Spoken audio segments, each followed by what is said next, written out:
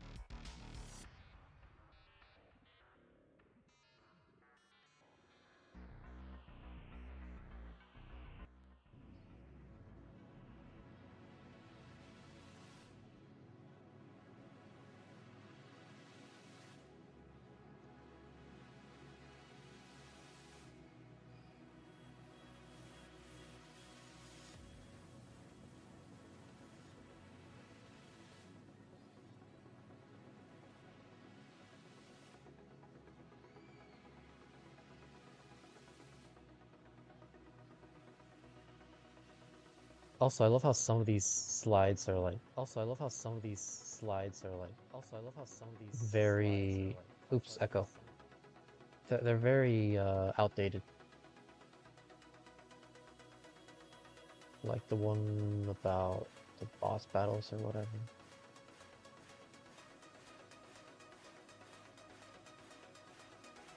Whatever, who pays attention to the events, to the slideshows?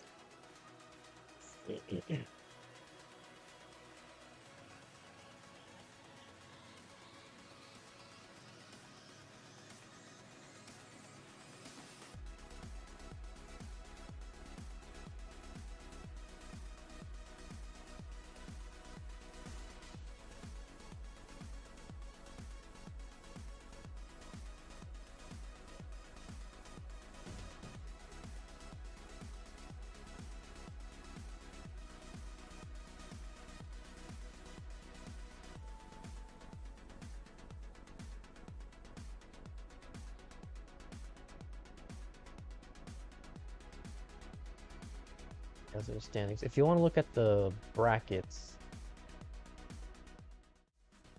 there you go. That's what the brackets are looking like. We will be starting today. If you if you type in Twitch !Q, you can see the Q and what we have scheduled today. We're having all of the quarterfinals scheduled for today, and then we will be playing the finale of season 26 this upcoming Saturday. So in 6 days. 7 days. Um yeah, so you go, you got the quarterfinals, Tristop versus Sodium, Sidnev versus Myles, Dog versus Neko, and Blue Scuti versus DanV. The winner of these matches will move on to the semifinals and get into the prize money, which is at $1,000, $1,051, thanks to contributions from K9 Watcher Tetris, Scott Gray, Arbaro, Zempro, Ronald Clifford, and others like Roe Potato Brock. So thank you everybody for your generosity.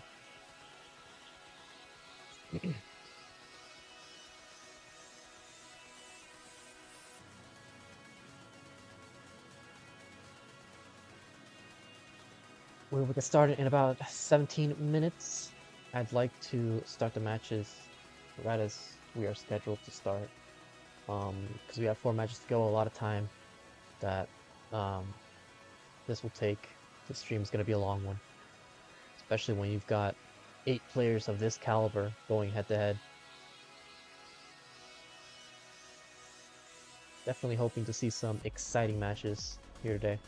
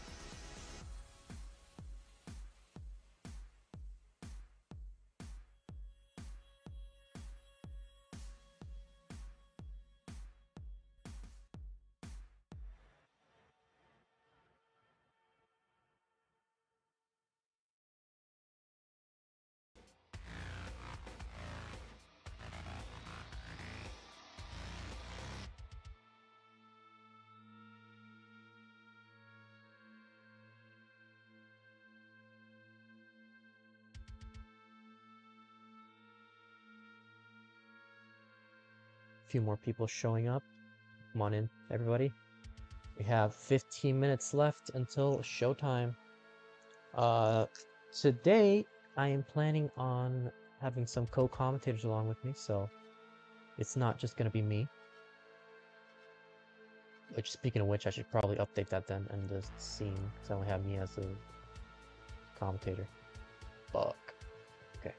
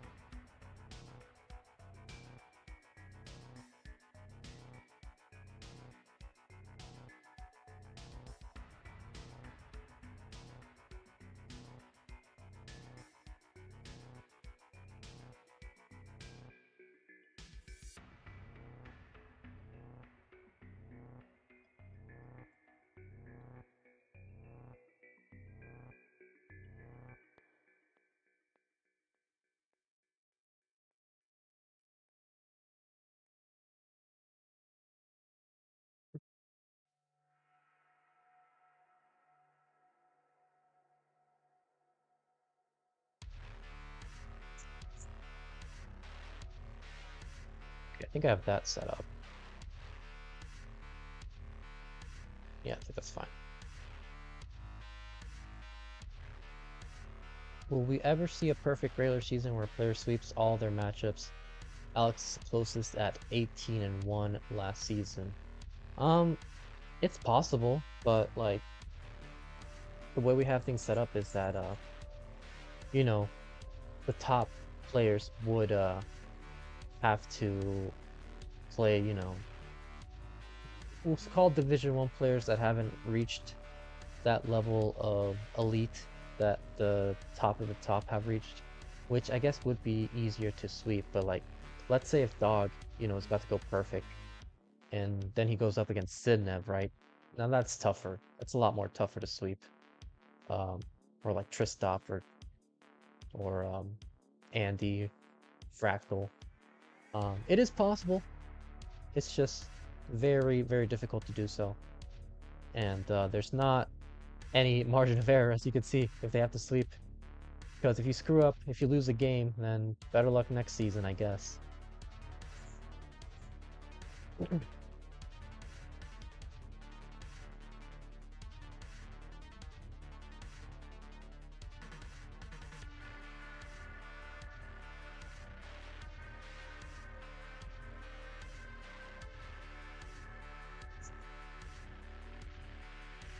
Yeah, welcome on in, everybody. Welcome on Arbaro and Stolen Short Sword. We will get started in about 7-ish minutes. Yeah, I think I'm completely set up. As I said, the slides in this are so outdated, but I don't really pay attention to the slides to begin with.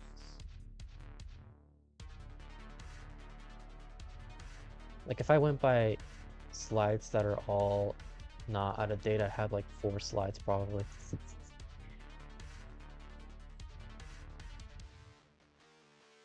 Gerald Freeman went 15-1 in season 22.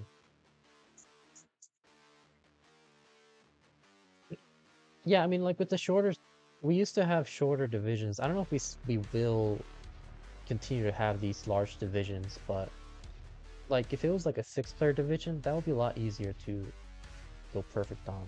But we haven't had that since season 24.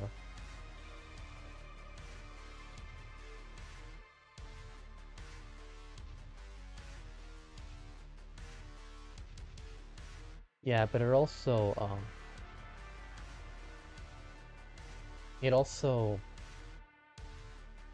matters how many people sign up. Because like if it's 21 people that sign up, I'm fairly certain Kingsman will make 3 7-player divisions instead of like 10-player division 11. So it really depends.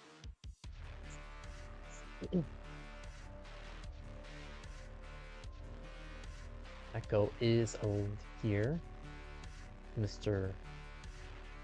Neko.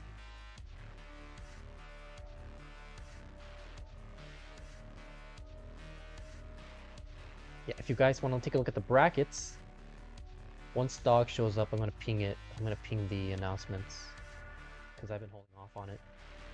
If you guys want to look at the brackets, here you go. We've got Seed 1 Tristop versus Seed 8 Sodium. Seed 4 Sidnev versus Seed 5 Myles.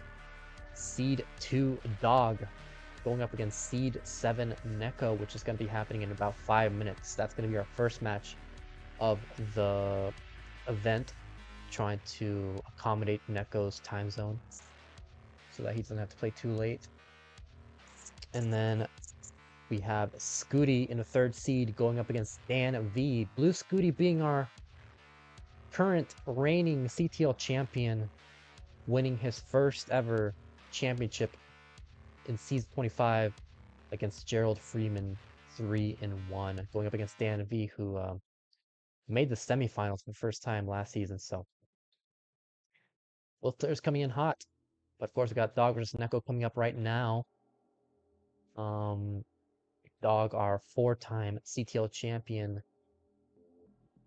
2-time world champion. I think it was something like 7 or 8-time CTM Masters champion. Going up against Neko, who is a up-and-coming player. I'm saying up-and-coming because even though he is, you could say he's already like reached that top of the top status players. This is his first CTL playoffs. This is his first time ever reaching the championship playoffs. So it is going to be a big match, I feel like.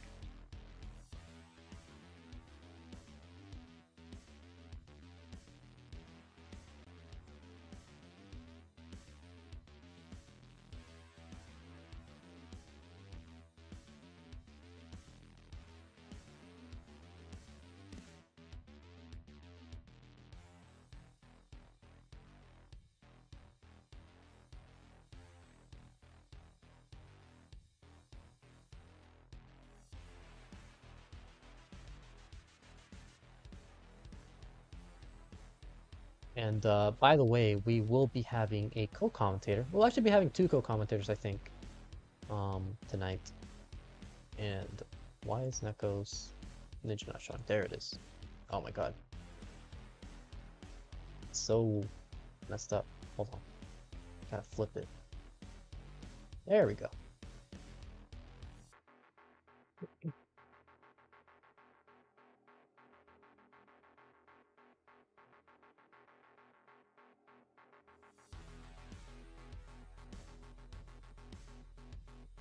T-Beck74, welcome on in with 1,000 bits.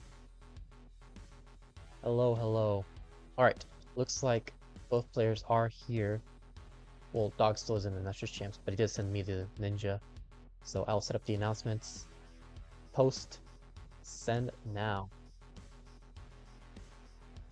Yes, sir.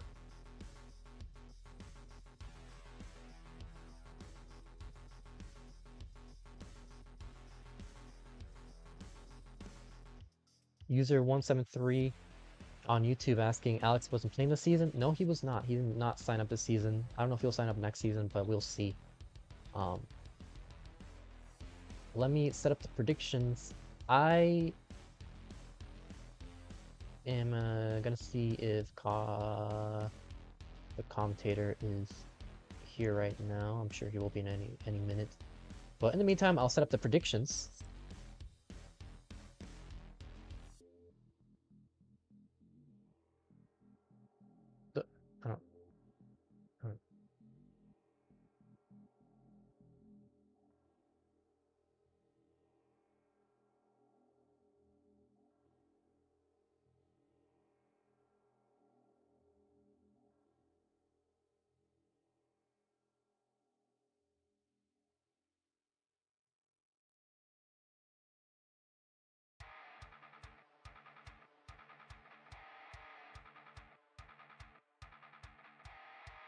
I'll give it a 20-minute, 15-minute submission period for the predictions. Who'll move on to semis? Dog or Neko?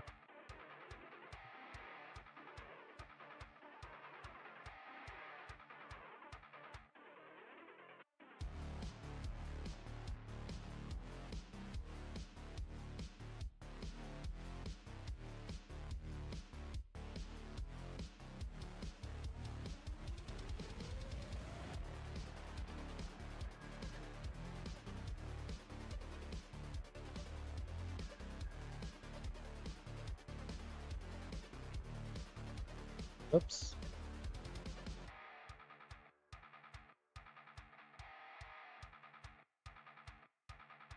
Horizontal. Yeah, I think that works. It's fine.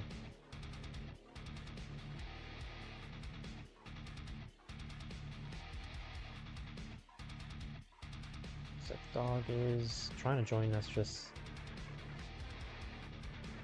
let's it's showtime, so let's switch the scenes. Dog is here, he's just trying to set up. Still not in the Nestris champs, which is fine. It's fine.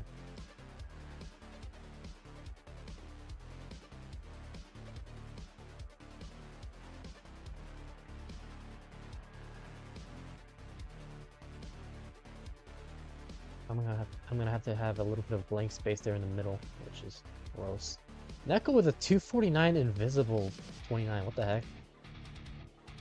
I think it was invisible. Good lord.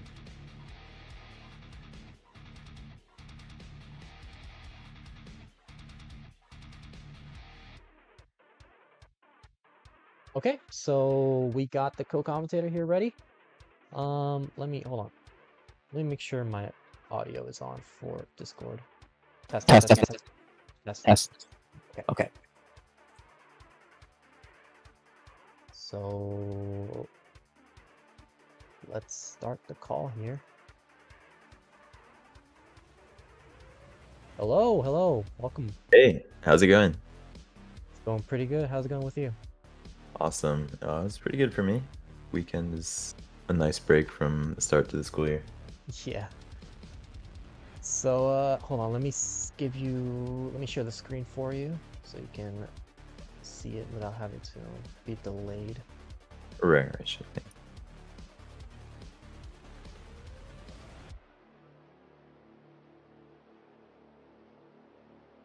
Let me know if you can see it. Yep, perfect. Very nice.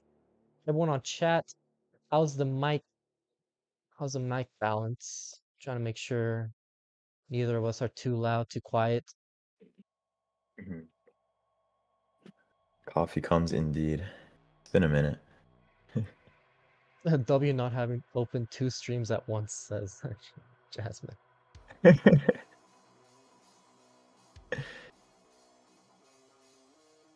We got why is Dog's name so big now for some reason in the message champs? That's weird. Oh yeah. I'm sure you can infer. Dog playing TE. Tetris effect, I guess. His new alt. That's fine. Look at Neko right now.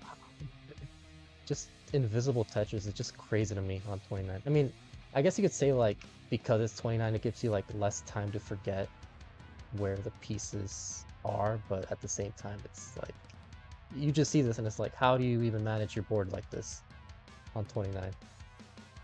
Right, yeah, no, it's actually incredible to me. I've never been good at invis, but I know Neko, I think, is really good at guidelines. So I wonder if you ever practiced invis or ever played like TGM or something like that. This is like really impressive to me. Yeah. So let me ask Dog if he wants 18 or 19 starts, increment, or reroll. So something that's different in this championship playoffs that's different in the regular season.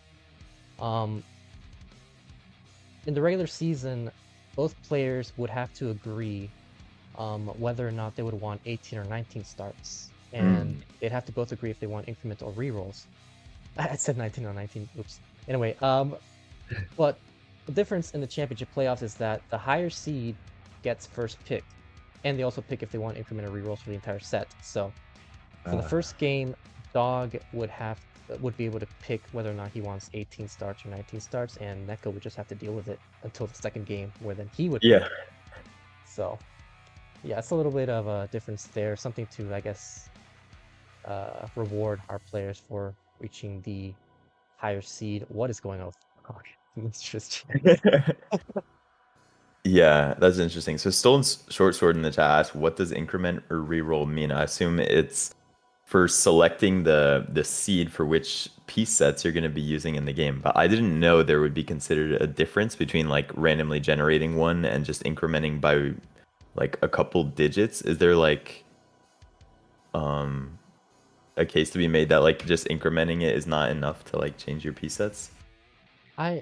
Honestly, listen, this is coming from someone who's mediocre at best, and it doesn't really matter what seeds get played. I don't notice a difference. It's if you get a bad seed, it's just as likely that you'll get another bad seed if you re-roll than if you just increment. There's been a lot of instances where a player wants to re-roll. There's a bad seed in game 1, and then game 2 we do a completely new seed, and it's still the same, like a same type of crappy seed. And it's like, oh, what's the case then? Yeah. Yeah, there's a certain point where you might just have to trust like the code, whether increments are good enough. But I mean, re-rolling, I mean, you're definitely ensuring that you have something there. I'm trying to recalibrate. Yeah, I don't know what was happening there with the Nestor champs. That was weird. I've never seen like such a big flash. But Right. yeah, I know you've been doing I don't know if you still do it these days at school or whatever, but you've been doing analysis. You've have you been seeing Neko's playing a lot like his level of play recently? Because I I've really only seen him around like in CTL, and I can tell that he's a very up and coming player, as you could say. Hmm. I don't know if you've already seen like some, some more potential in him that other people might not be aware of, since he is a relatively quote unquote newer player, So I don't know what you can tell me about him in terms of skill level. Oh yeah, I would say so. Neko is probably one of the top players where I don't think I've ever like analyzed his matches on stream, and that's pretty much pure chance because I'm super excited to see him play today. I've done a good amount of like CTL analysis, but more recently I've gotten pretty busy with like school and like my internship over the summer. So I haven't really gotten to see, I don't think, a full Neko set live, but I've been hearing like a lot of good things about his improvement, and I took a look at his like CTL results, and it's super impressive to even make playoffs in this kind of division. But it looks like his only losses were to Sidnev and Dog, and he full swept. I mean, like won all of his other matches in 1B, which is super impressive to me. So a lot to look out for. Yeah, that's the kind of the crazy thing. Last season, I think he did pretty well. He might have had like a standard season where he lost as many matches as he won. Um, I'm the CTL editor for YouTube, and so I always have to, in editing, I manually calculate the standings, to accommodate whatever match is being played. And I did not notice how well Neko was doing until his last match, where he was like he was like first or second place in the leaderboards, and I'm like, whoa, hold on, when did Right. this happen? He just came out of nowhere, and he really did improve very quickly, because I remember this may have been like March or February. I played against him in the Challenger circuit of CTM in round 2, and his 29 play was nowhere near as good as it is nowadays. Like, he was going for singles, doubles. He was kind of afraid of setting up Tetrises, and he just Hmm. improved in such a rapid rate, not just in his general play, but also in comp, which is very difficult, because like you can be really good at 29 play in your own time, but doing it in a competitive setting, that's a completely different story that takes a lot of time for most players. And for Neko, he just kind of found the rhythm quickly. Yeah, absolutely. I know Neko's been sort of like a pacing star for a while. I don't remember, did he have earliest rollover before? I think he did, or maybe still does. But um, I sort of knew him for that. Like definitely his PB play was really good, but we're just seeing some players, so like Neko, we saw, I guess, DanV in former months sort of just come up, begin to implement 29 play better and just get to the top level. Um, Cobra, Sodium, and whoever. A lot of people are really just getting the hang of it, and we're seeing a little more shifting, I would say, in the sort of top divisions and top just legions of players. So it's really nice to see new faces at this level. Yeah, it's always good to see. No longer are the days of the Big Six or whatever it was. Now it's the Big 25 at this point. Right, right. But yes, Kingsman hosting the matcherino. Yes, if you would like to help contribute to the prize pool, you can do so with matcherino. We're currently at $1,000, $1,051, and it can keep increasing. All of these contributions will go to our top 4 players, which is what these two are fighting for. So whoever wins this match will get into the prize pool and move on to the semifinals.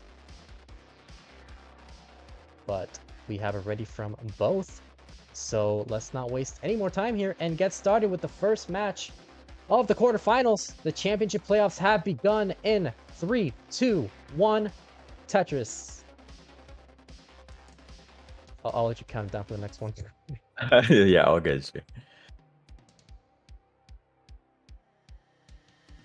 Sometimes you just see like a slight difference in the openers early. I think by like the fourth piece or something, you see Neko has this T flipped up that Dog doesn't, and their stacks just look slightly different, but it's not a big deal at this point. Sometimes you see like someone just burning like crazy and then the other person going perfect, but not too big of a deal right now. Yeah, it's always interesting to see how... look at that, the first Vits of the championships. Oh my god. I feel like we're going to be seeing a lot of this tonight. Yeah, it's always interesting to see all these different styles of stacking, but they always turn out to be relatively similarly as efficient as their opponents. So there you go, Neko set up for an L dependency. What's your favorite dependency to set up? Historically, my first thought is the J dependency, where you can leave maybe a J dependency forgotten in column 1, as Neko is doing, and it's not that bad usually, right? Because you can keep the rest of your stack intact. You'll probably get a J or a long bar before it becomes too problematic, so it's not too big of a deal. Is it actually true that the J piece is the most common piece? You know, not taking into account... Oh my god, Neko! Oh my goodness. Setting up the J dependency. Yeah, that might have been the reason he just topped out. Oh no. Oh my goodness. Oops, wrong card. Card number 1 goes to Dog. So let's set the new seed. Yeah. As funny as it is, that's a game you can't really afford to drop, so it's really tough to be down 1-0 against Dog already. We're spending a lot of time talking about Neko. We should spend the next 10 minutes talking about Dog and how cool he is and everything. Have you guys listened to Dissolution? Right. No, but about the J dependencies too. I set those up way too much. Like those they do help a lot, but whenever they don't, they like really don't. And why did I set up the countdown right now? 3, 2, 1, Tetris. I lied to you about game 2. We'll pretend I counted that. Oh my goodness, Neko, he set up an L tuck already on the second piece and sort of made like an interesting boat formation in his stack. It was kind of funny, kind of rare. Yeah, and I feel like you see some more unconventional setup for or openers from Neko a little bit more frequently than, and as I say that, Dog is just having, I don't even know what the hell is happening. But I was trying to say, Dog, Neko's just usually goes for the more unconventional openers, but they usually work out. He's got a pretty flat board right now, banks on a Tetris and Dog. Nice Tetris in the center, in a tuck sequence. We've even seen with Scuti some players who are like relatively newer to the scene, because like I guess we would know, being in the scene like 5 years or something, you sort of get a feel for how stacking is evolving, and like subconsciously I feel like you develop a lot of experience. But some people who have only been in the scene for maybe like 2 years or something, there's sometimes a noticeable difference on like where they got their fundamentals, and then you can just see them doing new moves that are like interesting. Sometimes like it's like, okay, there's a fundamental that like everyone should be doing and they haven't learned it. Or sometimes it's like, okay, they're actually like really experimental and trying this new cool thing that I've never seen before. I think that's the trick of it, right? It's just experimenting with what works, not just in the objective standpoint, but what works better for you. What makes you feel the best with stacking, because like, you know, we could go on and on about what placement is the most optimal for your board, but like if you're not used to setting up those placements, then it's probably not going to work out very well unless you kind of build a habit into it. But yeah, I do agree that like there is a very kind of like a pattern set up for the newer players where they kind of have a different style of play, and Dog with a bit of a misdrop there with a T-piece. And Neko with another Vitz. The late Vits, huh? Very nice. Would you do you Ooh. set up Vitz a lot? So I see Jasmine in chat, so I don't know if my legal team would advise me to answer this. But I'll say I'm not the biggest fan of delayed Vits. I think a Vits with a long bar next can oftentimes be a really good move, but I think delayed Vits is probably done like over 5 times as much as it should be, and is like very rarely probably good. Yeah, I think I agree with that. The thing is though, I don't set up a lot of Vits, but when I do, it's always delayed Vits because Yeah, I do not have the reflexes to kind of see that the long bar is coming up next, and right. the current piece is perfect for the Vits. I usually miss it, so it's either unintentional or it's delayed. Yeah, no, Vits is just one of those funny adjustments that, I mean, I don't know. There's something special about like such a big tuck formation. I think that makes everyone kind of love it in one way or another. I Um, remember. Yeah, go ahead. no, go ahead. No worries about it. I Just just remembered when you're asking me about my favorite dependency. I don't know if you didn't like that I said J dependency, but you seem to have some kind of reaction. Do you have your own favorite, or do you have mm, some kind of gripe with J dependency specifically?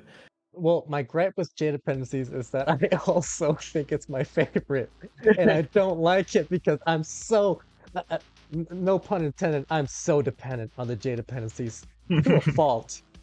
Like, there's so many times where, like, especially on like 29 or 19, I set up the J dependency, I don't get the J piece, and like, I end up burning or topping out because of it, and like, it's not because I don't get the piece, it's because I set them up all the time that like eventually, just by chance, I won't get them, right? Like it's just normal to not get a J Mhm. piece all the time. And so that's why my reaction was just sort of like, oh my god. Right, right.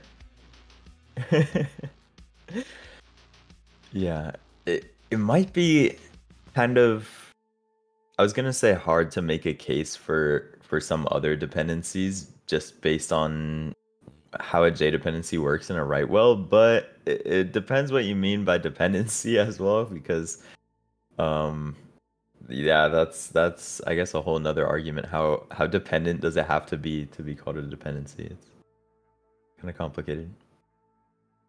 Fox on YouTube saying, yo, welcome on in, everybody.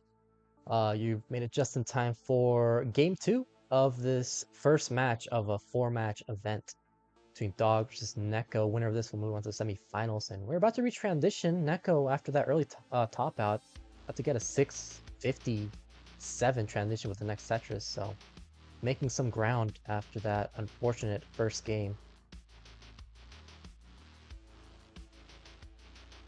Right, so there is the Tetris for Neko into transition with 657, and it's gonna be Dog who is behind here if he gets this same bar that Neko got. Yeah, both players just got droughted into transition there, but was it 650 to 600? So Neko a bit of a lead into post and playing pretty efficiently, so might be able to keep that.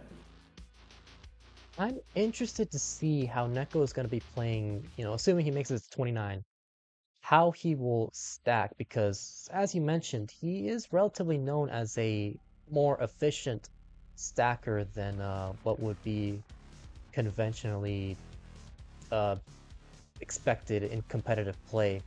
Mhm. And not to jinx him, but I'm kind of expecting, like, if he gets the right pieces, he reaches 29, he'll get some big scores. But if he gets like a bad sequence, he might be stuck in a dig or maybe even early top out. Whereas Dog, I feel like, is more set on the standard 29 competitive play. We're just not going too crazy, but going just efficient enough to keep his pace and a potential lead from um, just keep the pace basically.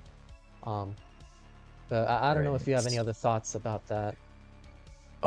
I completely agree because I think the biggest discrepancy you see at the top level, and I would argue between these two players, might be 29 consistency, where a lot of these players, let's say Dog and Neko, can often get maybe 1.1s into kill screen or just have high paced games, and they're gonna be really like doing that. You can see Neko putting on the gas, 193 max. He still has 4 burns for a 1.3 into kill screen at this point, which is really incredible for tournament. But usually the biggest difference is gonna be, can these people like consistently make it to 39 or play aggressively in 29. Nice fits from Neko. And that means I think if I'm Dog, I'm just trying to make it there and make the difference on 29. If I'm Neko, I really want to be ahead into 29 and then try my best to play consistently and hope Dog doesn't like pull some miracle off if he's behind into. Yeah, Neko's definitely in an interesting situation where he's very ahead in terms of pace, as Dog is right now burning, trying to bring this down. So yeah, like you said, it's gonna be interesting to see how Neko is gonna deal with this lead, if he's gonna keep the aggression going, or if he's gonna try to be more consistent and less crazy on the Tetrises. Dog still Yeah, burning this down. what is crazy is I said Neko had 4 burns for 1.3 in a kill screen, and he's taken a single burn since 25, and he got the 1.3 in a kill screen with like 2 burns to spare there. A bit of spaghetti on his stack, but he's eating it down, I guess. Yeah, this is gonna be a very crucial set of first few levels for Neko. If he can survive this, I feel like he might be going lights out, but that's if he survives this. Let's see right here, gets a flat Lombard burn in the center, nice square piece. Yeah. Nice dig from Neko, and it looks like he's safe. Dog got the Tetris into kill screen, and he's still 1.1 into kill screen, but Neko got 1.3 into kill screen, which it's really rare even at the top level, and his stack is clean. He's got pretty much a Tetris well ready for it, but yeah, it's Dog who has a lot of aggression that he's gonna need to put on. Neko did just score Tetris on 32 with a 1.39, looking for the 1.4 as we get deeper and deeper into the 29 speeds. About 60-ish lines to go for Neko. Dog is clean. Neko needs a Lombard to the left side, gets the Lombard for the 5-tap. So Yeah, very nicely done. Dog got a Tetris already. He's Tetris ready again, and Neko in just a short dig, Dog's efficiency is starting to pay off, and he's within 100,000 points, I believe. So it's actually kind of down to the wire. It's getting really close now. Dog is within, yeah, 2 Tetrises of the lead here, but Neko got that awesome center well Tetris, and he's back to safety, so might be able to put something together at the end. Yeah, but Dog in a bit of trouble here. Gets a Tetris now, behind by less than 1 Tetris. 1.43 for Dog, 1.47 for Neko. Neko with a column 4 setup. Gets a center wall Tetris now with 1.52. Ooh. Hung that bar left, and he's not going to be able to get anything over 1.43, but Neko almost at a rollover in 37 and still going. Incredible, especially like pre-29 play. 1.3 in the kill screen is awesome, but he just matched Dog's efficiency there in 29 and had that 1.5 by 37. What a game. Very, very nicely done there. Neko with just maintaining that efficiency. He was getting into a bit of a situation in the early levels, but he handled it very nicely and was able to tie up the set. And we have ourselves a match, ladies and gentlemen. So let's set up this new seed. Looks like I think both players agreed to just do 18 all the way, but Dog, if you want to pick 19 for any reason, you can. This is your game to pick. Level selection. Oh, did somebody already pin it? I'm sorry. Yeah. I called it 18 all the way.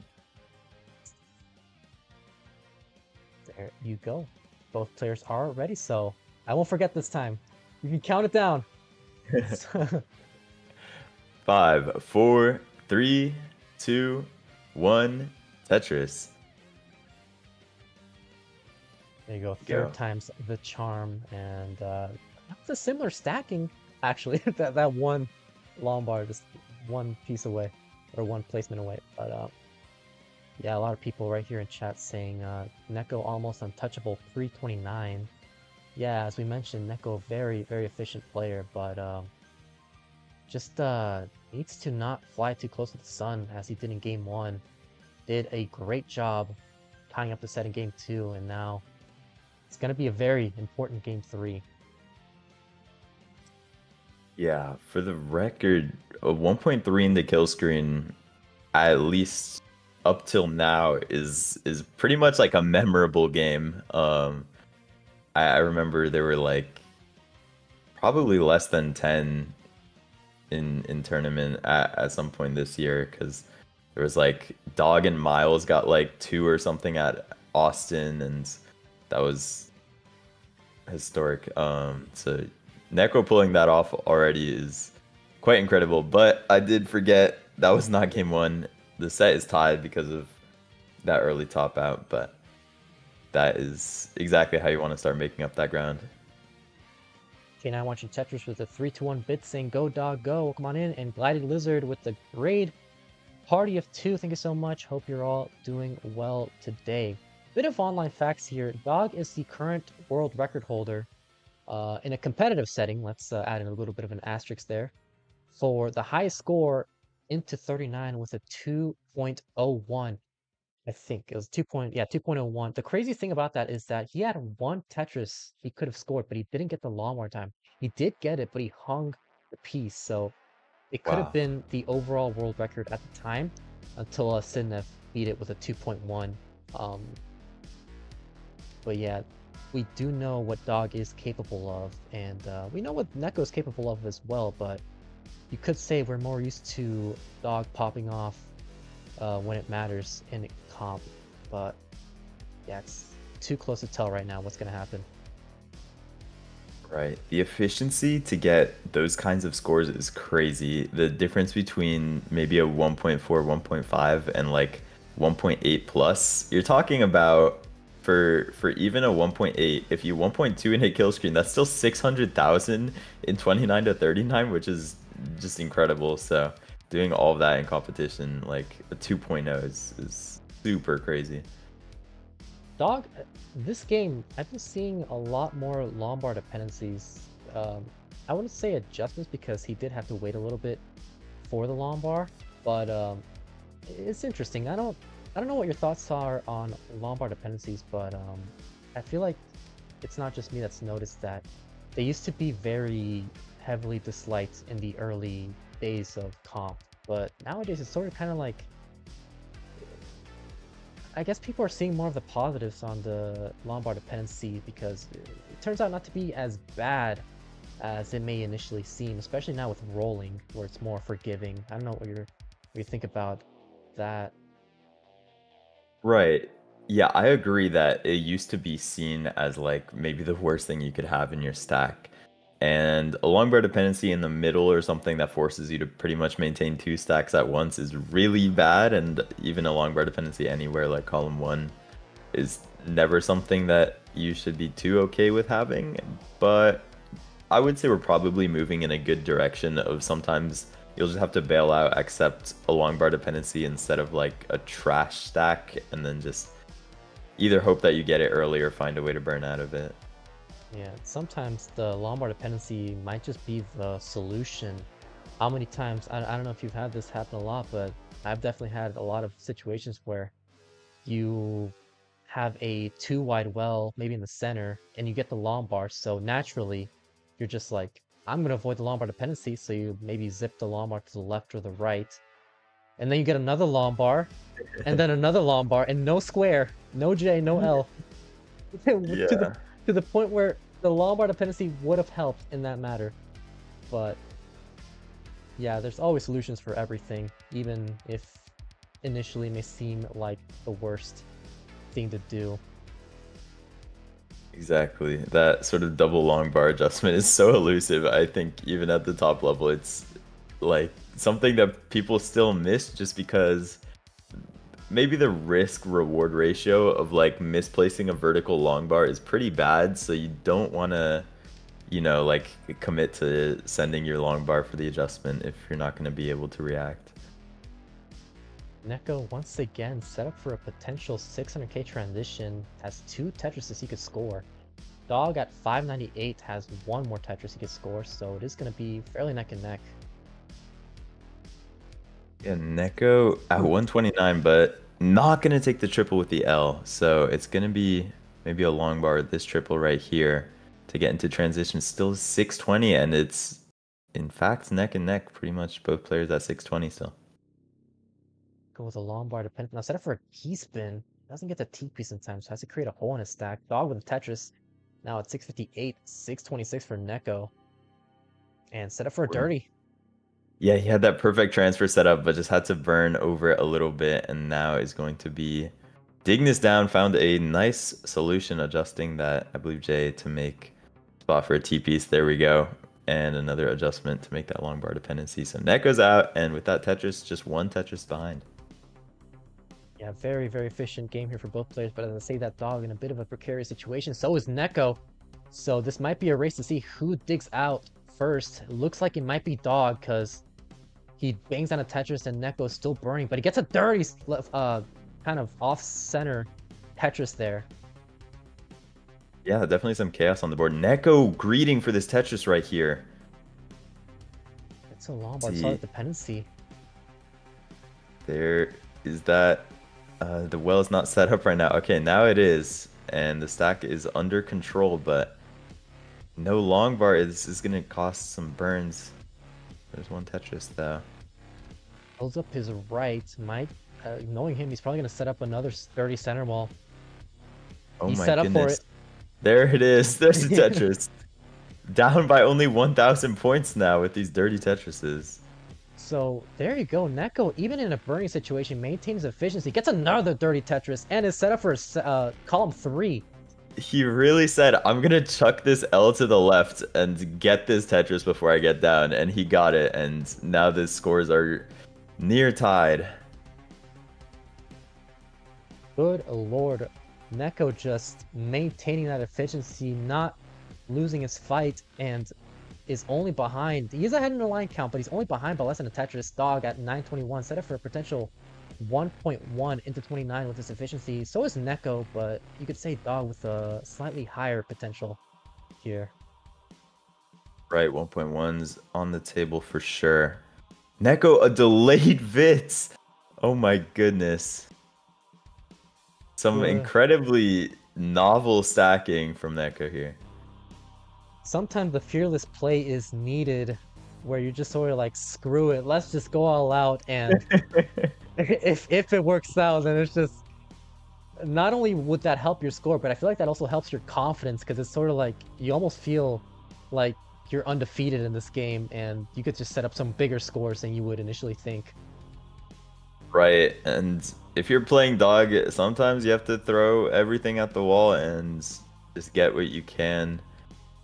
So Neko clutches the 1.1 in a kill screen, and Dog burns into and pretty much 1.14 into kill screen. So it's right, it's just neck and neck here in level 29.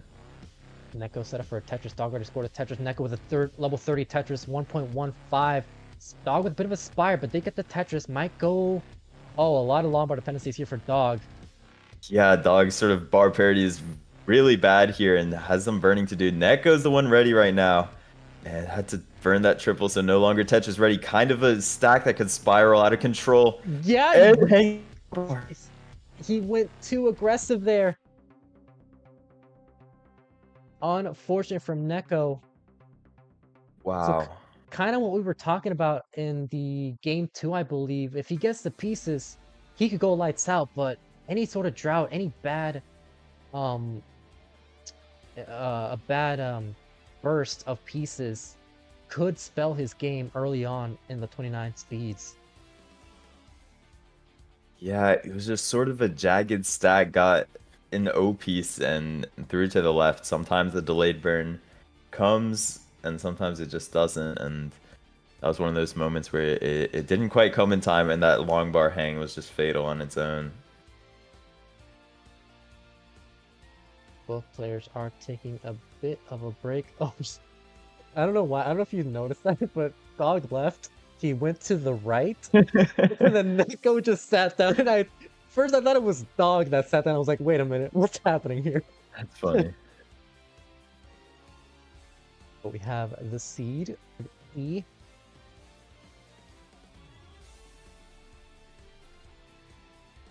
I don't know if Ninja is kind of messing up a little bit, but here we go, back. Oh, looks like I was losing a bit of frames, but looks like we're Yeah, fine. I think the call was cutting out a tiny bit for me. I think it should be fine now. Okay. We have a. Let me know if you can still see the screen. Yeah, looks good to me. Okay, so let's get ready for game number 4. Can Dog move on to the semifinals, or will Neko force this decider? Count it down. All right, 3, 2, 1, Tetris. Let's see how they handle this opener. Dog had the classic drink water into the game. He's one of the best sort of one-handed players that we've seen, I think, especially with rolling grip. Yeah, honestly, I don't know how he does it. Especially with how long he does it sometimes. You know, if you could do like a couple of pieces here and there, that's fine. But like sometimes he just, I think he does it on purpose. He just sort of tries to show off a bit. But Neko is now in a very precarious situation. Lombard dependency. Oh my goodness, I was not looking at Neko's stack, but this is just a little bit dire. Just so many burns ahead of him. Yeah, but I don't know if this is more of a luck of the draw here, but as he's busy burning, both players were experiencing a 30-piece drought, so Dog was not able to get a bigger lead. And just like that, Neko is clean. There you go, only behind by a Tetris and a half. That is the advantage of going for those dirty Tetrises sometimes, is just being able to clean up 4 rows of garbage at once. That one worked out perfectly, and then just one more long bar cleared up the stack super quickly. I think I'm getting to learn Neko's decision-making style as we watch this set. Squirrel Fox saying, man, I'm spotting a pattern for high up, Tetris wall center, spiral, drought, what? Wait, hold on, I was trying to read this and it made sense and then it didn't. I'm spotting a pattern for high up Tetris well, center, spiral, drought, bar hang on left, killing players just because they wanted that Tetris on 29. Oh, okay, so he's just saying, or they're just saying, seeing a pattern of going too aggressive on 29 because they wanted that one Tetris, which, yeah, I agree with. It's definitely something that takes some time to kind of be more disciplined at. And I think that might be where Dog has the edge over Neko, because in terms of raw efficiency, right, you could say these two players are evenly matched, but in terms of experience and that discipline that I was talking about, I think Dog has more of that experience to just know when to burn and when to go aggressive. Yeah, that might be one of the things you can sort of just develop with playtime, is a bit more of a familiarity with what's safe and what's not. And although like you obviously have to know that to get like 2 million points or you know some kind of good score, it's I think probably one of those skills that you just start to hone slowly over time. What is this drought? 45 pieces and counting, 47, and banging on a dirty Tetris for Neko. Gets another Tetris for that. Good lord, we've been having some drought-heavy game 4 right now. I don't know what the long bar counter is. Something tells me, right? Something tells me that the bar count is going to be the same as all the other pieces because they're getting bursted with long bars and then just getting 50-piece droughts right afterwards. Yeah. Yeah, bar timing can sometimes just be more important than absolute bar count. Oh, Neko maybe was looking for a Corion thing or some type of adjustment there. Ended up with the Z just flipped up, and it's gonna cost maybe 5+ burns here. Another long bar dependency for Neko. Let's see if he might set up a column 3. There you go. He might just set up for it. Oh my goodness. But isn't getting the right pieces Looking for like it. not. Yeah. Unless he somehow transforms this into a well. Okay, no. Looks like he's gonna go for the row 2. No, just gonna go for a triple. Interesting. But Dog right now burning. So maybe Neko's trying to go a little bit more safe, knowing that he's a game away from getting eliminated, trying to keep this going as long as possible and hope for a bad mistake from Dog or something that'll get him out of this 3.5 Tetris deficit. So it's only 75,000 points behind, but he's ahead in line count. Right. Dog has sort of made up some of this pace, and he has the 100,000 point lead now. 473 at 112, maybe like high 500 transition pace. This is And, definitely going to be the lowest transition from Neko. Not even going to be a 500. Might just be like a 470-ish, give or take. While Dog going for another 600k transition. So the worst thing that could happen to Neko right now, other than topping out, is what's happening where he's having a bit of a suffer game while Dog is just kind of... He's doing really well. He's kind of flourishing in this 18 speed right now with the pieces. Right, and Neko is going to take the wise decision to burn into transition, so avoiding that absolute worst case of topping out is sometimes the first thing you need to do, and now he's sort of poised to make up some of this pace deficit with a Tetris in 19 and another one right there. Yeah, it's behind by 50,000 points and ahead in the line count. Level 20 while Dog just transitioned at 579. Neko with love an L or a J or a Lombard could work too. Nice adjustment there with the Lombard all the way to the left side to accommodate the J piece. Yeah, and there's the Tetris, so 71,000 points. Neko may be starting to make this up slightly, but Dog trying his best to maintain that 100,000 point lead there, so it's really just both players going aggressive and some clean stacking here, so yeah, tight game. And right before the playoffs started, Dog was having some issues with his, I don't know if it was controller or just maybe rusty, having topped out very early in the 29th speed, especially with Sidnev, where he got swept after some very unfortunate early top out. By his skill level, early top outs like on level 29, level 30, but looks like he has brought this momentum back after that sweep, and it's going to be interesting to see how Neko deals with this. Dog right now in a bit of a precarious situation. Yeah, Dog settled for a really ugly burn with a T right there, and it's going to be several more burns, I think, to get out of this. Opting not to make sort of a long bar dependency there, he might be finding the way to burn this down. And Neko down 50,000 and Tetris ready is finally finding his chance to make up this lead. There you go. Sometimes 19 speeds give you more momentum than 18. As I say, it's going to be very flat. Oh no! Neko needs a Lombard now. That Lombard's not showing up, and that's going to do it! Dog will take game number 4 and move on to the semifinals. Just terrible timing on that 33 drought. Yeah, and that was very that was just what we saw this entire siege. Just very hefty droughts out of nowhere. And look at that, Dog is still in the drought. 59, 50, oh my 51 goodness. piece drought. Yeah, these are pretty rare counts, and Neko ran into it at a terrible time and didn't quite get a good piece to burn onto the right side, so it's just going to be Dog moving on here. Yeah, so Dog moves on to his, I don't know, his 7th, 8th semifinals of CTL, looking for his 5th championship title. But Neko, great job. You did you had a great run in the regular season, and you made it to your first playoffs. So big things are definitely coming your way. So Absolutely. Up next, actually, I don't even know who's coming up next. Let me see. I believe it was Scuti Dan. Yeah, Scuti versus Dan. So there you go.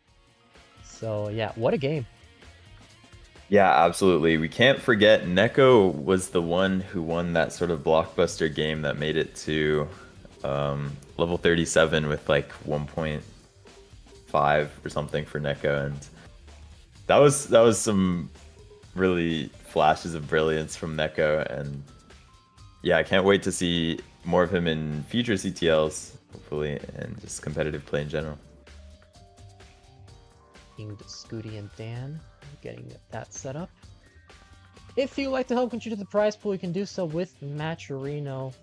We are still at $1,051. Hey, Galaxy Biscuit, what's up? Let me thank some of you guys for following. Mia817, this is Xenon, and Shinchimax. You got Gigantify with the 30 bits. And yeah, thank you guys so much. Song name, I have no idea because I have my audio muted, so I don't know what song is playing. I'm sure it's a good one. Let's see. Dan.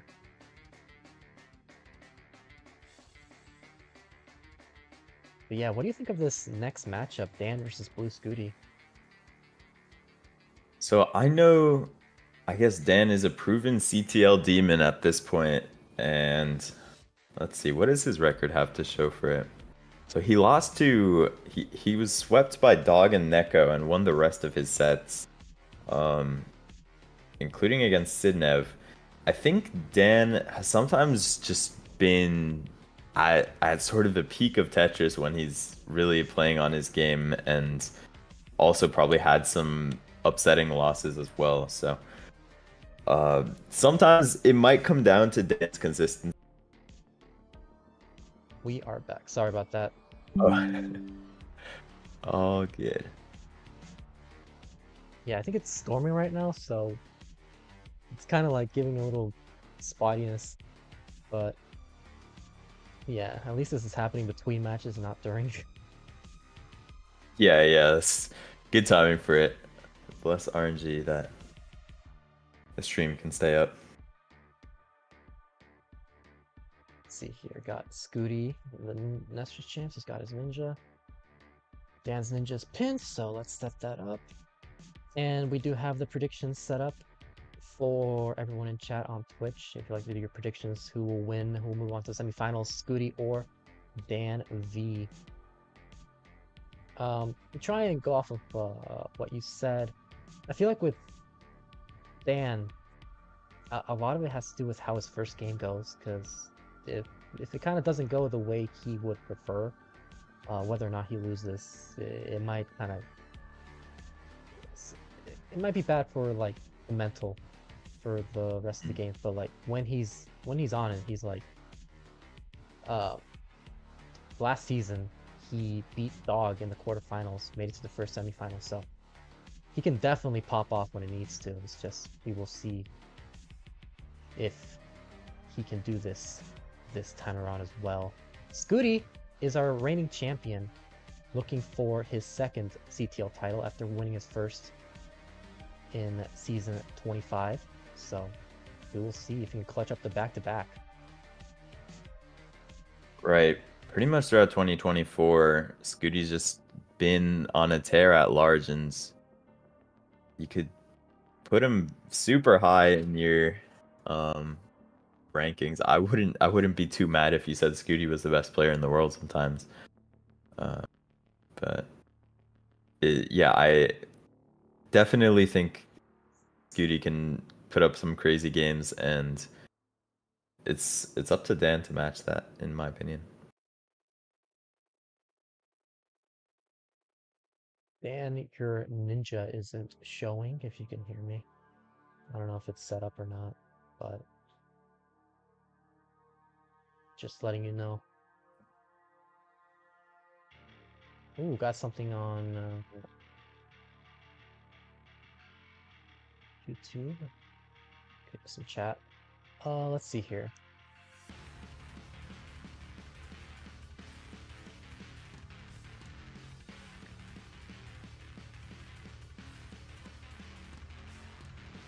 Just hopefully we don't have a internet issues throughout this stream. It's kind of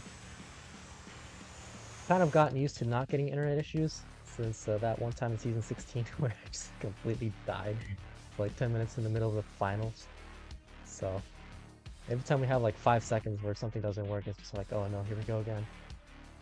Yeah, hoping for the best.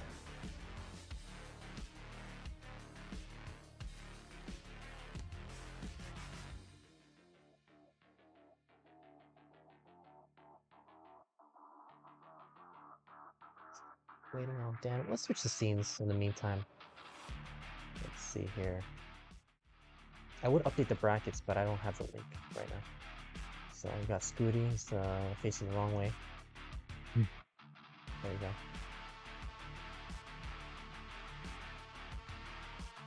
Oh, brackets are updated? Okay, so let's take a look at brackets. Head off. They're not updated. Oh, it's because this isn't the this isn't the bracket. This is just an image. Never mind then. It's my fault. No wonder it wasn't updated. Okay. So Scuti's here, DanV's here. I think it's just not showing up for some reason. I don't know what's up with Dan. Maybe I'll refresh, see if that helps.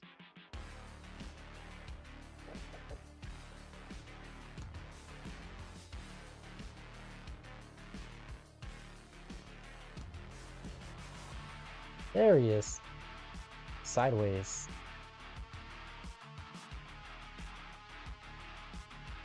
There we go. Funny you mentioned sideways. Whenever I'm not sure if it's a general thing, but whenever I pulled on Scuti on my stream for an interview, his camera ends up sideways on Discord, so it's funny just having to rotate it every time, and he's like vertical. Yeah. It's the same with Scuti. I don't know why they both have the same issue where they're just always sideways and then maybe it's something the way they set up their camera, but it's always funny. And Blue Scooty's grandpa in chat saying go Scuti. Mute Dan's ninja. Is this ninja not what? Oh shoot. His ninja is muted. What happened?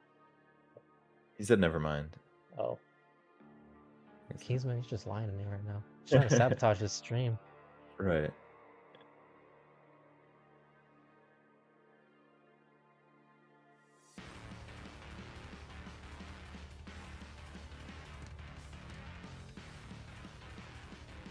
So, oh, actually, I keep forgetting to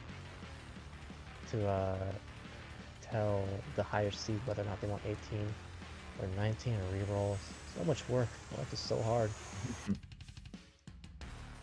Do you know when the last time we've seen like 19 is? I don't know if I saw it.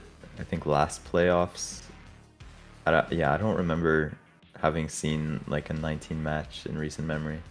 I don't remember if it ever happened in this season, but I know that in the finale, Gerald went for a 19 start in game 2, I believe, and it did not go well. It did not go well. I think he topped out like at 700,000 at level 28. He was just in a bad suffer. Dang. So I don't know. Maybe seeing those types of games are like kind of deterring the players from being like, I want to play 19. But I don't know. What do you think about 18 versus 19? Like, do you see players ever like preferring 19 in the future? Well, as sort of a stacking main, I don't know you'd call that, but you know, someone who really just likes messing around with like experimental stacking and adjustments and that kind of thing. 18 is my favorite level for that, probably. So I think 18 has a lot of value and fun behind it, and the sort of structure of pacing around 18 and having an actual transition is pretty cool. And who knows in like a matter of like months or years if that'll be forgotten and like make no sense just because like we were doing 19 starts and the pacing is exactly the same. But I personally think 18 is pretty cool, and I think I've heard from other top players that 18 is valued. I know we've messed around with like just playing sort of like faster style like transition trainer matches, but maybe it's tradition, but I think there is some kind of inherent value to playing 18. Yeah, I do think it helps with the kind of getting the momentum going early on, kind of not going straight into the higher speeds, just sort of getting a feel for the game. And I feel like it's one of those instances where, because, you know, on CTM and on CTL, people on YouTube or Twitch are just always saying about like, oh man, 18 so slow, you know, they should all play 19 to make it less boring. But like, it's different, I guess, where you're actually playing the games. It doesn't feel as slow, I guess, as it would if you were the viewer. So I think that's part of why it's very valued, because it is helpful for a lot of players to kind of get that, as I mentioned, the momentum going, getting those, I guess you could say, in-game warm-ups, as you will. But Yeah, yeah, technically 18 is sort of slow, but from my perspective, it's a lot of fun watching certain people play 18, and I think the ability to do like more cross map adjustments and a lot of cool things like that is quite nice.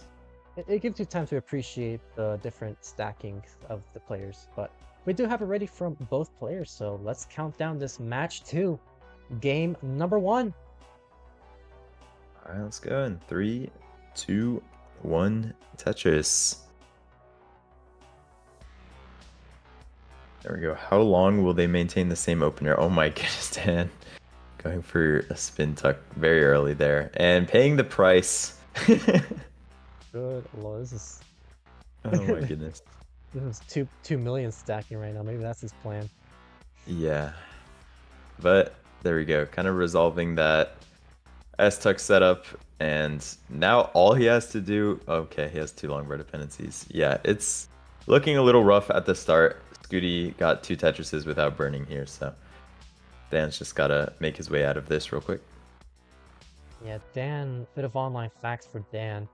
Made it to his first CTL playoffs last season, moving all the way to the semifinals, and is also, assuming nothing has changed, the current world record holder for the highest transition in a competitive setting. He had a pretty much perfect game, took a burn, and that was it. Transition with like a 750, still lost the game, but he got the world record, so it doesn't matter.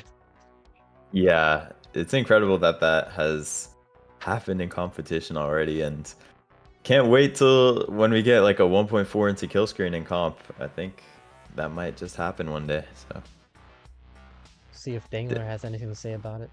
yeah, Dan is really one of those players that can just push efficiency and stacking to its limits, and can really tell watching him play even 18.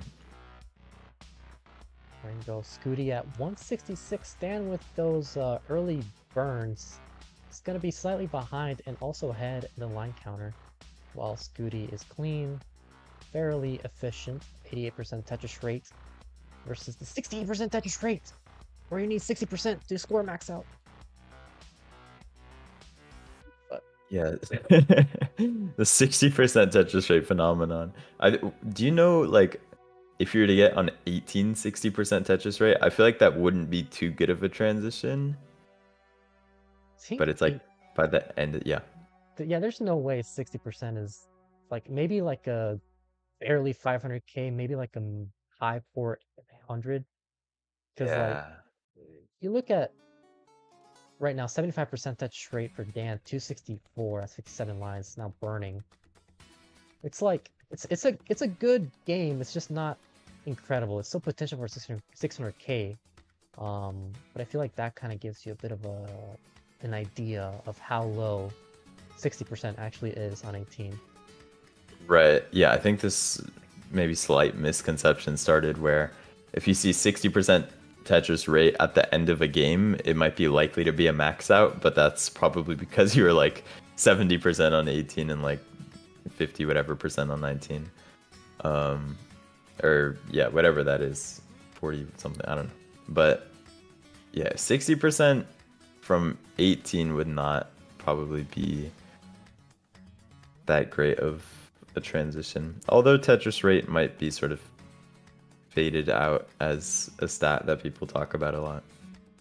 Do you think we've reached the point, right? We are in the era of rolling, you know, when we were without the line cap, there was definitely a point that like, oh, really, doesn't really matter to be efficient anymore on the 18 or 19 speeds if you can just roll this out. Do you feel like we're going to be reaching a point where players are kind of going back to the 2019 strats of sort of going so crazy aggressive because they feel like that's what they need with how high of a field we have nowadays in this community?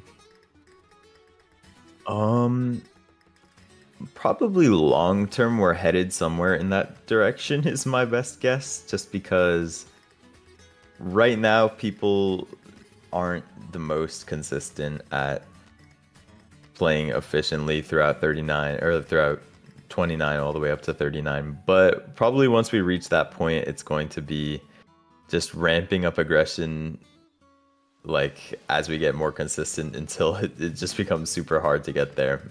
I was someone who sort of advocated for like level 50 line cap when line cap discussions were first started. I think I was like one of the the OG line cap people, but I was thinking about like 50 instead of like 39. It's 39 is pretty short runway, and I think someday we might see the results of that. But currently, you're probably rewarded for survival, but that might just change over time. What do you think? Uh, I feel like, yeah, like you said, you're definitely rewarded for survival because we're at a point where if you reach, let's say, level 37, you're still behind by 100,000 points. Your opponent goes aggressive and tops out or something. You have so much leeway. You don't even have to score. You could just score 2 Tetrises in a 30 line window. Mhm. And that would be enough with a couple of burns to take the game.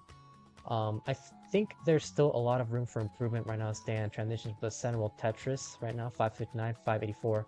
There's definitely a lot of room for improvement, and players are definitely doing their best to push the limits of the efficiency in the early levels. But I don't think we're there yet. I think there still needs to be a little bit of time before people start feeling like they really need to push the limits of what they can do in efficiency. Yeah, that's definitely the case. I think you start to see glimpses of that in like some of the top matches. You're like Tristop versus Alex T, Dog versus Alex T in CTWC, where people are really pushing the aggression the whole game through, but it doesn't seem like exactly the norm yet. Now Scuti has taken a 50-ish thousand point Tetris and a half, still behind in the line counter entering game one 770 versus Dan's 723. So this is potential for a mid 1.2 for Scuti, maybe even a 1.3 if he goes near perfect. But Dan going for a, let's call it a high to very low 1.2 efficiency into 29. So still plenty of game to go, but fairly decent game for these two. Hmm. Definitely a bit late to call it. Dan hit really nice adjustment though, creating a T-tuck setup by sort of double flipping a J on the right, and you can tell he's stacking pretty alert and ready to react to next pieces. There we go. Corian thing, sort of like an S into a T right there, and keeping his stack really nice and stable. Now Scooty's gonna be the one who has to dig, which is gonna give Dan the opportunity to cash back up and potentially take back the lead, only behind by 30,000 points. But as I say that, Scooty is clean and is gonna be Tetris ready, waiting for that long bar. Finally gets a long bar for Tetris 913, plays 880, now 911 for Dan. Right, so another Tetris for Scuti, bring him to 945 at 195. Nice way to make room for the square by Scuti. So 1.2 is possible for him into kill screen, and just barely or no longer possible for Dan, it looks like. So he's going to be going for 1.1. 1.1 is still decent, but in terms of Scooty right now, could get a high 1.2 with his efficiency. Taking a couple of burns, so it's gonna be like a mid 1.2 at this point, but now with a max out 1.05, 985. So we're gonna be seeing first of what these two can do in 29 play today. There we go. So Scuti has two more burns for the 1.2, and Dan could get maybe a 1.15 here with one burn. Scuti, though, is going to be burning a little bit, so it might be Dan's chance to catch up into kill screen, while Scuti needs to try to get his stack in line fast before kill screen. Yeah, this is very problematic for Scuti. He has 3 lines to burn for 29. It's going to be a double and needs one more single. It's going to transition with a burn with that double. Gets a JP's right on time. JP's dependency solved there. Dan is Tetris ready. Banging on Tetris takes the lead down with 1.17. So here we go. First one transition between these two players. And just shooting pieces over to the left side and getting Tetris ready as soon as he can, but that one didn't work out right there. And now it's up to Scuti. Put on a little bit of aggression. You can see Scuti's really consistent with these Tetris setups. Gets one right there. That's 30,000 point lead for Scuti, and Dan's just trying to clean his way out and get towards another Tetris wall. Yeah, Scuti going very aggressive in these early levels. It did pay out, but maybe that could be the name of the game for Dan. Hoping for a bad sequence of pieces for Scuti if he tries to set up for a Tetris again. And potentially leads to an early top out or a set of digs. Scuti right now with a 1.331, though 1.5 Tetris is in the lead. Bursted Scuti with hit a wall sick. bars. Wow. Scuti had a nice column 2 Tetris to get down there, taking just that burn with the T. Oh my goodness, Dan. They've both gotten 2 Tetrises in these past couple levels, and maintaining that lead was Scuti, but now Dan's back within a Tetris with a Tetris on 34. So approaching the 1.4 mark. Both players have a little bit of cleaning up to do. Dan with the L dependency. Gets it Yeah, though. Dan was almost set up for a dirty Tetris, but didn't get the right pieces in time, so had to burn this down. Gets a nice 5 tapped in with a J piece. You gotta be looking to get Tetris ready. Just go for the flat burns. That's Scuti in a bit of trouble here with Scuti needs something 1.448. left. Yes. Oh, Hangs a J. hangs it, and that's gonna do it for Scuti, topping out with 1.45. So Dan, 1.45 is the score to beat. Has all the time in the world to beat this down. And this is probably just about fully line outable, like one triple. Um, might be enough. But a Tetris would definitely be safe. And he's Tetris ready, but just needs Long a bar long touching bar. up. He's Long getting a bar little dependency. scary sometimes. Oh no, running out of time. Has 8 lines to go and only 13,000 points left to score. To beat this score, He is is Tetris Tetris ready? ready now. He needs the bar though. Give a little Good. gets a dirty little Tetris. Wow. Incredible from Dan. Clutching it Tail out. end 38. Yeah, clutching it out in the final lines. Taking game 1 in our borrow. Thank you so much for the $20 contribution. Bringing our total up to $1,071. Let's see if we can get this total up to 1,100 before the end of the stream. But GG's. Incredible game. Wow. So down to the wire for Dan. I I think like one triple might have been enough to line it out there, or 2 triples or something like that. But he wasn't getting really clean opportunities to set up like easy Tetris wells and take out burns. But he just got it dirty in the tail end of 38 there. So crazy way to make that up. Scuti a little bit upset with his performance that game, it looks like, because just 30, what is that, 35 or 34 top out? 35, I think, is he had so Yeah, much room to score more at those last levels. definitely a lot of potential, but it's just game 1. Plenty of game to go. Plenty of match to go. I mean, this is still anybody's game. So let's count down game number 2. Sir, let's go in 3, 2, 1. Tetris. See what kind of opener we get. Oh my goodness. So Dan sort of chucking everything to the left side. Scuti has an adjustment-esque opener mid sort of an O-shaped hole on the left, and Dan's stack was unstable for a bit there, but yeah, both players just ending up clean for that first Tetris. Scootly on Twitch saying, by the way, you guys are doing great on comms. Thank you for the kind words. Thank you, Steve. Yes. Dan, okay.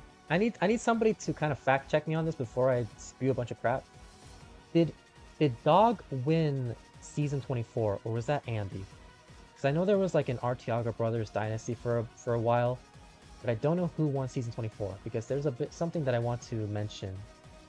But first I need a fact check. I don't know if somebody on Twitch is aware. I'm not sure personally. Let me see if I can check myself. Dog won season. one. Okay, so here's a bit of all the facts I want to mention. Dog won season 24. Dan beat Dog in the quarterfinals of season 25 to move on to the semifinals. Scuti won season 25. This is season 26 now in the quarterfinals. Dan once again facing off against the reigning champ and has taken the first game. Has taken first blood, so could this be a continuation? It's actually quite funny. Yeah. I do love facts like those because I got to make some outlandish claims.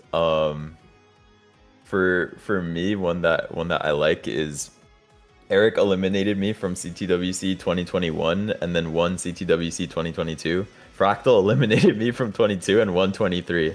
And then Tetris Time eliminated me from 23. So unfortunately that streak was broken, but it was a perfect predictor before that if you beat me, you're going to win the next year.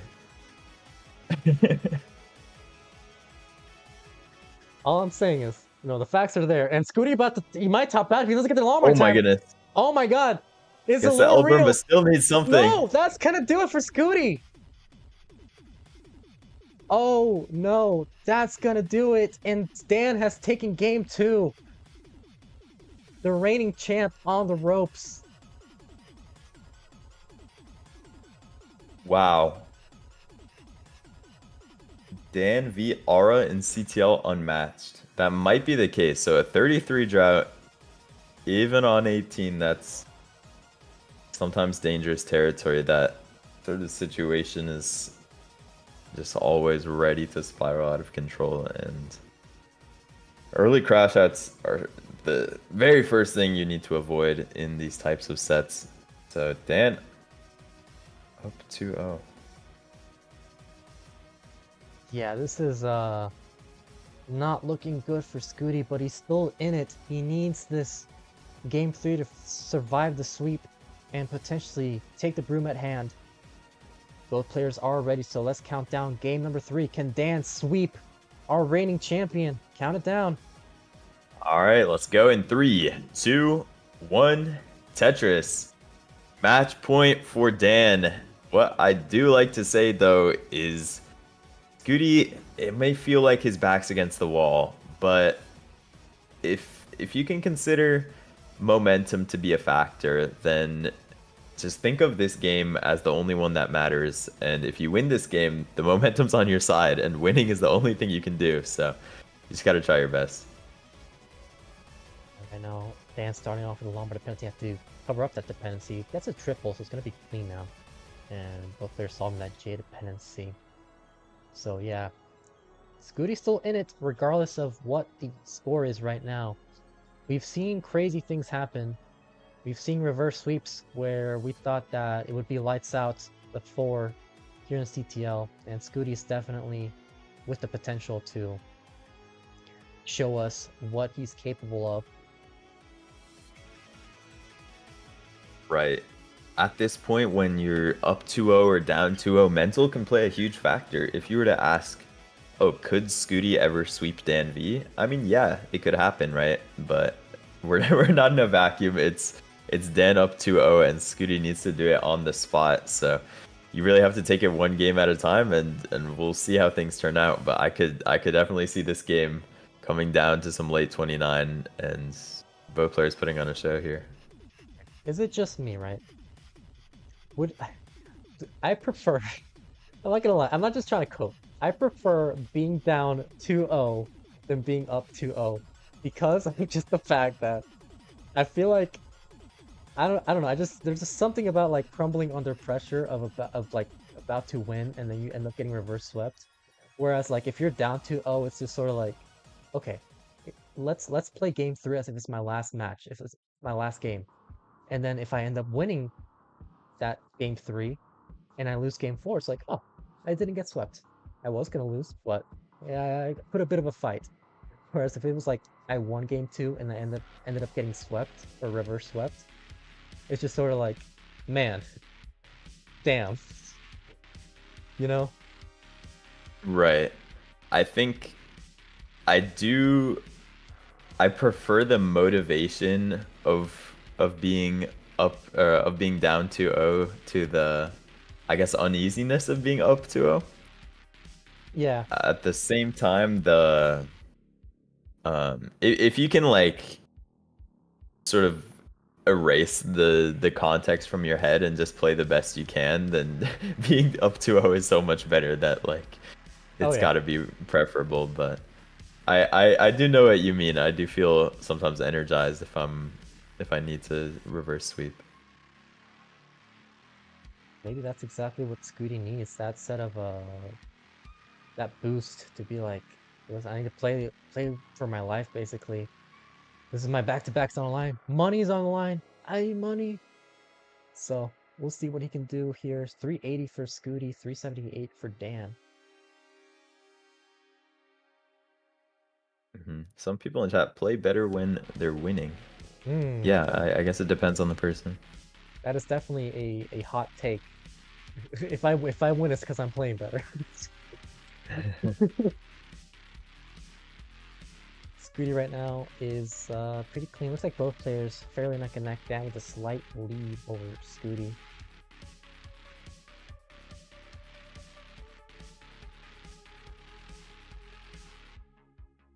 Chen right now asking, is the prize winner takes all? No.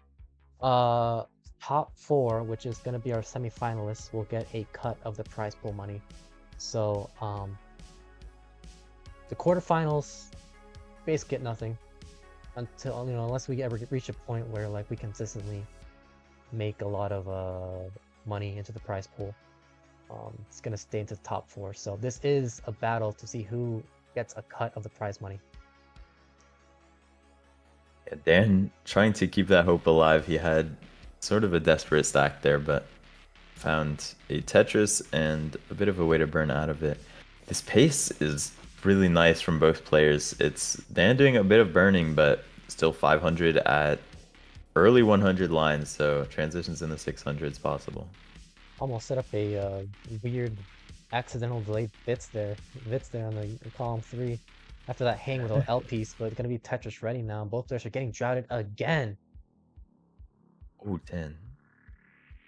Oh my goodness, misdrop on the J, but he hit a double tuck with an O piece, and that's sort of a frame perfect movement. You have to hit 2 taps within 3 frames. Scuti forced to cover up his right well with that burst of S pieces. Is gonna be Tetris ready now, and Dan with a dirty Tetris in the transition with a 582. Scuti will transition momentarily. And Mr. Shadow with the $100 contribution into the prize pool. As Scuti transition with a 599, bringing our total up to $1,100 and $1,171. I can't read. Thank you so much. Shout out everyone who's contributing. I'm sure the players appreciate it, and making these kind of tournaments a lot of fun, high stakes. Yeah, definitely. Scuti is definitely doing what he needs to do here. As Dan maybe feeling a bit of a nerves, knowing that he's ahead 2-0, about to sweep. I've been seeing a lot of misdrops from him and just weird placements that are uncharacteristic, especially from the first 2 games. Well, game 2 was kind of early top out, but game 1 especially. Dan is sort of getting his way out of this burn, though. It's Scuti who has pretty much a substantial lead at this point, about 90,000 points. And Dan clearing up his stack. Okay, they're both now clean and Tetris ready. Yeah, getting droughted once again, 18 and counting. With that 18-piece drought, we'll bang down Tetris for both.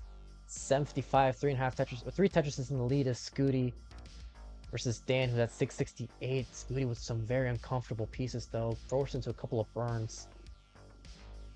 Yeah, kind of some bursty droughts here, it looks like. Dan's been holding out for a while and didn't get it. Scuti's had to cover as well.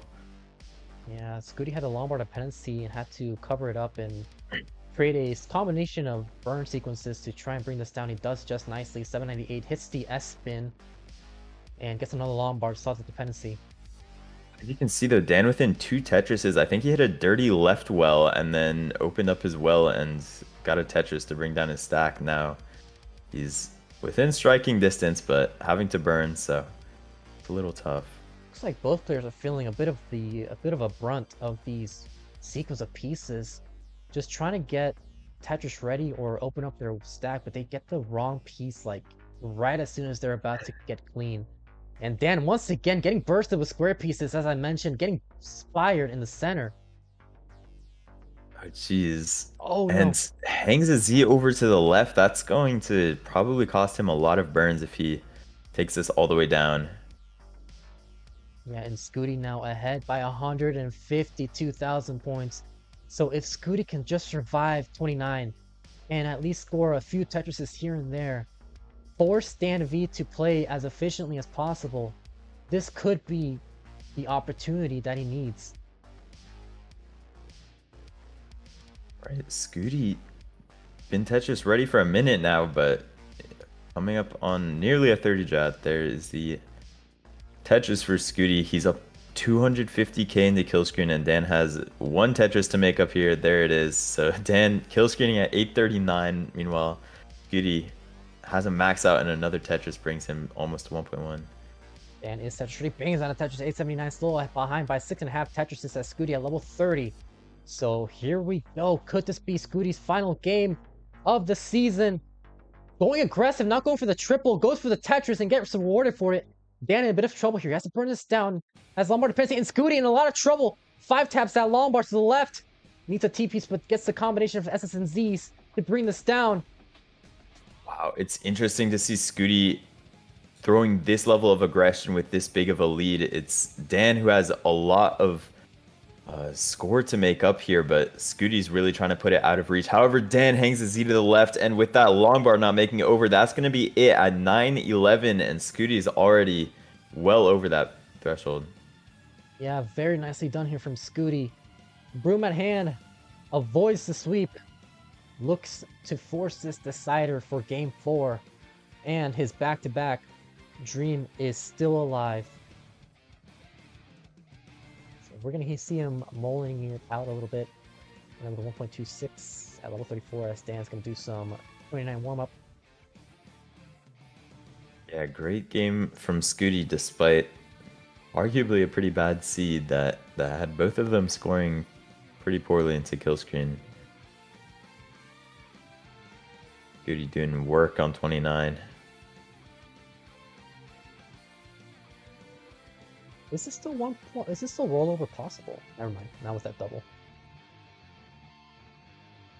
I should probably learn the 29 margins of what you can score.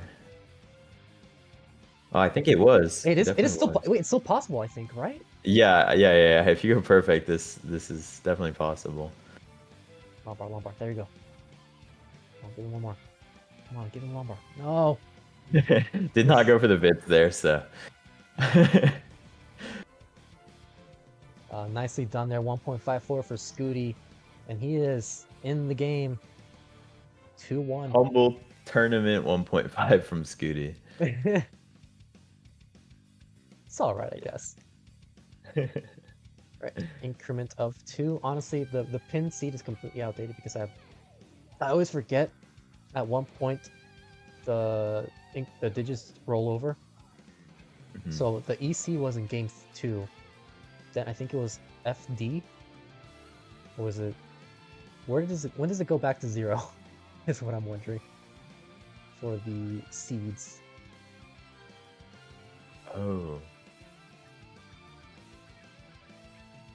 Okay, Arbaro, thank you. Exactly. 0E585C. Okay. We should be fine now. I assume it rolls over after F, which I guess would make sense. Yep, probably. Alright, we have it ready from both players, so could this be, once again, Scuti's final game of the season, or will he clutch up the decider? Count it down for game 4. Go in 3, 2, 1, Tetris.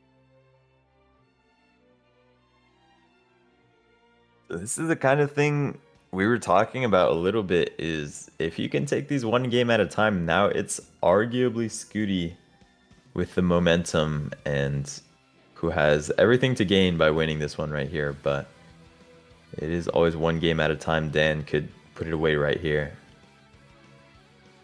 Yeah, but now we're in a bit of, oh, hold on, it's a bit of a situation for Scuti starting off with a drought. What is it with these droughts? What is happening?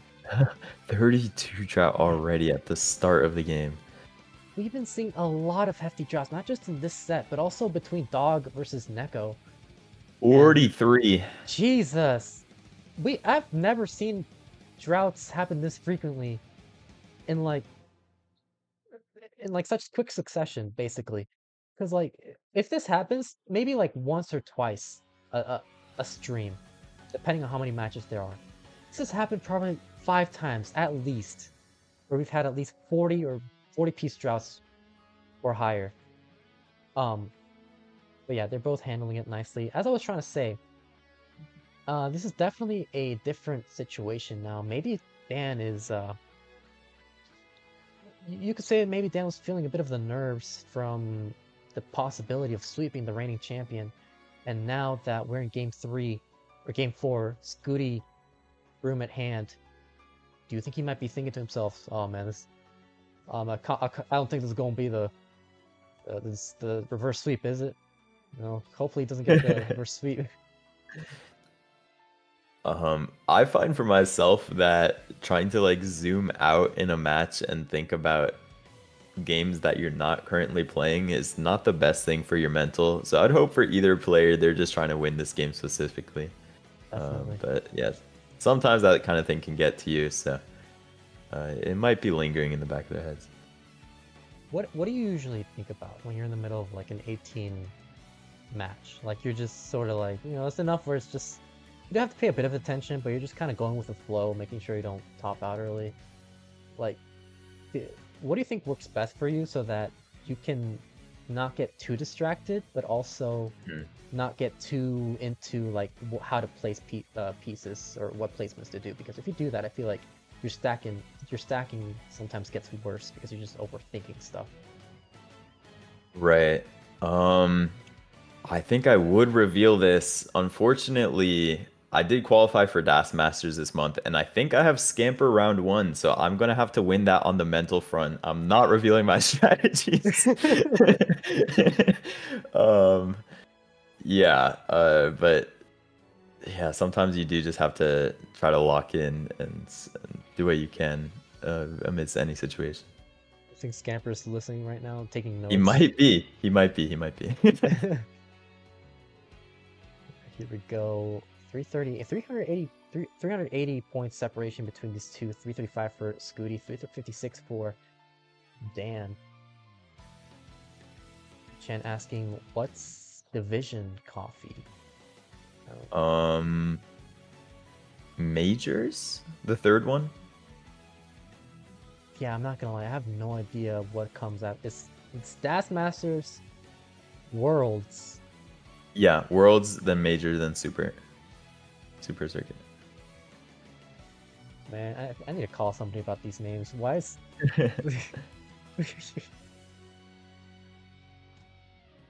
it's fine, I guess. 416 for Dan, 406 for Scuti. Nice long bar spin there from Dan. Microsoft naming stress, yeah.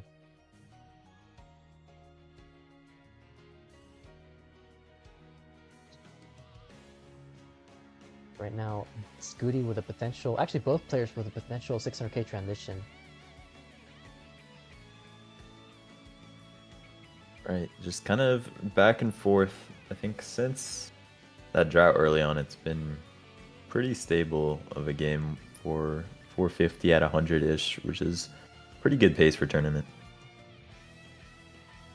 Yeah, that's kind of what I tend to expect when you get like a really bad drought early on, where you're just kind of like, maybe the RNG is trying to even out the pieces, and by doing so, maybe they it gives you a lot more long bars than it would, just to try and kind of even things out. Not perfectly, but you know, in a way like that. But there's definitely situations like what we just saw for a couple of games where you get 50-piece drought, doesn't matter. We'll give you a 40-piece drought immediately after. So, yeah. Yeah, this might have been RNG's apology for previous games and earlier this game. It's looking like these players are definitely making up pace, and 604 transition possible for Dan. Scuti almost 600, 578. It looks like Scuti was in a significant burn because he was ahead of Dan in the pace, but ended up transitioning under a 600k, which is what Dan transitioned at. But this is still anybody's game. 606 for Scuti, 631 for Dan.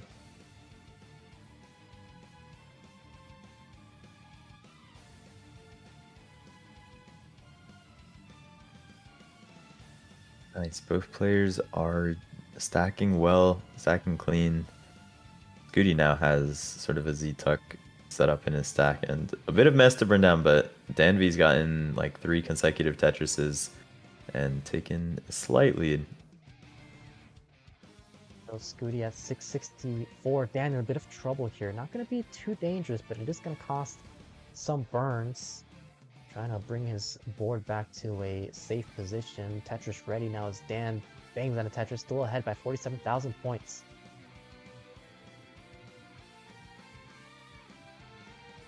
Alright, Scuti not gonna put the T aggressively in columns 8 and 9. He ends up with it in the middle of his stack, and kind of a trade-off of he gets a little bit of safety, but sometimes can kind of disconnect your stack. His stack is back in pretty good form though, and with that Tetris, he's just about made up the lead. Yeah, he has a very slight lead over Dan. Both players... Oh, Dan, hold on. In a bit of a situation. Nice flat setup there, but still needs a good combination of pieces. Would love a Lombard to solve this dependency on column 2, but forced to close it down. Now he's Tetris ready, but needs a Lombard now because his board's getting a little bit flat, but nice setup burns here to keep this safe. And it's Tetris ready. Gets a Tetris, and it's going to be okay with that double. Yep, nice way to clean that up for Dan, just cutting his losses early, making sure he survives, and now he should be on his way down as he fills in that long bar dependency, and there we go. Yeah, just an L dependency left in his stack. Oh no. More mess for Dan now. Yeah, very unfortunate here, but right now I think his game plan should be to just survive into 29 because Scuti is a very efficient player on the 29 speeds, even in comparison to a lot of top players. However, he's also very aggressive in these speeds. I think we saw that in game 3, I believe it was, where he was very ahead, but still played as if he was behind. So this could be either Dan's detriment or his opportunity to potentially set up a win here in game 4. He is behind by 4.5 Tetrises though. Yeah, so at 225, Dan is in desperation mode, really wants, yep, he got the L piece just in time, and maybe another L to get down. See if he can open up the well. Does it with the long bar, another one for the Tetris. Bars. Oh my god, that back-to-back He has a left roll bar. here.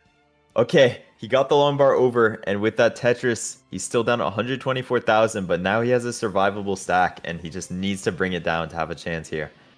Literally, those pieces could not have come at a more perfect time. 3 Lombards in a row to not only clean out his stack, set up the Tetris, and also get the Tetris. He's still behind by over 4 Tetrises, 189,000 points behind. Scuti is Tetris ready, but goes for the safety burns.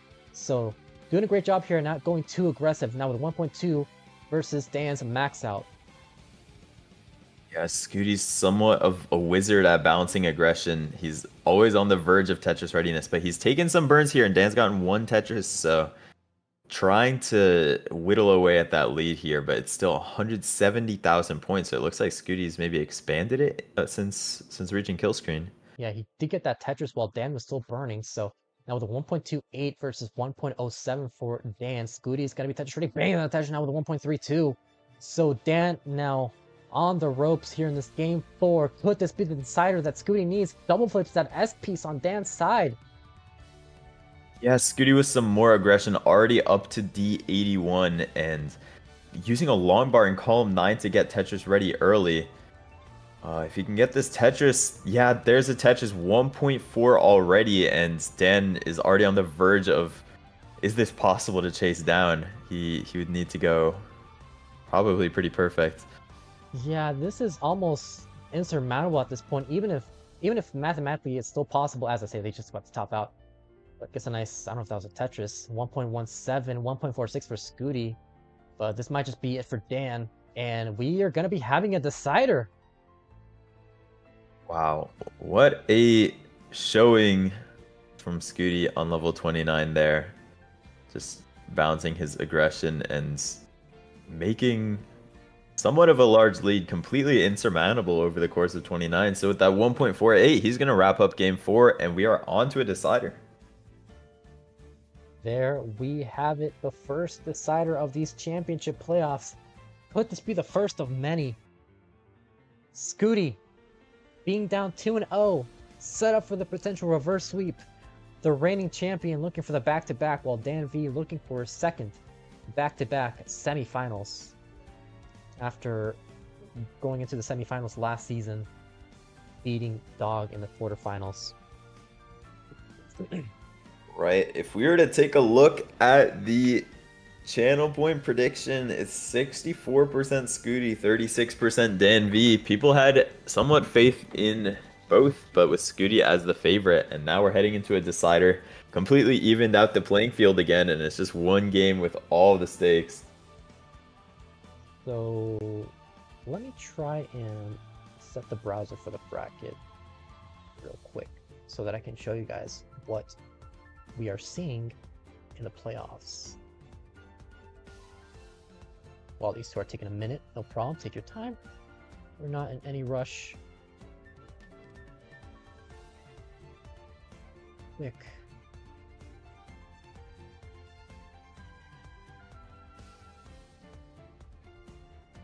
$10.80. Sorry, I'm doing some last second stuff. All good. Both players sort of donated 2 games in one way or another. Okay. I think I'm good to show you guys what we have going on in the brackets as these two are still getting ready, taking their time. So, this is what we see right now. Dog awaiting the winner of Scuti versus DanV. So whoever wins this match will be in the prize pool and will go up against Dog in the semifinals this Saturday. So, yeah, could this be a revenge from Dog if DanV wins? Or will this be a Dog versus Scuti matchup, a battle between two champions, both in CTM and in CTL?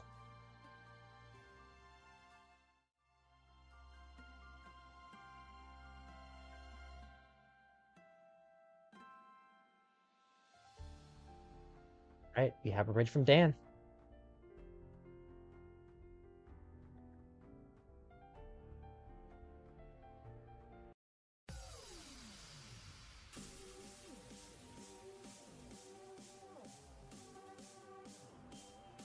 Oopsie. Let's pause that. Sweet. Trying to lock in here, do some last second warm-ups. And we have it ready from both players. So, game number 5, the first decider of this championship playoffs. Who will take the decider? Count it down. 3, 2, 1, Tetris. Very classic opener right here. The TS and some identical starts. See how long that's going to happen for. It's some pretty straightforward pieces just on that J. Differentiating the stacks. And yeah, hopefully. Yes. You know, I'm sure these two players are definitely hoping for at least... Okay, for some reason I thought Dan's forehander was off, but he just didn't clear any lines for some reason. I don't know why I read it wrong, but anyway. Yeah, I'm sure both of these players are definitely hoping for some friendlier seeds, or a friendlier seed in this decider. They've definitely been putting a lot of work into maintaining their efficiency after all the droughts, all the bursts, the spires that they were forced to make, the dirty Tetris setups. It's, you know, it's unfortunate, but it's what you gotta do if you have to be a top player. right. even through my screen. I can feel the aura behind this match. You can tell Scuti is really locked in and Dan is really unfazed in the way that they're stacking. They're really both ready to put their all into this game. Yeah, I mean, that's really all you can do, right? Like, you can't really afford to go for the nervous stacking, overly conservative plays. You just gotta play your own game and hope for the best and just overtake your opponent, because your opponent, regardless of what happens, they're not gonna give an inch of this decider. So you gotta give it your A game. Right. It's Dan with a tough situation. He has so much garbage here that Neko would definitely be doing some kind of dirty well right now, but Yeah. Dan looking to burn it straight down. It's gonna be okay, just gonna cost efficiency, which is not what he wants in this early 18. You know, even though there is still plenty of game to go, each line clear, each burn is still very precious under the line cap format, especially when you're going up against someone like Blue Scuti, who will not let go of the gas pedal regardless of what level he's in. Right. It's about 200k at 50 lines, so very standard game, but Scuti has just a slight lead. He didn't have that situation at the beginning that Dan did.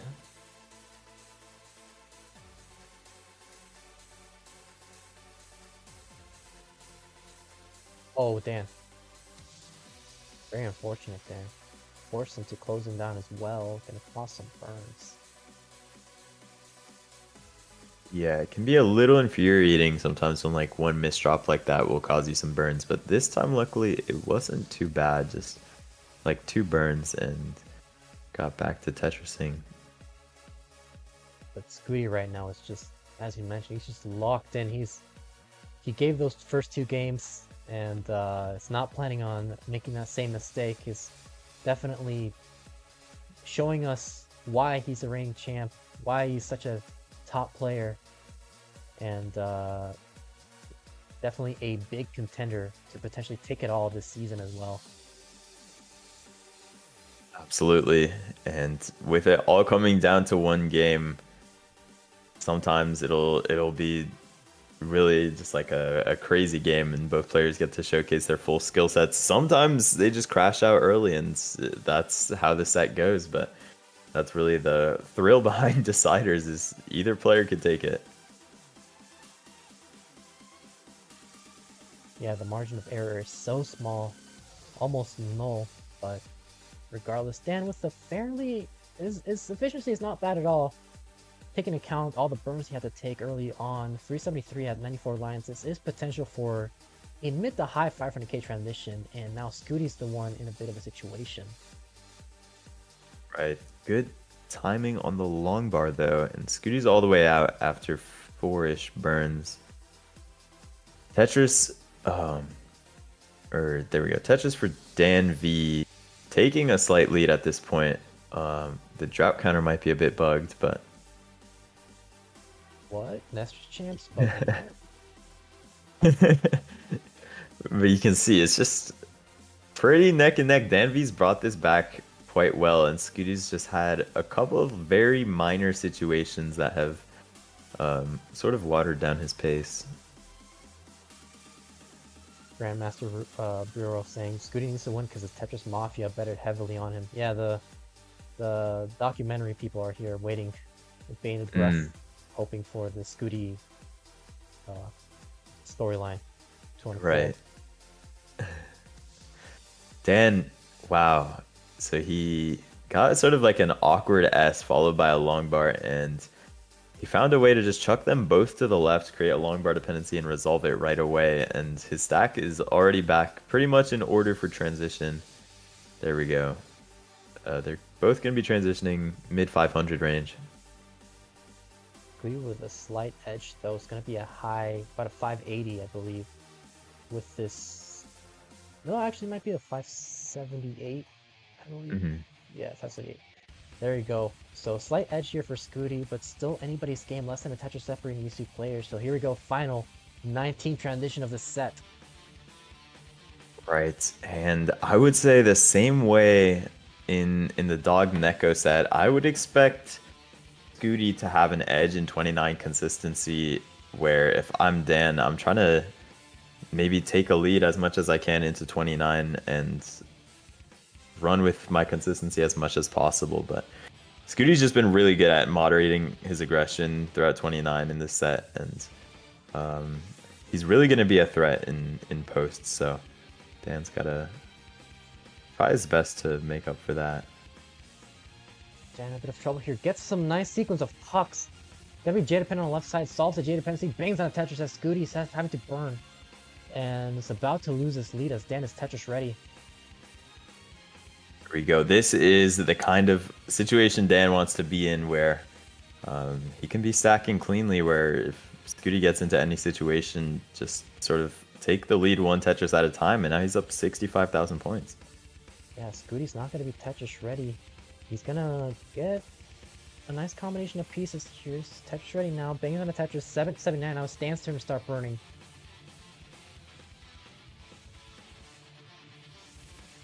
And yes, those burns from Dan, it's not going to resolve super clean, but after this, he might be able to attack that yet with an S piece, and now he's pretty much back in order. We are back and forth with the lead. 840 for Scuti, 828 for Dan. Takes back the lead, but actually Scuti takes the Tetris first before Dan can overtake Scuti's score. So we are at level 25. Both players potential for a 1.1. Scuti might even get a 1.2. Wow, yeah, Scuti just found quite a nice resolution to sort of an awkward situation where he had to make a hole in his stack. Scuti would have to go perfect for a 1.2 at this point, but 1.1 is absolutely on the table. For Dan it is as well if he plays efficiently. Yeah, looks like it might be now potential for high 1.1 for Scuti, but still slightly... This is neck and neck, but Scuti with a very slight lead in terms of pace. Max out for Scuti, 1.02 for Dan at level 27, and we are about to reach the final 29 transition of this set. Here we go, coming up into 29. You want to make sure your stack is in order so that you can handle whatever pieces come at you into that transition. Dan, 224, has room for 2 more Tetrises, but he's going to wisely take that triple and Tetris into 29 at 1.112. Scuti has room for 2 more. There's 1. So Dan ahead by 36,000 points, but misdrops a couple of pieces. Misdrops that Lombard. Needs the Lombard to the center. Needs it now, or this is going to be curtains for Dan. And that is gonna do it. Scuti has taken the reverse sweep and will move on to the semifinals. Wow, great performance from Dan, but yeah, a level 30 top out. Scuti will be able to secure that in this game, and 1.1's on the board, so working up to be something great. But yeah, sometimes just like random top outs happen to the best of us. Scuti definitely earned that set, and I guess he will be moving on to play Dog next time.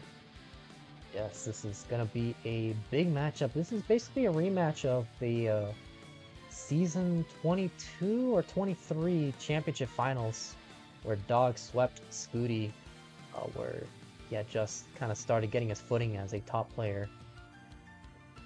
But now Scuti, definitely a lot more experience, has already taken a CTL title for himself, and it's going to be an exciting matchup coming up this Saturday. Absolutely. So, GG's to all 4 players. Dog, Neko, Scuti, and Dan put on an absolute show today, and Scuti just putting the cherry on top with this. Right now, 1.5 and 35. Jeez. Oh, Sunday, not Saturday. Noted. Thank you, Keith. I don't know why I messed it up. Tristop needs 5 minutes. Coffee, let me know if you want to do a third match as well. If not, it's okay, fine as well. I think I might have to go eat probably, so that I might not be in the best shape to keep commentating. Was Eyeball gonna come on? I thought Yeah, I think Kingsman said Okay. eyeball would come on, definitely for the fourth match. I don't know about the third match, but we'll see. Okay. If he's gonna be late, I could probably do one more, but. All right, there you go. 1.75 for Scuti. Here you have the winner scene. Sideways, Scuti. Very nice. All right. Well, after that, let's look at the brackets here. God versus Scuti. We've yet to play Tristop versus Sodium and Sidnev versus Myles. So that is going to be an exciting second half of this event. Tune in, because let me set that up real quick. I will take a minute to get some water, and then I'll come back.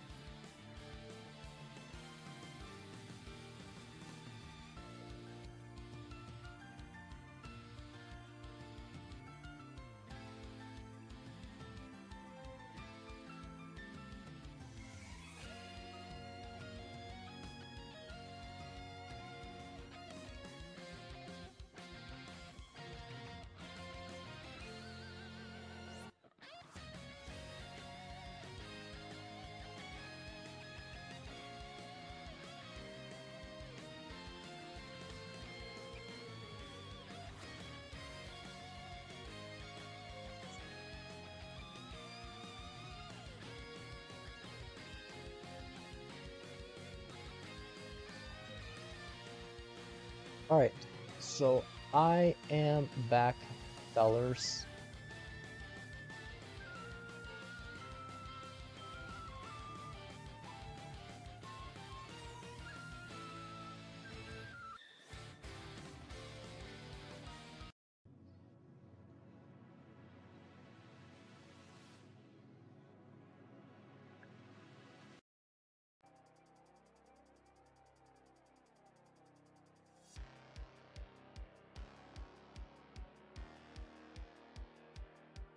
Let's take a 10-minute break and start at 3 p.m. Eastern.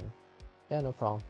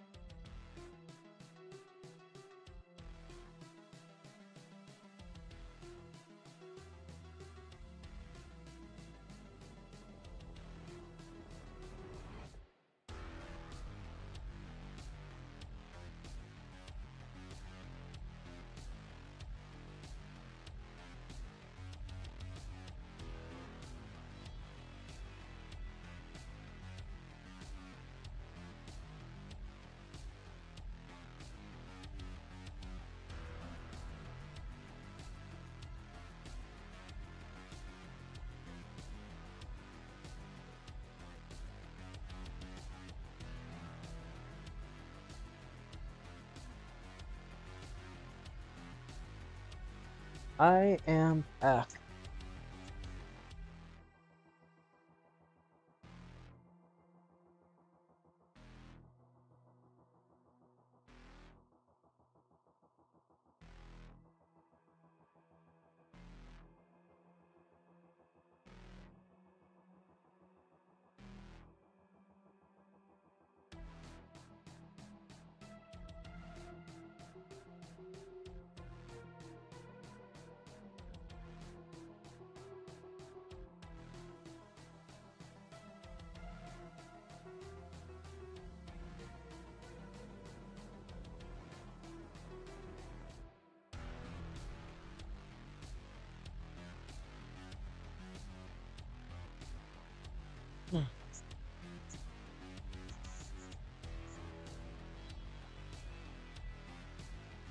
Is it best of 5 all the way? Yes, it is best of 5 all the way.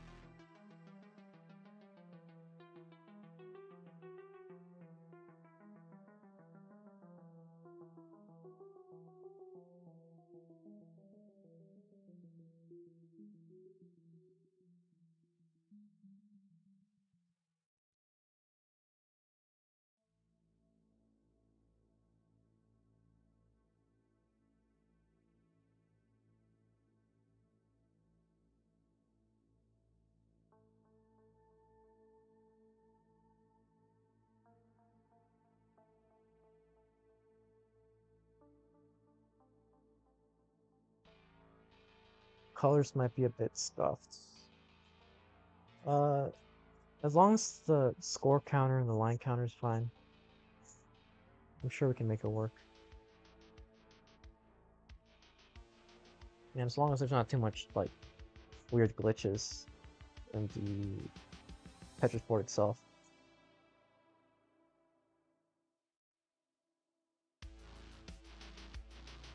Here are our 2 players.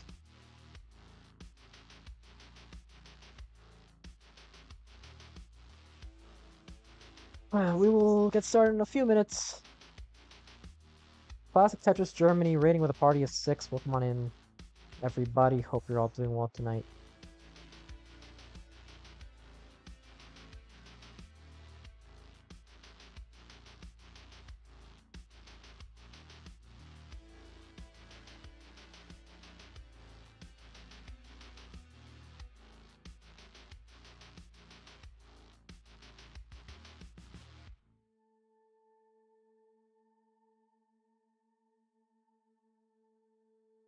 Okay.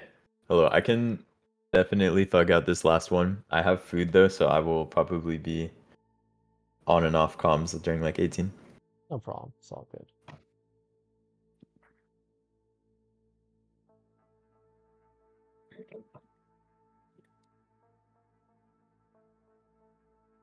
Oh my god, I keep typing 18 and 19 twice.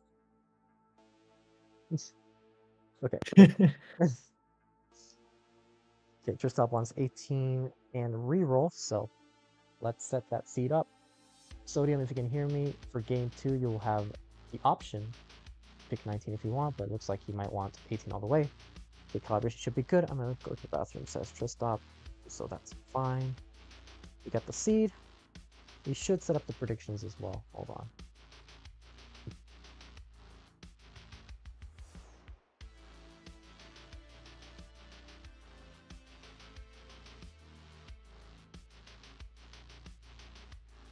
Just stop. Sodium.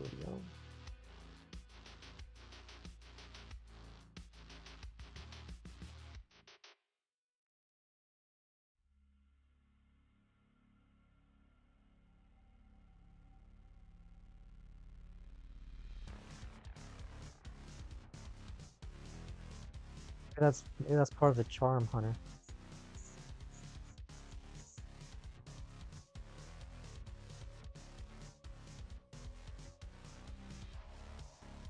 Somebody just gotta spell stuff wrong. Okay, looks like we do have the seed 7-3, 3C, E2. Tristop is back.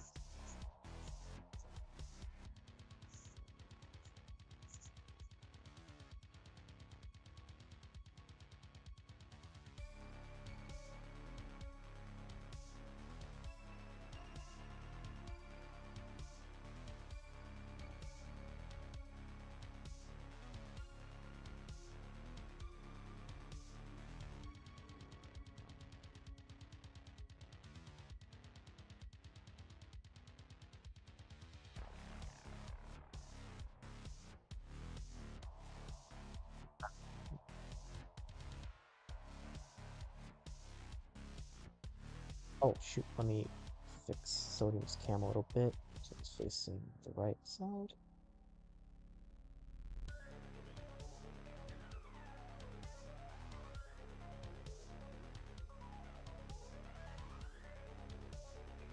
Honestly, I have no idea if Sodium Tristop is fine.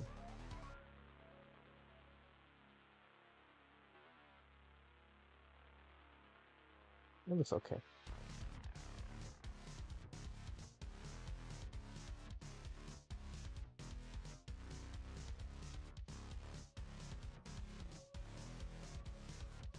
Alright, so the seed is in the chat.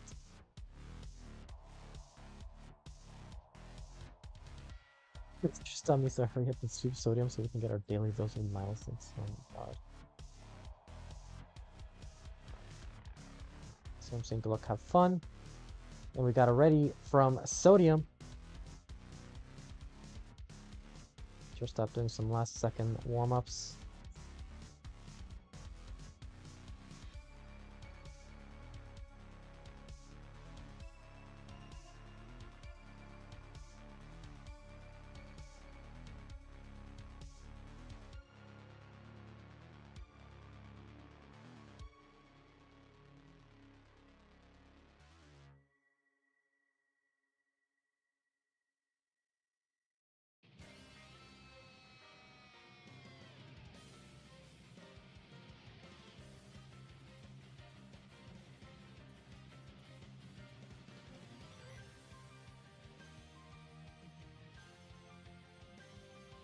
Tristop respond, good luck, have fun. So he's getting ready. And we got it ready from Tristop, and then Sodium is not ready anymore, so that's something.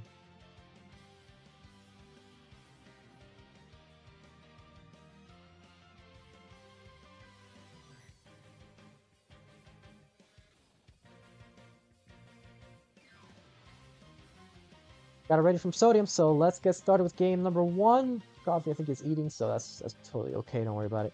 I'll count it down this time for game 1, match 3 in 3, 2, 1, Tetris. Our borrow with the online facts saying Tristop leads the all-time series over Sodium 7-3. First facing each other in 2020. Good lord, Tristop, what is happening? Jesus. That is. Wait, is that real? No, it's not real. No, it's not. It's just these squares are just weird. Okay.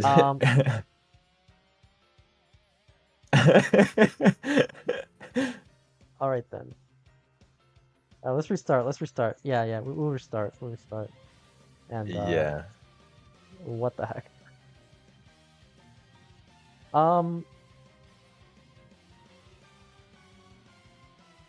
Well, that was interesting.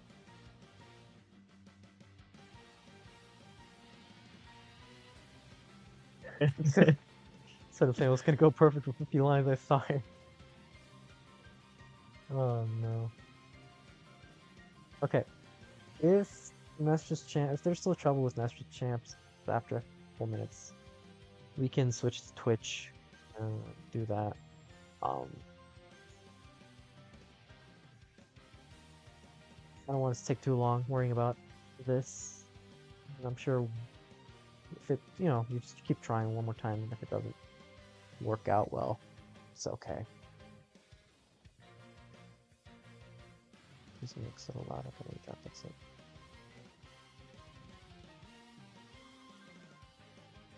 Yo, testing.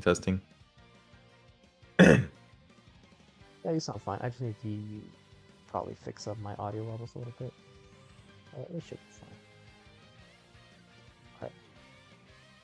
There we go. Alright, lower just a little bit. So. Okay. A bit too low. What? Impossible. Alright, I'll turn up my gain, I guess. I don't know. I'm already at 20, so I'm going as much as you can go. Jesus. Yeah. Okay, I guess I'll turn Coffee's mic back up if it's my problem, not his mic. Okay. How about now? Testing. 1, 2, 3. Okay, perfect.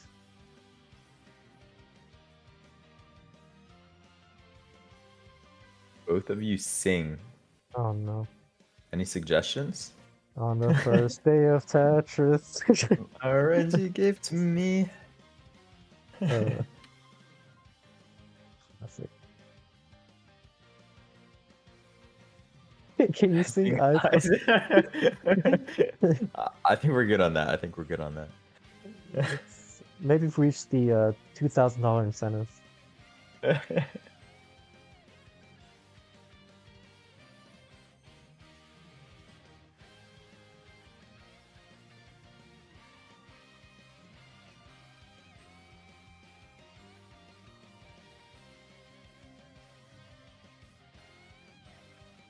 Okay, so we'll do a new seed.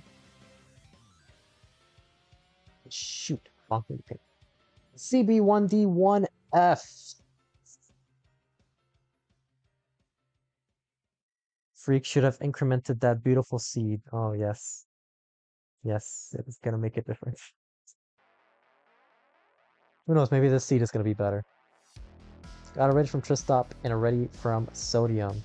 So, let's count down. Take 2, game number 1. This best of 5 match in 3, 2, 1. Tetris. There we go. Let's see. Okay. Oh. Oh my goodness. Oh no. Wait, did Tristop miss that tuck actually? He didn't miss that tuck, but I think the rest is just messed up. Okay. This is not playable, so. Yeah, let's go to Twitch. Let's go to Twitch, you guys.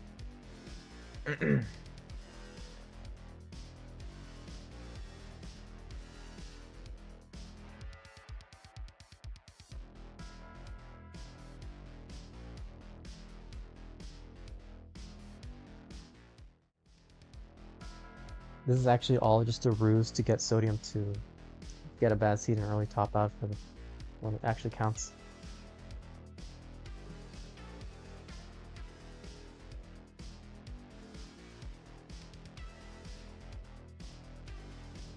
Welcome on in, Hydrant Dude, raiding with a party of 9. Thank you so much for the raid.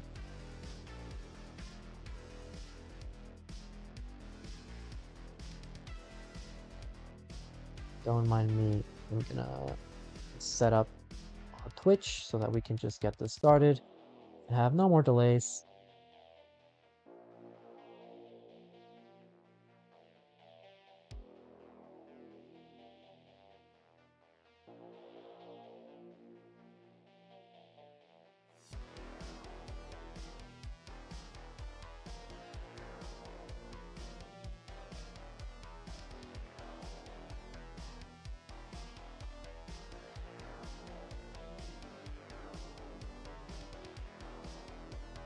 I won in any tourney for once somehow. Well, congrats on that. Live on Sodium Alt, okay.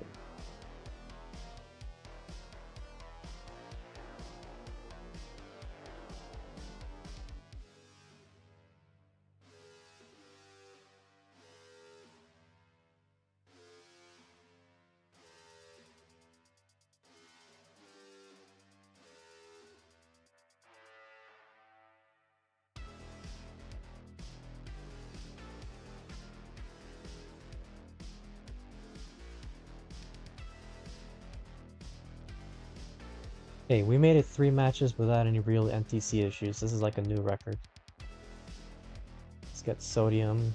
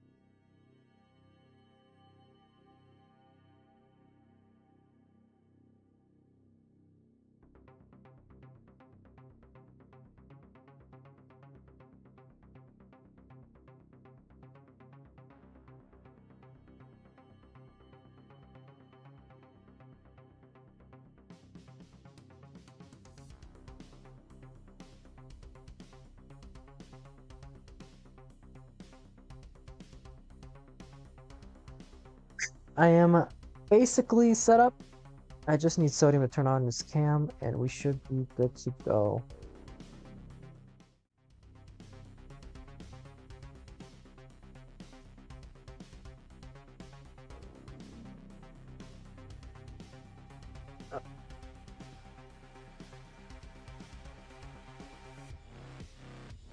There we go.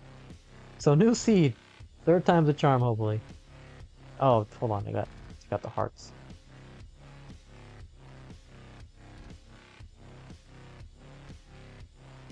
There we go.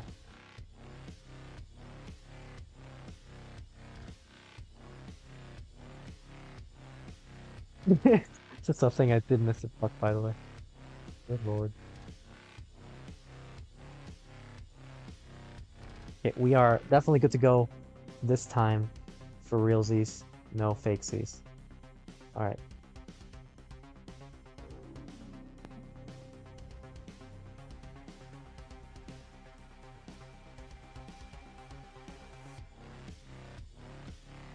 We have a ready from Tristop. See if I can fix up his camera a little bit. Oh, that's not gonna work.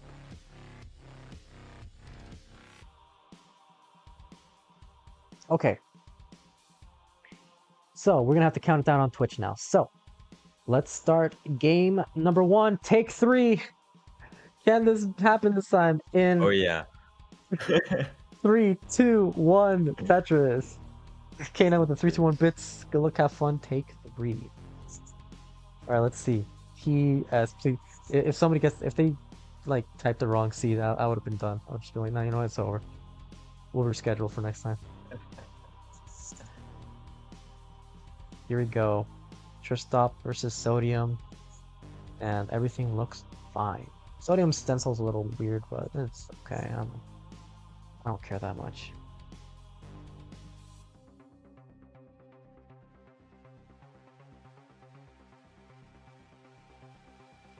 So there you go, both players. 2 Tetrises on the board so far. And just like that, Sodium has a bit of a misdrop there with the L piece. I believe this is... Peak, I think you are very handsome. Well, thank you. I believe this is Sodium's first championship playoffs into the CTL. So this is his debut into that. He has been around for a while. Yeah, Sodium doing his thumbs up. And this is also... Wait, Tristop in trouble. Hold on.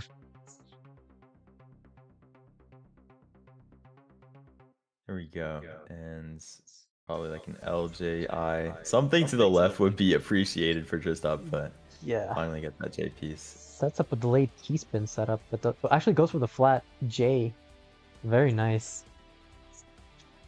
This is actually also Tristop's first ever CTL playoffs, so neither of them had made a playoff before tonight, and there is a potential that we could be seeing a player that has never won a CTL into the finals, because Tristop and Sodium and then Myles and Sidnev are all in the same bracket, and none of them have won a single championship. Myles made it to the finals once, but that's about as good as that got.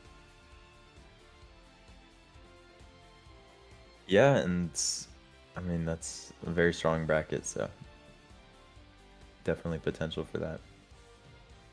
They set up for a T-spin. Hits the T-spin now. Gonna have to keep burning. Invictus Rage on Twitch saying rooting for Sidnev. Sidnev is actually playing later tonight, so we'll be going up against Myles after this match.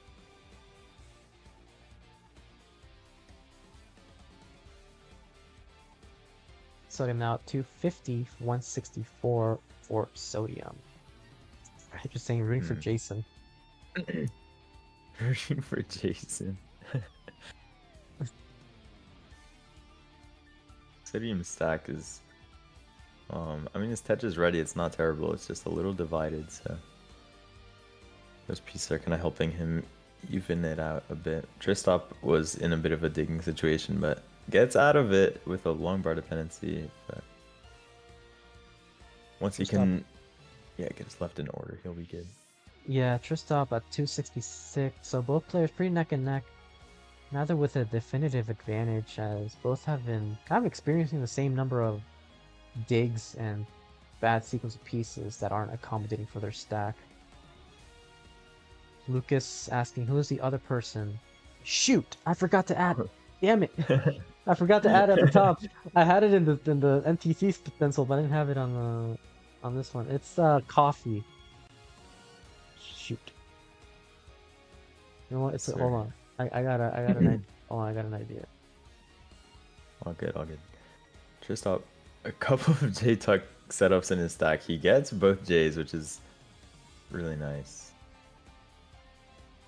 And yep, opting not to do the long bar spin to resolve that. Sometimes the long bar spins can make great resolutions for your stack, but they're some of the highest risk placements. If you were to miss a long bar spin, it can just be a disaster for your stack. So he's not going for those out of safety, it looks like. Yeah. Looks like both players are set up for a potential 500k transition, kind of like a mid 500. Looking pretty good. Nothing too crazy, but they are maintaining a good board. Sodium needs to build up his left side though. Yeah, his stack is a bit jagged here. He's not going to flip up that L for a J dependency. It would have gotten his left sorted out, but not ideal for the stack. Okay, he's finding his way down.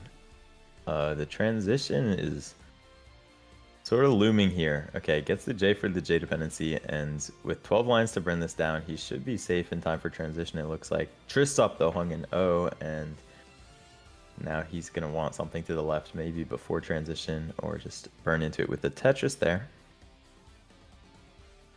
Yeah, looks like Tristop is going to transition with a low sub 500k.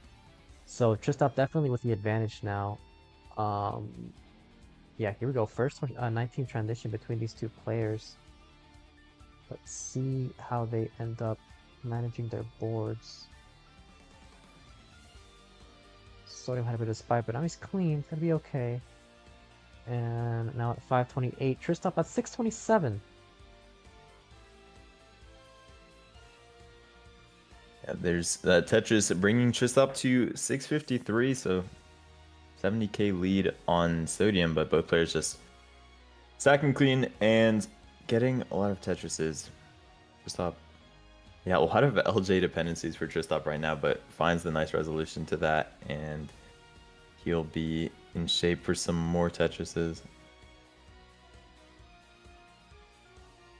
This little scuff, but we'll make it work. Anyway, Tristop at 790 Now, Sodium at 639. Bit of a spire on the right side was forming for Sodium, but he's making do with it. Has a bit of a dependency forming. We'll love a J.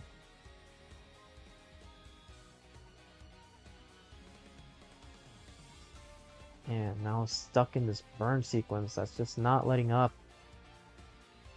Yeah, he wants something like a T here and didn't get it early, so it's gonna be, yeah, a bit of a tougher dig, but gets out of it. I think with the Tetris, he's at 686, so Tristop expanded the lead to over 100,000 points, and Sodium still finding his way down, but luckily he's back to safety, and there should be no problem to clear out. It should be okay. 872 for Tristop, 698 for Sodium though, behind by almost about 150,000 points now. Lombard dependent on the left side, might set up left well, so we'll see if he commits to it. Tristop getting a bit high up there as Sodium experiencing some very uncomfortable pieces that are gonna make his board very jagged and close down as well. Yeah, and he's rocking the left well right now. Probably wants just 1 or 2 Tetrises on that before trying to transfer it back, approaching the kill screen. Aggressive placement of the J. His left side is a little bit high, and Sodium's in real danger now. And hangs the T. That might be it. Yeah, that's gonna do it for Sodium, topping out at 737. Tristop will take game 1.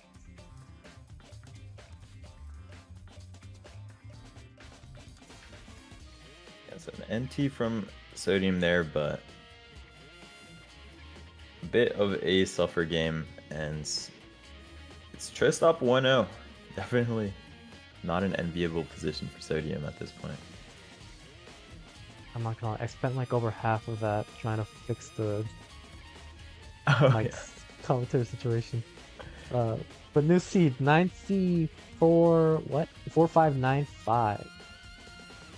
So,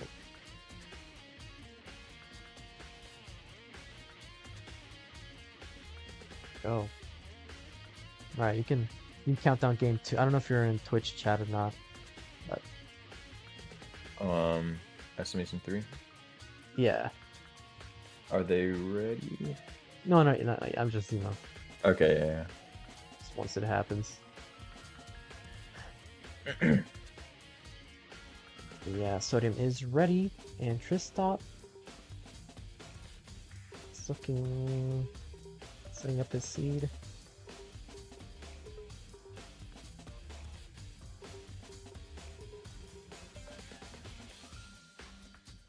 And we got it ready, so...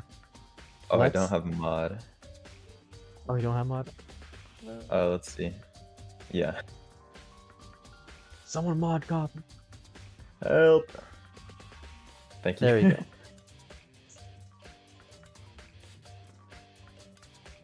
What? What? Okay. Manually? Alright. I'm... Okay. Okay, my Twitch just refreshed. You can count it down. Okay. Let's count it down in 3, 2, 1. Tetris.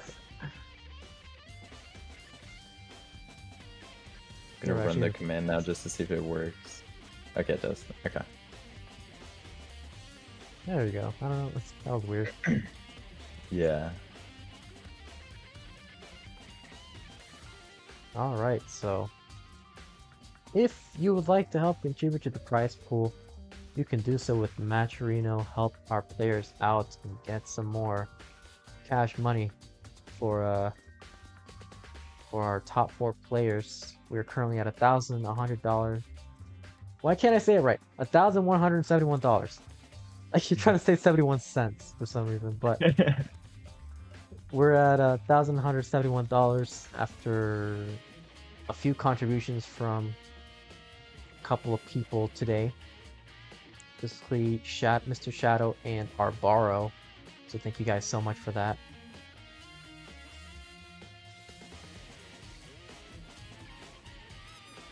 Bad for players to shout help just for basic safety reasons. That's kind of true. It's definitely depends on the context. You don't want to be saying it at the wrong time. Yeah, you don't want to be saying it at like 3 a.m. outside. Yeah, Anyway, Sodium, man, getting bursted with square pieces. Nowhere to place a lot of these squares, then it's gonna be stuck in a burn. Oh, I am familiar with that video. In NES, it originated through Andy, and I'm not sure where he got that from. Maybe it related to that, I'm not sure.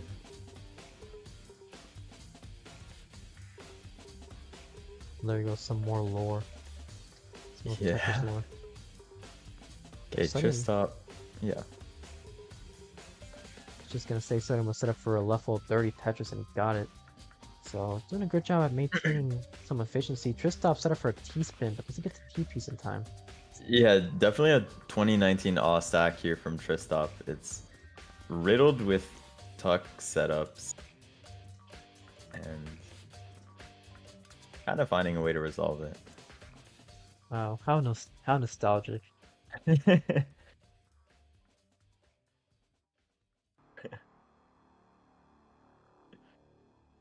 Nerd the box saying RNG genuinely trolling these guys, not gonna lie.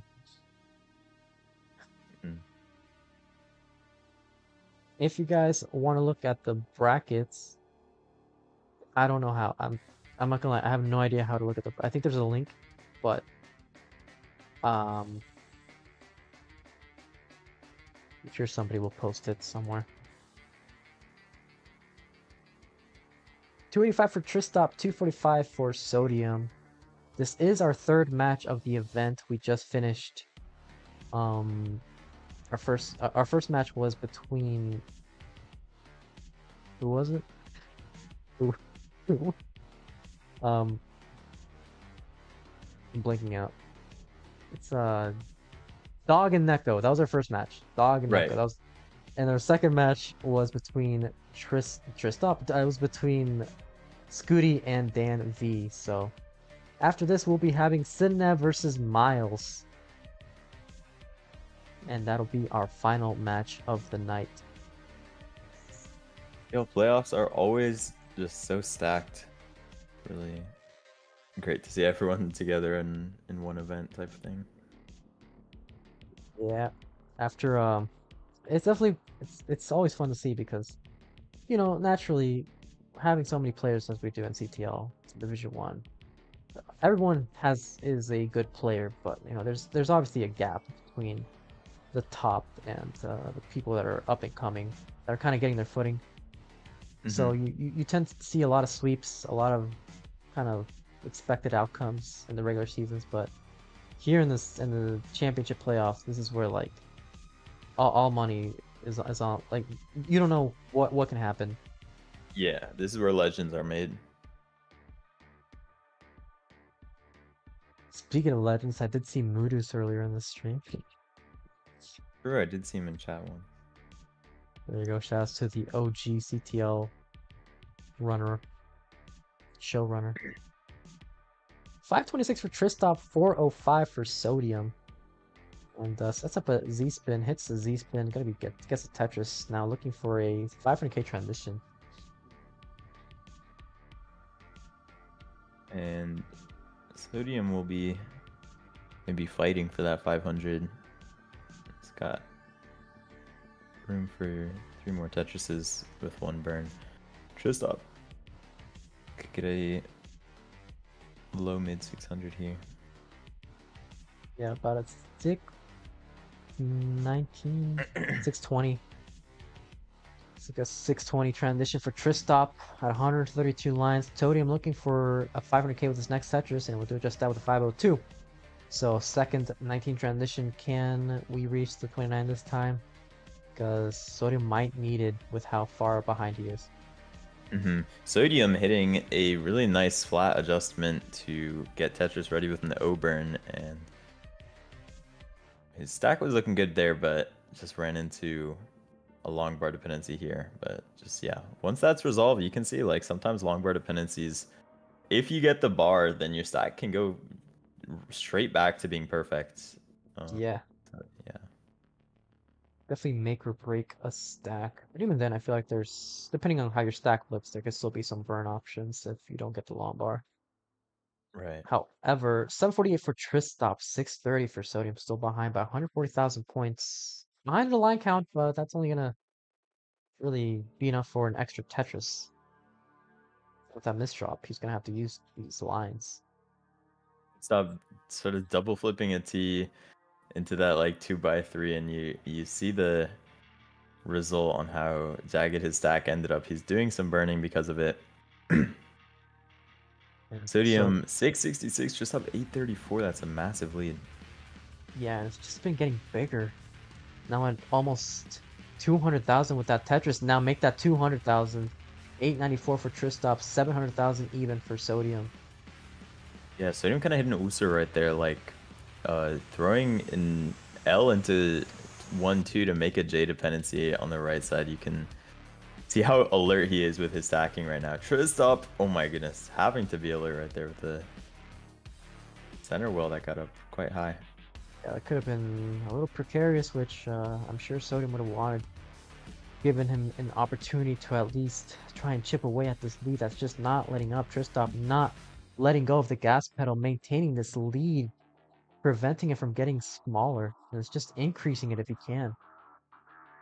Right, and Tristop still like 7 burns for a 1.2 in the kill screen. Sodium probably going to be fighting for mid 1.0 or something. Bessie's hoping for a max out and to kind of chase whatever's happening with the score down in 29, but Sodium once again with a bit of trouble with the long bar dependency in the center. Needs an L piece, gets the L piece in time. Flat burns that long bar. Is gonna be open with one more burn. Yeah, this pace discrepancy is real, and Tristop still got 3 more burns for that 1.2. Sodium could just max out if he goes perfect, but sometimes it's not worth the effort to try to go perfect on 28 when you need a good stack into 29.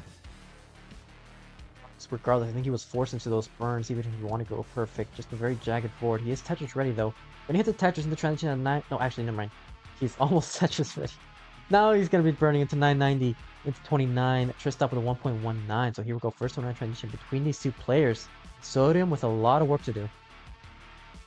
Yep, but he's going for Tetris readiness already and taking some safe burns, so good stack maintenance so far. First Tetris from Sodium, A40, Tristop, C05, and Tetris ready. Oh no, double flip on the bar is just going to instantly kill him.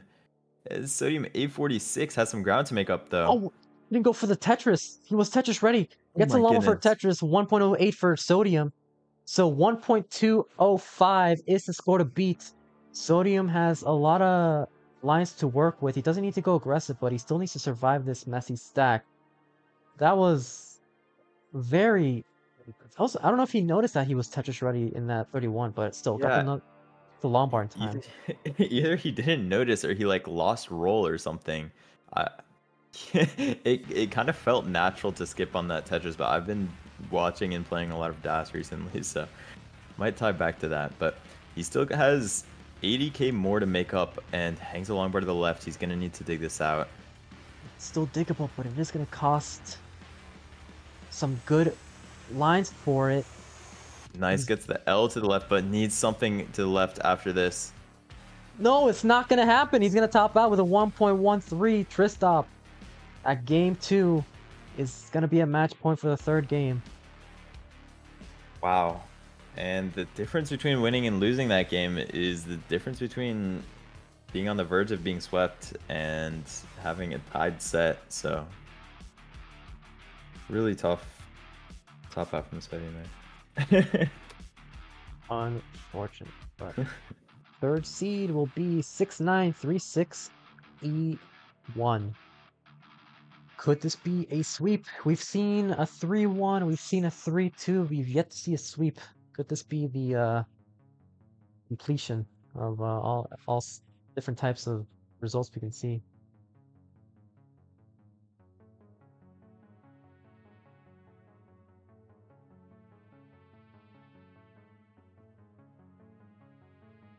Either that or a shift in momentum with a Sodium win, as we saw it with our Scuti dance set. Just take it one game at a time, and Who knows what you end up with?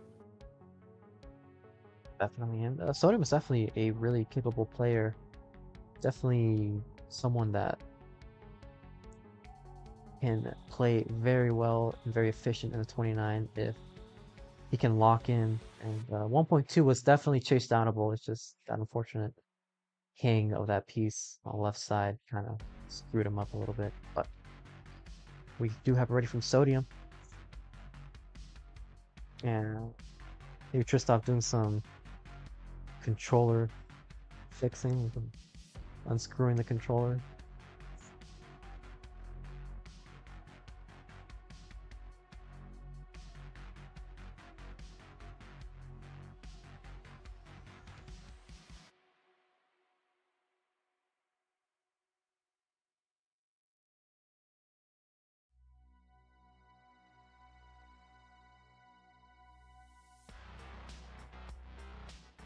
We do have it ready from Tristop. So let's get started with game number 3. Feel free to count it down. All right, let's see if it works now. What? Oh, what? All right. You can just read the countdown that I'm gonna make. Tristop.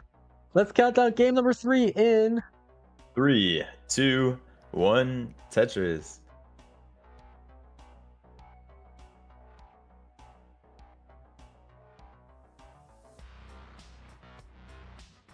There we go. After this, I don't know what's going on with that bot, but after this, we'll be having Myles versus Sidnev, which is going to be a very exciting matchup as well. And Sodium starting off with some bombard bursts, just hard to place these pieces.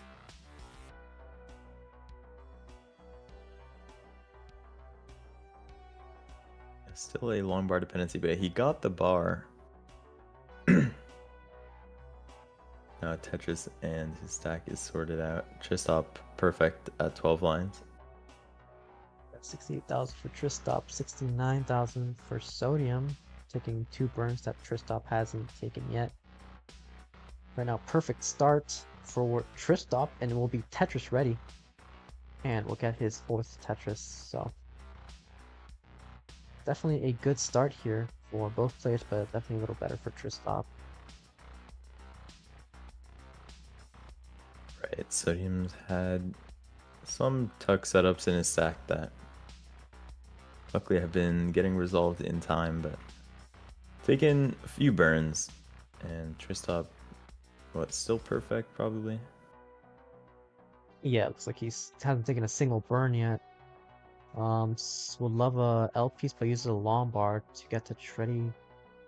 Has a jagged board. Nice placement there with the Z to accommodate the square piece that was coming right afterwards. And we'll get his... Oh wait, that's 8, but he took a burn. So still with a really good game right now. These first 30 lines. And so I a have to do some cool burns. tuck setup from Tristop there. Yeah, but it's not looking to pay off because it's not getting the pieces in time. Forcing to some more burns. Yeah, might be a drought here. Unfortunately, we don't have the drought counter, but oof, both players got into slight digs up high. But Sodium got the Tetris over, and Tristop's just opened up as well here. There's the Tetris for Tristop, and Simul Tetris for Sodium. 248 versus 237. Sodium on the ropes, just like what we saw between Scuti and DanV, where Scuti was able to clutch it up and move on to the semifinals, but Sodium needs to take this one game at a time and try and at least avoid the sweep right now.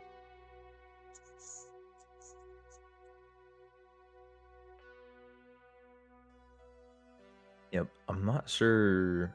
I think that J was probably a misdrop or something. I looked away for a second and he just had this random LJ dependency. Tristop just going a lot. Very, very aggressive, very efficient with all these tuck setups, trying to avoid these burns. Regardless, Sodium's still with the lead. This is a real-time lead as well, because... Oh my goodness! There you go! And What's crazy about that top out is you can tell exactly how it unfolded is he went for this S spin, and if he had hit it, then it would have burned the line, so he wouldn't have had to roll that O immediately. But because he didn't hit it, he he had to start rolling that O like super quickly, and there's like the difference in that burn timing actually makes you survive or die from that straight away. Yeah, those squares can be unforgiving if you have your board as fired as he did. But regardless, that's game 3, and Sodium has avoided the sweep. This is broom at hand for Sodium. It's almost exactly what we saw with Dan and Blue Scuti. Dan had some really good games and early topped out in game 3. Then Scuti just shifted the momentum in his favor, and who knows, maybe that could happen this time as well. Yeah, just going into the next game, Sodium already has some kind of momentum, so if you could take the next one, we'd already be at a decider. All right, let's get started with game number 4 in... There we go. 3, 2, 1, Tetris.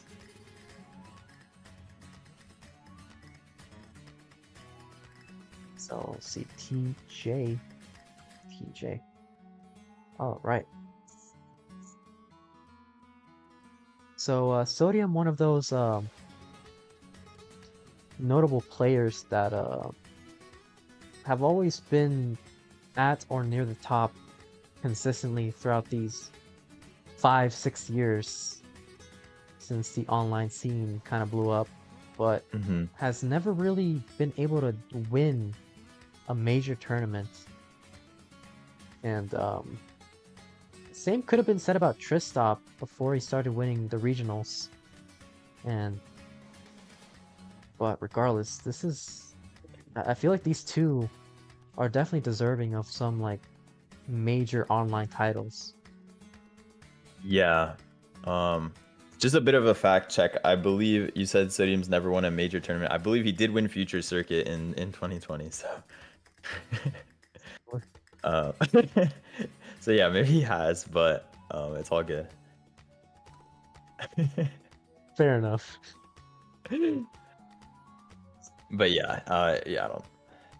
This could be his big break with the CTL playoffs. Sodium has Challengers winner roll too. Oh, Challengers winning. Oh my god, do you remember the 32 player era of brackets in CTL? Oh my goodness. Yeah, what was I? I might have been in the first CC. But yeah, back in the day, community tournament was just the overflow, and there would be so many people playing in community tournament. It's like massive brackets, and it was actually like clout. If you made it to the top like 8, it's actually really impressive. So Also, I remember Futures one time. Both Alex T and Tommy MTG qualified for Futures. oh my god. And of course, I had to go up against, I think it was Alex too in the quarterfinals. So you know how that went. Yeah, Sodium did win Boston Tea parody. That might be his biggest win.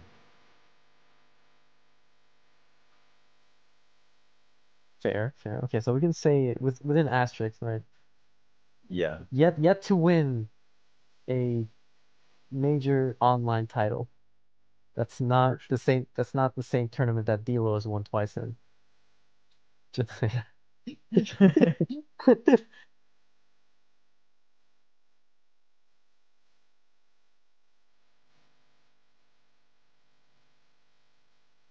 Go Sodium with a 296, 371 for Tristop.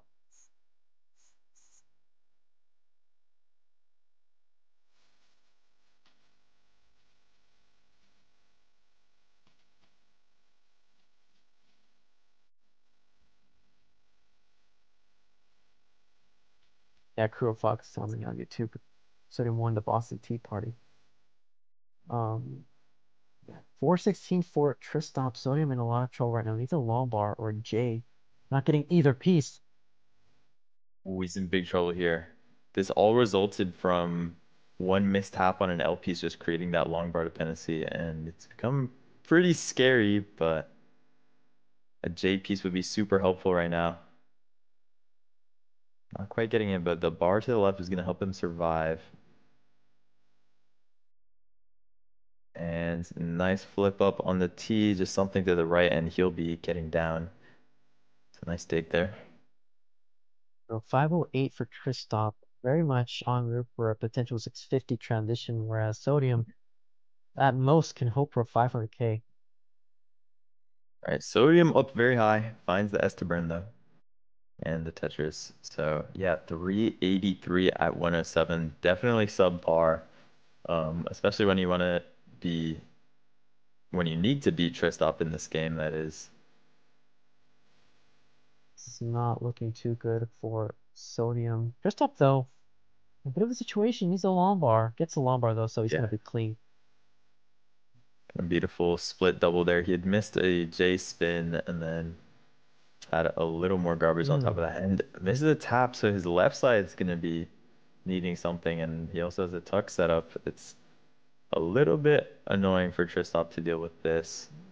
Yeah, gonna become actually a real situation that he's gonna have to invest some lines into digging out while Sodium is clutching this 500 transition. So great end of 18 play from Sodium there.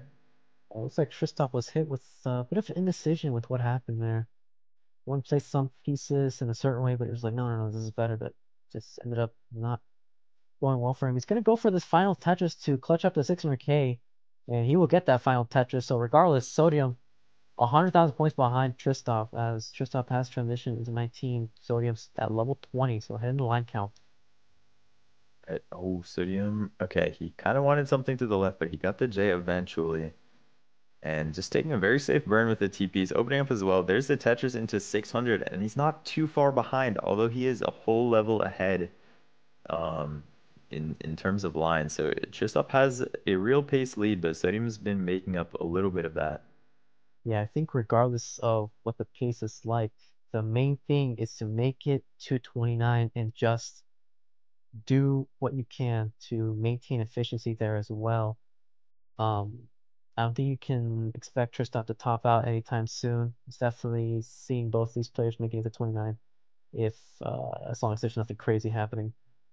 But yeah, that earlier Sodium's having that very flat stack. It's just very scary. Those flat stacks can kind of creep up on you out of nowhere, where you're just like, because it looks like it's a clean stack. So you kind of like that. What you're seeing right now with Sodium, you could Mhm. that almost looks like a clean stack, but with a bad combination of pieces, that could really spiral out of control. Yeah, for sure. Sometimes a stat can look like very calm, but then just secretly not be as accommodating as it might look. Oh, Tristop, little bit of a looks like double flip on an L to the left, and he's in a real dig now. Nice flat burns though. Is Lombard dependent in the center? Seeing a couple of skims. Still gonna be J dependent. Solves the J dependency. It's gonna be okay. Oh, Very nice sequence of pieces there for Tristop. But now Sodium has taken the lead. He's ahead by almost two full levels, but still within striking distance. right. So yeah, Tristop now with the real-time lead after that Tetris has probably a somewhat substantial pace lead, but I think Sodium has made it up a bit, and he is fighting for that real-time lead.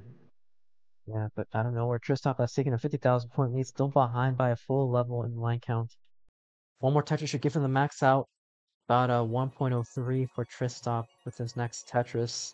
Sodium yet to max out, but is Tetris ready? We'll get the max out with a 1.02. Ooh, Tristop.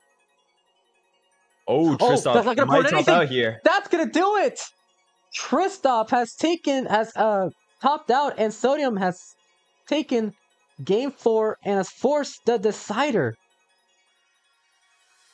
Wow. Sodium A57 into kill screen. Definitely brought back this game a little bit.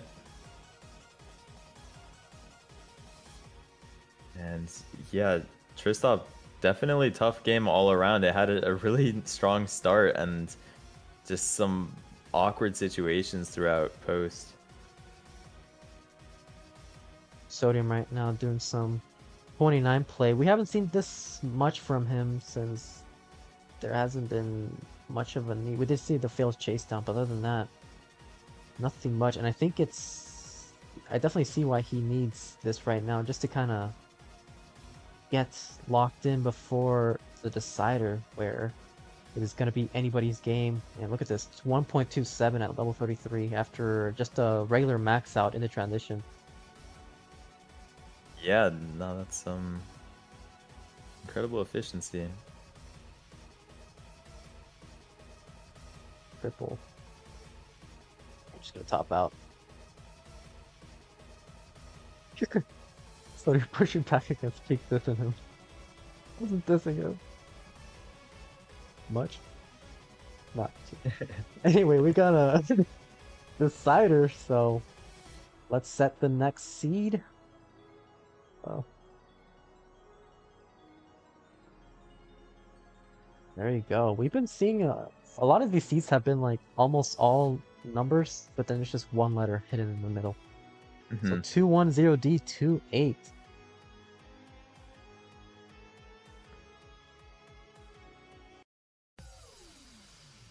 So we do have it ready from Tristop.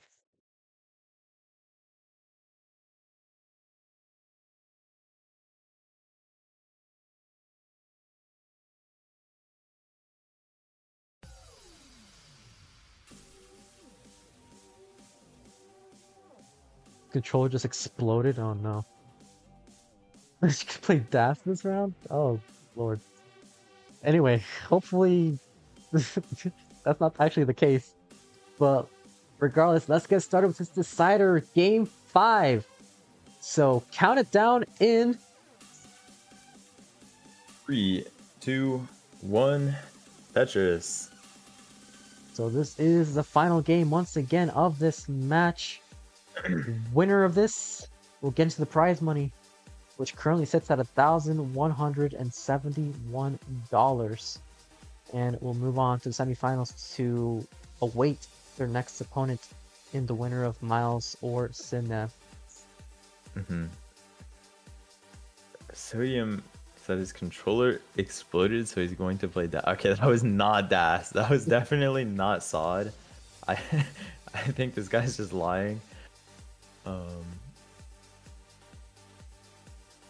But... Nah, man, this is double quick taps they're talking about. Oh my goodness. Okay, I think there's something going on.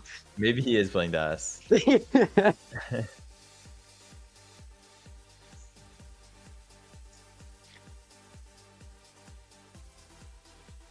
Regardless, both players have gone perfect so far. Just stop taking the first burn.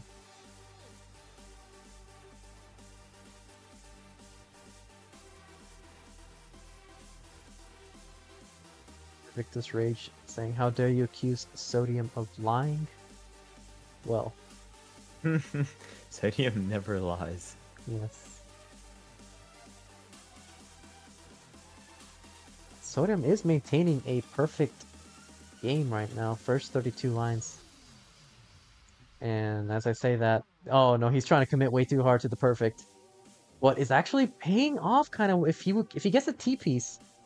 He needs a little bit of help. Yeah. Okay. I mean, the L spin kind of does some good work, but still going to be burning. Could just commit to this row 2, which looks like he will be. In Tristop kind of was starting to spiral out of control. It's still manageable, but those flat stacks, but it's a very dirty board regardless. It's kind of very scary, especially if you get the wrong set of pieces. Sodium with a 255, 49 lines. So a bit of a slowdown here for both players.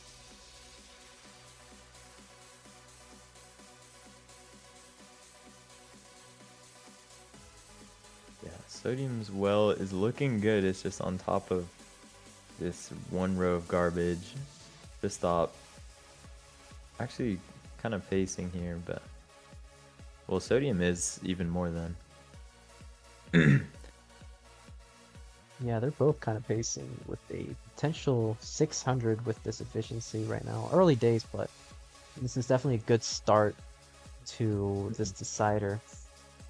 In the decider between Scuti and DanV, we had a really good game going, and just an unfortunate early top out at 29 that gave Scuti the win over Dan. So I feel like this is something that's considered kind of not necessarily prioritizing survival over efficiency, but at the same time, maintaining awareness throughout these levels. Yeah, assuming Sodium was lying about his controller exploding, his 29 was looking pretty good when he was molding out that last game. So, I have faith in both of these players, I think, to put on a good performance before and into 29. Honestly, I think these are two of sort of the top like pace players, like pre-29 players that we know, and definitely both improving at 29. Yeah, they've always been that way, even before the rolling era, right? Because I don't really recall. I mean, I know about Tristop. I don't recall Sodium being like a fast tapper. I think he was more of a stack. He was more focused on stacking. I think that just translated well to his rolling, to where he could actually get speed in. So I think, all things considered, I would consider this a very even matchup, just like in various different situations, not just in the fact that they're both top players. Yeah, that's definitely true. They kind of have a similar history. Sodium's had his ups and downs, but both players come from sort of a slow tapper background, so they've had to know how to stack well to be competitive in the sort of like 2021 era, and they can kind of maintain that with rolling, and they've really emerged as some of the better pace players. So I'm right now committing to this Lombard dependency. Did get the Lombard time. Love a L piece. Gonna use a T for the double. Still within striking distance of that 600k. His Tetris ready. So is Tristop. But man, Tristop with these talk setup doesn't go for the. I don't know. I don't think he meant to flip it that way.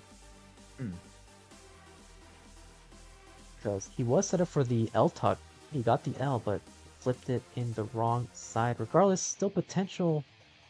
Actually, I don't think it's going to be possible at 600k, even if he didn't take any burns. But, oh, okay, both players experiencing the same drought right now. Tristop transition at 556. Sodium going to transition with a flat board at 600. But this is very problematic. Got the Lombard right in the nick of time. Yeah, Sodium, a couple more burns to do. Oh, nice vision. Burning the T piece flat, which leaves a hole in the stack, but he had the Z piece right away to get that second burn and open up as well without a long bar dependency. Tristop had sort of a J dependency on the left, but he cleared that out, and both these players are back to stacking clean. Sodium about a 1 Tetris lead right now. So Sodium with a 660, 639 for Tristop. No, 641. So Sodium with the 70,000 point lead. Around a similar line count. Now Sodium with the J dependency solves the J dependency. Really Tetris ready. So is Tristop. Both are waiting for the same Lombard. And they will both get the Lombard for the Tetris. Now 681 versus 646. And I forgot to give Sodium his second heart this entire time. Oh my goodness. Yeah, I forgot.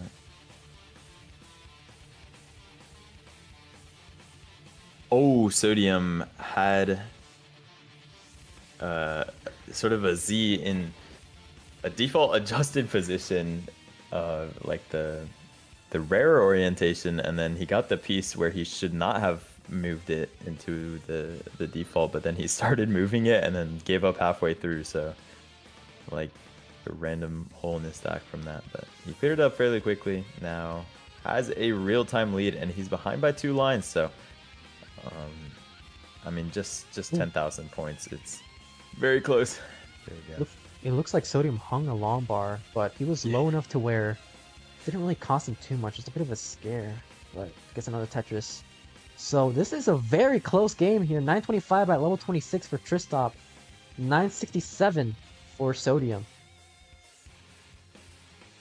Yeah, Sodium did hang 4 right there, but he got the LP to like even out his stack, and that worked out quite well. Tristop stack getting up high, and now it's real danger. Needs no, oh my goodness. No, that's gonna do it for Tristop once again. Before 29, Sodium has taken the reverse sweep once again. 2 reverse sweeps. This one, wow.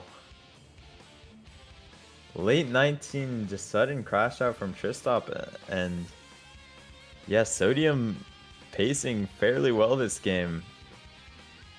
Taking it convincingly. Tristop saying, I'm not used to this college chill, that is my excuse, so there you go. So hold on, Tristop was the first seed, I believe, right? Wow. Let's see. Yeah, probably. Yeah, so this was a bit of a seed upset. Tristop had a very, very good showing in the regular season, sweeping Blue Scuti to overtake him not only in the division but also in the general seeding. So he made it to the very top, whereas Sodium had a good season as well, but there was a bit of doubt. He definitely needed to clutch up the last couple of matches to seal his spot in the playoffs, and regardless, has clinched his spot in the semifinals and is into the prize money. GG's. Wow. Yeah, GG's to both players there. Unfortunate we couldn't get sort of a 39 game there, but that is going to be Sodium moving on to play. Is it the winner of Myles Sidnev? Yes. Definitely a crazy bracket here. Just already out. Let's see the bracket. It's not updated yet, but yeah, Sidnev versus Myles will be our final matchup of the night.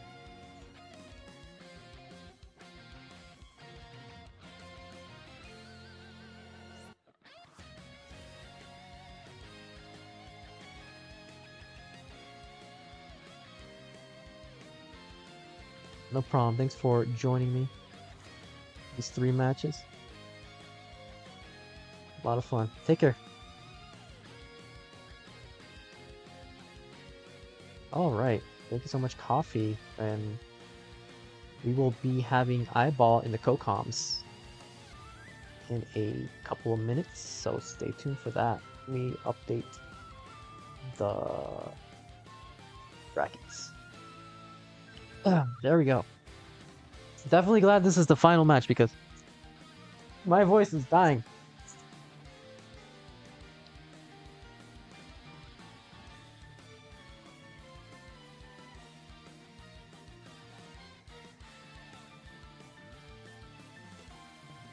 Alright, we got Eyeball and Sidnev's ninjas, so let's get them going. Get Myles.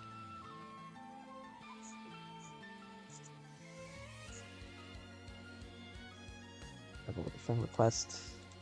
Hello, Eyeball. Friend request failed. Oh no. Good lord. There you go. This should work now. Okay. He accidentally blocked me. Good lord. Wow. Okay, I see how it is. Whatever. Let's start the call if you're ready. Here we go. Hello. Welcome. Kinda, not really. Actually, hold on. Wait. Hello. Okay. Yeah, you should be on the stream now. Okay. Hello, everyone on the CTL stream. I'm Eyeball. You might know me for playing Tetris, but apparently I can commentate it too, so that's what we're going to be doing today. Very nice. You made it in time for the 4th matchup, which is definitely a highly anticipated one. Myles versus Sidnev. That's just a blockbuster right there. I don't really have much more to say other than that. So, how you been, by the way? Have you been watching these matches so far? I just watched the ending of that. I was busy all morning, so I couldn't see the other ones. What happened in the earlier matches? It was I can't even remember. King's been like DMing me the whole list, and I just kind of forgot. Honestly, I feel that I ignore everything King Moon says. Anyway, as you should. So we started with Neko versus Dog, where it was actually a really good match. There wasn't really top out in game one, but there was definitely a lot of good Yeah. games Yeah, there. Neko's been like that match. I think was against in CTM. Was it? No, it wasn't Alex T. Who was it? I can't even remember. But whoever it was like actually just a crazy. I think it was Myles. That match Neko had against Myles. I was like, dang, this guy is like actually really good at playing Tetris. Yeah, definitely. He's definitely an up and coming player. Like he's been improving really quickly. Just a few months ago, he was just in challengers, kind of lining out in the 29 plays. Now he's one of the best 29 players in the scene. But yeah, that ended 3-1 in Dog's favor. Then we had Scuti versus DanV. That was a very crazy matchup. There's definitely moments where it seemed like Scuti was just having a bad day and was not going to be able to clutch it up, but was able to reverse sweep. Jeez. So Scuti just had to lock in there and clutch it up. Jeez, but damn, DanV taking that to 5, and I mean, reverse sweep obviously sucks, but going up 2-0 to Scuti is impressive. Scuti is a very good player. Like, he's one of those guys for me where I play against him, and I'm like, okay, I'm playing well, but I still lose. Scuti's one of those guys. So you really have to just play out of your mind if you want a chance against him. Yeah, plus he's our reigning champ right now for CTL, winning his first CTL title last season against Gerald Freeman. So looking for the back-to-back run. Yep. So and we're then almost. we just had the Tristop and Sodium match, and was that a reverse sweep? It was our second reverse sweep. So far the deciders have been in favor of whoever was down at the beginning. Oh my goodness. And that's now, Tetris for year 2024. Yeah. So now we're gonna end off the night with Myles versus Sidnev, which is a highly anticipated match, as I mentioned before. Here are our players. Myles' camera's a little weird. I don't know why I can't. There we go. I don't know why I couldn't flip it. There we go. A bit of glare. Look at him. He's shining bright. See, we got Myles, who was showing more of his ceiling than his face, which is fine because we can still see his face. Yeah. All right. So I think Myles was the higher seed. So this means Myles. Let me add him on Twitch. Myles will have to pick whether or not we will be playing 18 or 19 starts for the first game. It will change between player, but Myles will get first pick. And he will also pick whether or not we will be doing rerolls or increments for the entire set. Yeah, me personally, I'm a big fan of increment. I think rerolls are a scam to waste your time, but I'm not one of these players. I am not good enough to be here. I feel that. Honestly, it doesn't even matter what seed it is. It could be like the worst, like the best seed ever, and I probably top out at 29, get chased down on 32 or something by any player. Yeah, that loss to Coster in the beginning of the season, not only did it make me lose like 10 rankings on Ryan Ambergy's little thing there, but also it made me lose any chance I had at making playoffs. So Myles has done the impossible by not losing to Coster, and he is now here. There we go. Oh, somebody already made the predictions for semi. So what are your predictions? You're the commentators. You're not supposed to have a side, but I don't care. So what are your predictions? All these sports players are probably betting on their own games in secret, man. We can have an opinion on this. Yeah. I actually don't think I've ever played Sidnev before, which is kind of crazy because I've definitely played Myles a few times. Every time I've played Myles, it's like every time I play Myles, it's a day where I'm dropping consistent like 1.5s, and he's just barely edging me out. So I don't know. Myles is definitely a player where if he's not misdropping, he can easily drop 1.5s, 1.6s. Sidnev is like that, but like on steroids almost. If Sidnev isn't playing well, she's getting like kind of crash out games. If she's playing well, like watch out 1.7s, 1.8s. So it really all just comes down to who has the better mentality going into this, and who's just feeling better on the day. Yeah, a bit of online facts here for Sidnev. She is the current world record holder for the highest score into 39 with a 2.1 million score, beating the previous world record by over 100,000 points, which was by Scuti, I think. Was it Scuti still? Yeah, I think so. Yeah, I know that so record's crazy. I yeah, just got a PB in that category the other day, and oh my goodness, it is nuts. It's a lot of it is just like good bar timing, honestly. yeah. But it's not even just on 29. You also have to do all this stuff on 18 and 19 as Yeah, well. Not Yeah, it's really crazy and definitely just goes to show how insane of a player Sidnev is. yeah, Myles with a his best record, I believe. I this season, I think he finished, I would want to say 7-1, if I'm not yeah. I mistaken. think so. I think so. That was Just definitely with his the loss to best season. Tristop, I believe, right? Yes, who had Yeah, gotten eliminated in this. So he got eliminated in the quarterfinals. So the only player that Myles lost again is now no longer in the tournament. So there we could go. this be a bit of a scenario that could work in Miles's favor? We'll have to see here. What was Sidnev's record in the season? I think it was either a 5-3 or a 6-2. Okay, I know okay. she lost a number of matches, but She still made it in. Okay. Yeah, I'm yes. gonna actually open up the scoreboard so I can be a good commentator. Uh, Yeah. see. Oh, let Yeah, me there we go. hold on. Wait, let me I forgot to do that. I forgot to share the screen for you. Hold on. I got you. I got you. Oh, there we go. Look at this. Yeah, It's all scuffed, but it's gonna work, and that's what matters. there we go. Share the screen. Yeah. Should be able to see my OBS. Okay. Now I don't have to look at a 5-second delay on Twitch. Yeah. Miles lost to Scooty, says. Yeah, he lost to Oh, it's Scooty. to Scuti. Okay. Man, the dementia's already hitting me. Okay. Yeah, geez, Scuti. Dude. Yeah, no wonder why I sucked in Division 1A. Tristop, Scuti, and Myles all 7-1 at the top. Jeez. That's Yeah. impressive. It's definitely a interesting scenario with the wild card situation because it's only 4 spots for the top 8, and then for like the players that finished in the top 2 of their respective two parallel divisions, and then it's 4 wildcard spots for the best 4 players that did not reach the top 2. So I think what ended up happening, I might be mistaken, but in Division 1A, 3 players took the wildcard spots, and only 1 player took the last wildcard spot for Division 1B. So Jeez.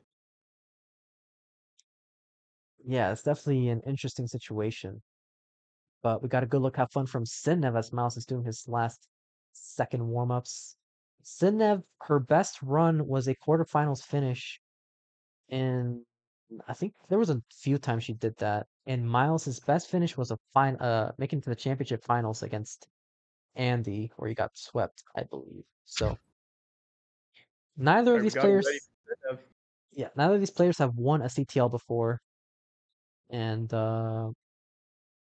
we do have it ready from Sidnev, waiting for Miles.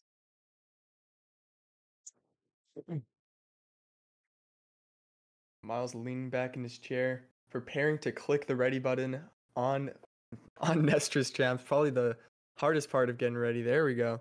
Both players are ready. Let's count them down in 4, 3, 2, 1. Tetris. Wow, you used Nestor's champ like 50 times already. You know it's 5. Yeah, and I screen look from the actual Twitch stream instead of Netra's champs. Yeah. Fair, fair. This is K9. why all these YouTube commenters are telling me, "Hey man, you gotta stop looking over every 5 seconds." Yeah, maybe I should. I don't know. Well, to be fair, the YouTube comment sections, they gotta criticize everything. If it's not one thing, it's the other thing. Can't make Hey, everyone who knows? happy. Sometimes these guys have a point, but right now we're off to the classic 1 point push down from Sidnev here. She scores a Tetris, and Myles 24,000. Sidnev just behind that 23, and another Tetris for both players here. K9 with the 321 bits saying good luck, have fun. Thank you so much, K9. If you're watching on YouTube or on Twitch and would like to help contribute to the prize pool for our division one player, so top 4 players. You can do so with matcherino. We're currently at $1,171 and looking to increase this score or this prize pool for our players. As all proceeds will go towards them for their incredible performances. So any amount is greatly appreciated. We've already For beaten sure. our goal of $1,000. But yeah, here we go. Starting off 139 versus 138 for Sidnev. So Yeah, pretty even game here to start out. Myles 88% Tetris rate, Sidnev at 93, so a bit more efficient, but Myles does have, well, okay, after that Tetris, Sidnev taking back the lead, but this is very early into the match, so really these leads don't mean much of anything. But it's cool to talk about because we need something to talk about. yes, I do want to talk about Sidnev, her talk sequence setup, like her aggressive setups that have become very characteristic with how her usual game is like. Just like it's like I forget if you were here in 2019 or not, but this is kind of like 2019 stacking, but like if all the players were good, if they didn't really top out. Wow, that's a statement right there. You're gonna ignite the rabbit hole of that one. Just beware Yeah, what you've done. I know Um, people were throwing they did the fundamentals of what we have today. You should be yeah. grateful. Yeah, but even there, like with what you're saying about Sidnev stacking, you see those quick adjustments right there. It's making these slightly more optimal placements that might barely make the stack better, but if you do a bunch of them over time, in theory, your stack will just look just that much better. But every now and then you make the wrong move and then your stack looks like absolute crap. So you want to balance them out, right? You don't want to just go for these adjustments all day. Um, right now, both players in a little bit of a drought here. Instead of opening up the well with that skim and getting the Tetris. Meanwhile, Myles up high. Oh, that was Ooh. a bad hang for Myles, and he's gonna have to take a few burns to get out of this. It shouldn't be too dangerous for him, but that's pace that's gonna be lost to Sidnev. Yeah. Right now 307 Myles. Looking to avoid an early top out.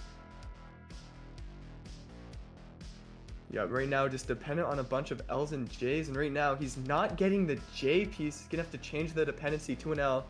Finally getting a bar to bring down the board a bit, and there we go. There's a Tetris for Myles, but in that dig sequence, he's gone behind by about 2.5 Tetrises. Sidnev at 420,000. Hey now, and Myles at 360. Right now Sidnev with a J dependency in the center. With double Lombard as well, that could work, but she does get the J piece Great in time. adjustment there. Yeah, Myles is getting a bit spired, but it was still clean enough to where it didn't cause too many issues. Oh, adjustment Oh, with the Lombard. That was he definitely did not intend that to happen, but it worked yeah. out perfectly. Yeah, Myles with a bit of foresight there, seeing that it wasn't actually a Tetris, and then basically just spammed his controller until he got something that could work, and it did end up working. But that was definitely a dangerous sequence there for Myles. And choosing to go for the Tetris instead of filling the bar dependency, we'll see how that works out for him here. And okay, he gets the long bar. That's very helpful. Myles once again with yet another Lombard dependency, gonna set up a triple. Now 444, 537 for Sidnev, so potential for a 650 transition, whereas Myles, at best, can hope for slightly higher This than is mid 500k. around, yeah, a high 500k, mid to high, depending on how many burns he takes. It's decent pace for Myles. It's nothing to be too proud of here, but Sidnev's pace is definitely very good in competition. Yeah, it doesn't matter what level she's at. She's at like 18, 19, 29. She will not let go of the aggression. She just does not Sure. let go of the gas pedal. So this is any single deficit against Sidnev could just be really detrimental. But Myles is doing a great job here, at least maintaining the efficiency. Yeah, and with aggressive play like that, I know myself personally here, it could either win you matches or it can lose you ones, and I've definitely seen it win and lose matches for both me and Sidnev. So you have to match the aggression, but you also have to know when to use it. And right now, Sidnev in this game 1 has been using the aggression very well, and one Tetris away from transitioning to level 19 at 651. Meanwhile, Myles has gone in at around 583. So solid transition from Myles, but Sidnev in at 675. That's some incredible pace from Sidnev to kick off this game 1. Yeah, right now Myles was set up for the Lombard spin, but didn't get the Lombard attempt though. couple of burns, but still with the 600k. Sidnev already was 700 at level 19, so very, very efficient start here from Sidnev, and who knows how high this could get before 29. Yep. Sidnev just needs a decent piece to fill in. There we go. Finally gets a square. It's those little dependencies like that where you think it's a pretty easy solve, but if you get droughted forever, your board suddenly looks like B-type. So you really have to be careful, and Sidnev dealing with that very nicely. Yeah, she's definitely doing a great job here maintaining efficiency, not giving Myles a single second to breathe. Right now, 758. Yep. She is behind the line count as well, which is almost a little bit surprising if you agree. Sidnev is a very aggressive player who always plays up high, so typically you would expect her to kind of be ahead in the line count, but it's not the case this time.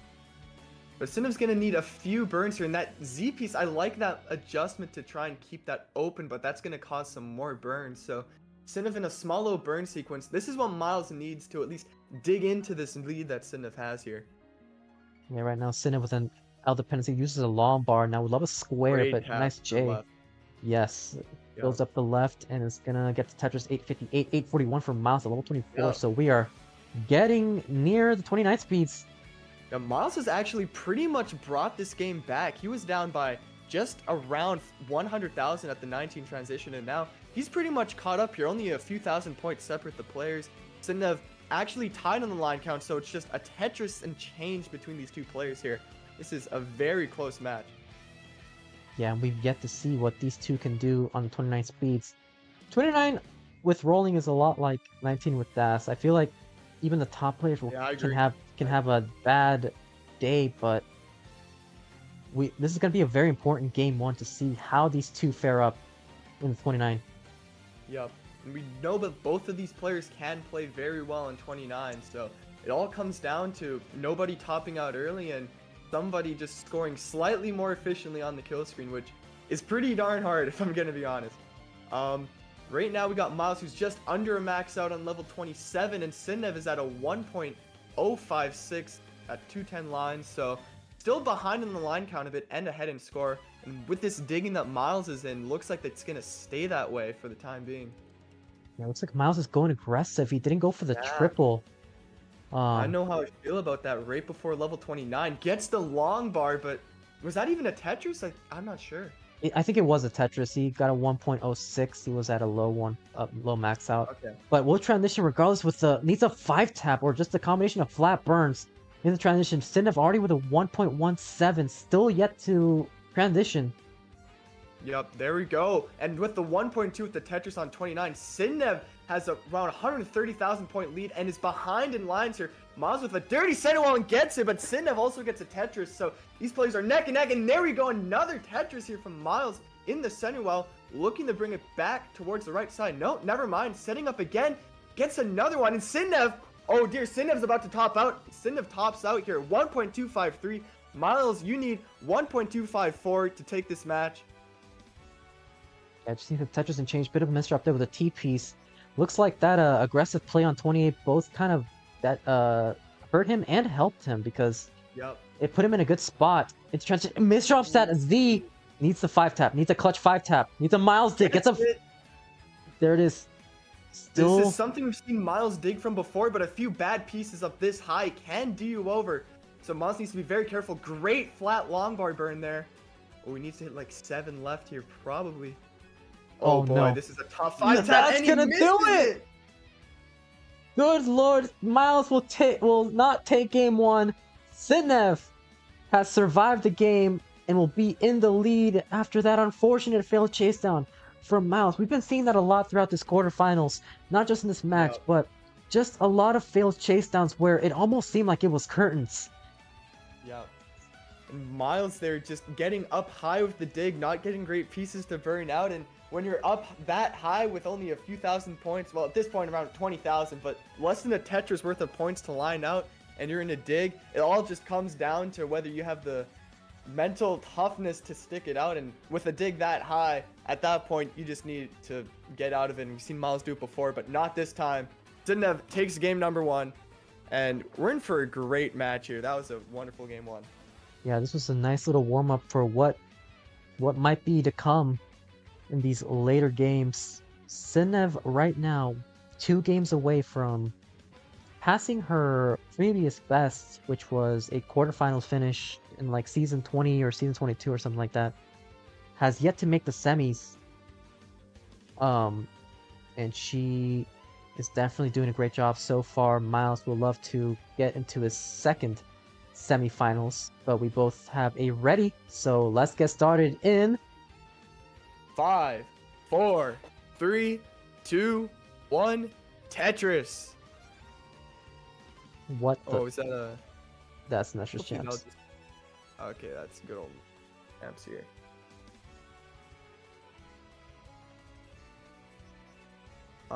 Is it gonna work? I'm not sure. Let me. Let's just reset. All right, are we just gonna reset this one? Yeah, let's Yeah, just look- reset. Okay, we're gonna have to redo this match because Nestor's Champs is doing what Nestor's Champs does best. So, yeah, Myles is gonna top out here. All right, let's try that again. Let me refresh Sidnev or just kind of take her out of the Nestor's Champs, just to bring her back in, just in case that's what we need to do. Yeah, it's still showing that game 1, the top up board from game 1. Mm-hmm.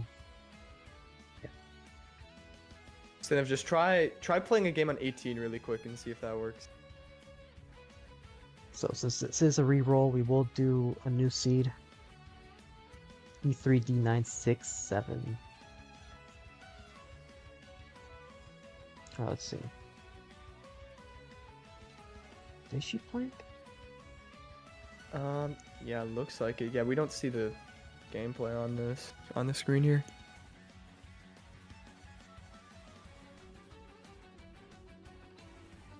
Have ready from both. Okay, let's just try it out, and if it doesn't work, we'll look into it. And if we can't find a fix, we will try to do Twitch again. But anyway, take 2. Let's get started with game number 2 in 5, 4, 3, 2, 1. Tetris. Okay, there we go. perfect. Bar T piece. These players are off. Same piece sets. And the same goal of winning this game number 2 here. Especially from Myles, who's already down 1-0. He needs, well, he doesn't need to win the next match, but it would be very, very helpful if he does, because then he would not have to reverse sweep. But of course, today we've seen 2 reverse sweeps already, so maybe he wants to be down 2-0. We'll see. It's all part of the TikTok content here for Myles. But yeah, nobody has been able to clutch the win after they were up 3. They were up 2-0. So it's interesting to see if this ends up becoming a pattern long term, or if it's just a bad luck between 2 players. Right now, Sidnev's Sidnev, starting out pretty rough here with an early bar dependency and then a drought right after it. So she's going to be behind by about a Tetris and a bit, while Myles with the clean board has taken an early lead here.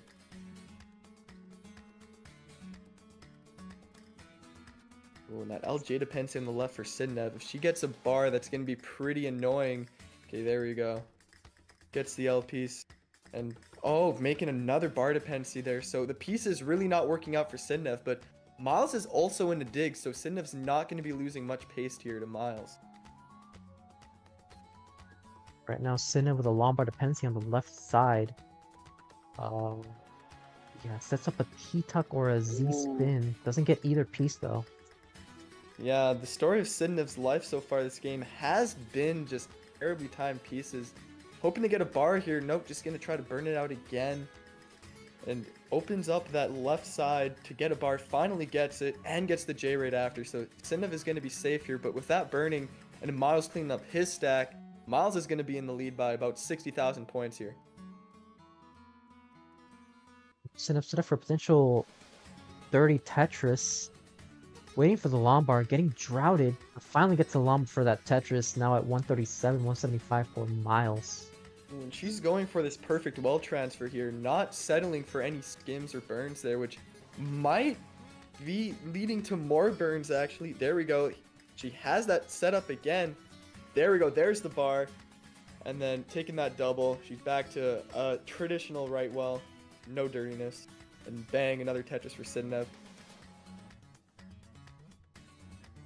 That's set up for a potential tuck. It's a nice J tuck, and Yeah, very nicely done. Has a bit of a suffer start here. 50% Tetris rate in the first 60 lines, 210, whereas Myles has a fairly decent efficiency here at 290. This is still potential for a 600. Another Tetris from Myles, crossing the 300k mark here with a 72% Tetris rate. And they're at the same line count. Myles is ahead by around 57,000 points here, but Sidnev with that Tetris, gonna even it out a little bit more. Still Myles with the pace and score lead.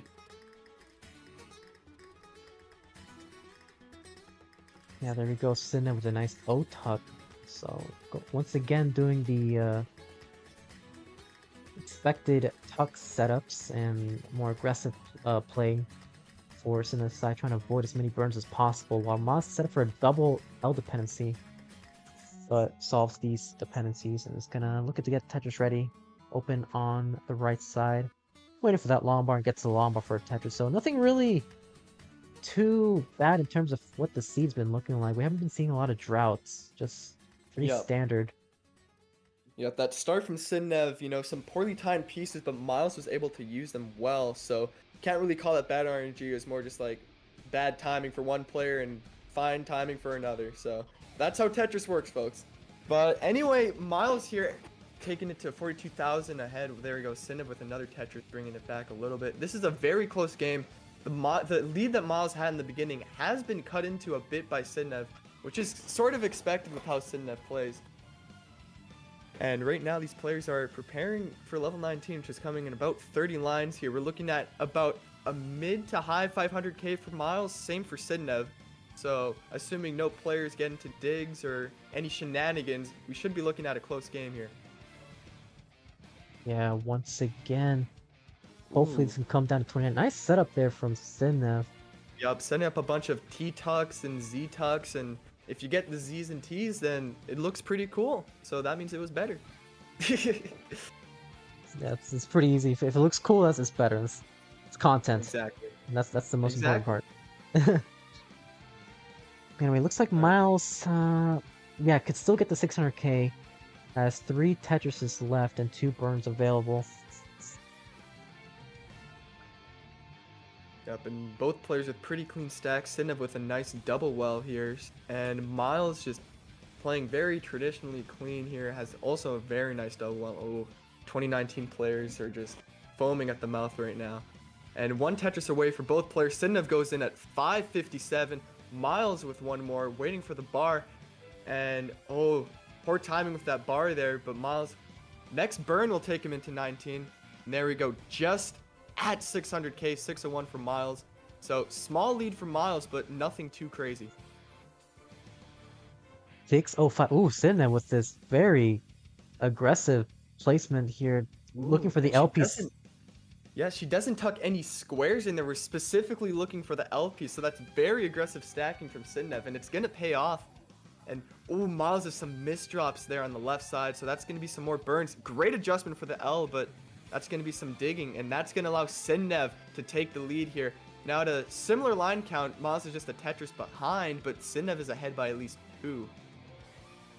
Yeah, Sidnev is, like I said in game 1, this is kind of what you expect from her, to be relatively ahead in the line count just from how high she stacks and how efficient she always tries to be. And right now it's 793, so this could be anybody's game. She is ahead by 79,000 points, but she is ahead by about 2 Tetrises in terms of line count, so this could play in a factor. This is a real lead here for Sidnev. Sidnev both in pace and score, but Myles finally with a clean board is able to score more Tetrises. Some bad parity, but good flat burning with that J will definitely fix that. But still not the cleanest stack. Meanwhile, Sidnev is just stacking beautifully here. Another Tetris to take 2.5 Tetris lead here into 24. About 80,000 point lead here for Sidnev. Yeah, she is potential for maybe even a 26 max out. Is Tetris ready? Gets a Tetris now at 916. Actually, this could be an into 26 max out if she avoids the burns, but not getting the good set of pieces. Forces no possible. Ooh, okay. Yeah. Just gonna take some safety burns here, which is not a bad move at all. It is more important to survive than it is to try and go crazy aggressive and die. In my opinion. No, just a hot take out here. But Sidnev's gonna burn this down. But that's going to actually help Myles catch up here a bit. With the next Tetris, Myles is going to take the lead back. Assuming that there is a bar, that bar is poorly timed, so he's going to have to wait for another one. And oh, but those misdrops for Sidnev again is going to lead to some more burning. And Myles is just a few thousand points. There we go. That double is going to give him the lead. Sidnev going for the tuck with the J piece and goes for the, oh, I don't know if she meant to do that, but regardless, still in it. She's not out of the woodworks yet. Needs a long bar, gets the long bar, square piece to the right side. They would love a J or a long bar could work too. Here. Ooh, yeah, these are some nasty pieces up high here for Sidnev. And oh no, that bar is not what she wants. And right now, right before 29, Sidnev's only goal is to actually get there. I think she will get there, but right now she needs to try and get a good enough stack to where she can work around this as we reach the transition. Flat burns into very diggable. Oh wait, yeah. Great she can survive. Needs a 5-time. Hits a 5-time. Tetris ready. Give it a lava. Gets a lava for Tetris. 1.03 for Sidnev. 1.15 for Myles. Sidnev with one of the greatest clutch digs I've seen so far, especially with how high the stakes are. Yup. But meanwhile, Myles in all of that has taken a pretty substantial lead here. About 100,000 points here on level 30. And he is behind in lines as well, but Sidnev doing what she does best on 29, slamming down Tetris is going to try to eat into this. Myles slamming right back at her here with another Tetris. So it's going to be a very tight game here on 29. Yes, Sidnev is doing a great job here at cleaning up her stack. Keep in mind, this is the world record holder for the highest score into 39, so she is not stranger to having to go aggressive, and she is Tetris ready, bangs on a Tetris. Myles is looking to burn this down, is losing the lead as Sidnev is clean, takes another Tetris, now behind by 25,000 points. Yep, Sidnev is ahead by 10 lines, so this isn't too bad for Myles, but he needs to get out of this dig ASAP. And oh boy, Sidnev, looks like Sidnev is going to top out here, and Myles already has the lead, is going to take game number 2 and tie the set 1-1. Yeah, Myles up 2-0, and this is interesting because once again, we are seeing a situation. We're in a situation where Myles or a player is at the top, one more game to move on, set up for the sweep. Can it happen this time? Or will Sidnev continue the streak and potentially maybe even set up a wait, hold on, I'm stupid. It was 1-1. It was 1-1. But of course, game 3 is an absolutely pivotal game here in a best-of-5 series, of course. If you win game 3, then you just have to win one of the next 2. Whereas Sidnev here, or Myles, if they don't win, they have to win 2 games in a row. So this is not a must-win, but as close to a must-win as you can get in a best-of-5. It looks like we're going to take a couple minutes here. Sidnev's controller and monitor shenanigans are going to give us a few minutes to take a break and talk about whatever comes to mind. So, Peak, how has your day been today? Well, the funny thing you should ask, my day has basically been this. I started streaming at 11:30 a.m. I think I woke up at 10. Haven't eaten dinner yet, but that's okay. We'll get that. We'll cross that bridge when we get there. It's been fun. It's been a fun quarterfinal so far. How about you? How have you been doing? I've been doing great. Woke up at a humble 10 o'clock, okay, for an 18-year-old with not many responsibilities. 10 o'clock on a Sunday might as well just be 8 a.m. on a Monday. So that is a very, very great time to wake up. And then, it's Sunday, so we went out and praised the Lord, and now we're here commentating Tetris and here for some great matches. Yeah, it was once a best of 5, it's now a best of 3, as the old saying goes.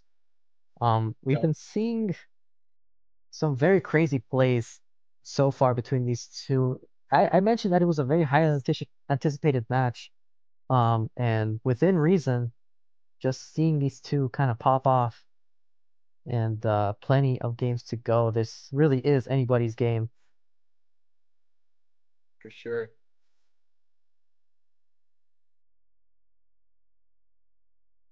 Yep. Yeah, Myles has some great advice here. Turn off auto sleep. I don't even know how to do that on my computer. I think it just, when I'm watching something, it just doesn't turn off, which is a pretty cool thing. That was the same issue I had. I talked to Kingsman about it back when I was in Division 1 for a few minutes. The good old days. Yeah, the good old days that lasted like 10 minutes. But what I ended up having to do, because whatever happened, it kept turning off, was that I basically played like some random video like on a separate tab, and I didn't minimize it. Smart. I kind of made That's it really smart. smaller and put it to the side so that it would just keep playing while I could still see what was happening in Masters Champs. We're gonna need a seed here for these players. There we go. F8, 9-6. Sorry, 4-8, 9-6, F7. My bad. But yeah, I don't know. I just use the Twitch stream. That's one of the reasons why I use the Twitch stream, so it doesn't turn off. But even then, when you're screen looking, as pretty much all these top players will be doing. I'm sorry, YouTube commenters. It is the truth. These top players will be looking over at their opponent's screen. All right. And for those of you who say that it's worse, just remember that your best friend Joseph Saley did it in 2018. So what are you gonna say now, huh? Yeah. Anyway, when it comes to screen looking, you really just want to like not do it at stupid times. For those of you who saw CTWC, Scuti screen looked and then immediately missed drop, and that actually lost him a match against Tristop. So, you know, it's stuff like that that gets the YouTube commenters wild. And speaking of wild, we're in for a wild game number 3 here as both these players are ready. For 3, 2, 1, Tetris. Magic Ike on Twitch saying sup chat. Welcome on in. Welcome everybody to just tuning in to this matchup. This is gonna be our final match of the night. We've already had 3 other incredible games. Really unexpectedly. I'm not gonna lie, there were some instances, specifically in Tristop versus Sodium, I was not expecting it to be as close as it was. I saw that game too and I was like, yeah, so Tristop's in it. But like Sodium just clutched it up. He showed us why he's in the quarterfinals, and it was incredible. Like all these games have been amazing. Yeah. Sodium is one of those players that'll just beat you with consistency. I played in Montreal actually, CTWC Canada. Shouts to K9 by the way, that was such an awesome regional. But I played him there. I did beat him, but Sodium is one of those players that can just get to 29 and play all the way to 39 most of the time. So you either got to beat him with pace or you just got to match his consistency. And looks like that is what led him to a win against Tristop. So DanV rating with a party of 8. Welcome on in, our quarterfinalist, the guy who choked the semi. What? oh no, what is up? No. So I did see controller issues there. Yeah. Kingsman. Yeah, I saw that too. That wasn't like missed drops with like rolling. That was just straight up the controller stopped working. I'm not sure what the protocol is on that one. It's way early in the game. If that was me, I'd redo, but I would. My name is not Kingsman, so we'll let him decide. I would redo, but because Kingsman is here and I want him to take the blame for everything, I'll wait for him to. Okay, yeah, we're just gonna redo that. Sidnev, just make sure your controller is working. That would be very good if it was working. Whoops. Yeah, take your time. Did the wrong thing.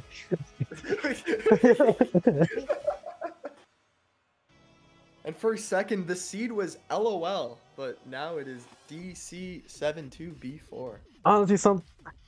Honestly, sometimes the seeds really do feel like that. LOL. Indeed. Sidnev, advice for controllers. It could be your port, so make sure the controller's actually like in there good. Usually it won't actually be just like your motherboard like suddenly dying on you. Although that is possible. I don't know. Eric is gonna come in and be like, well, actually. So maybe I will be corrected, but make sure it's in there well. And whenever these players are ready, we're gonna get this pivotal game number 3 going again very shortly.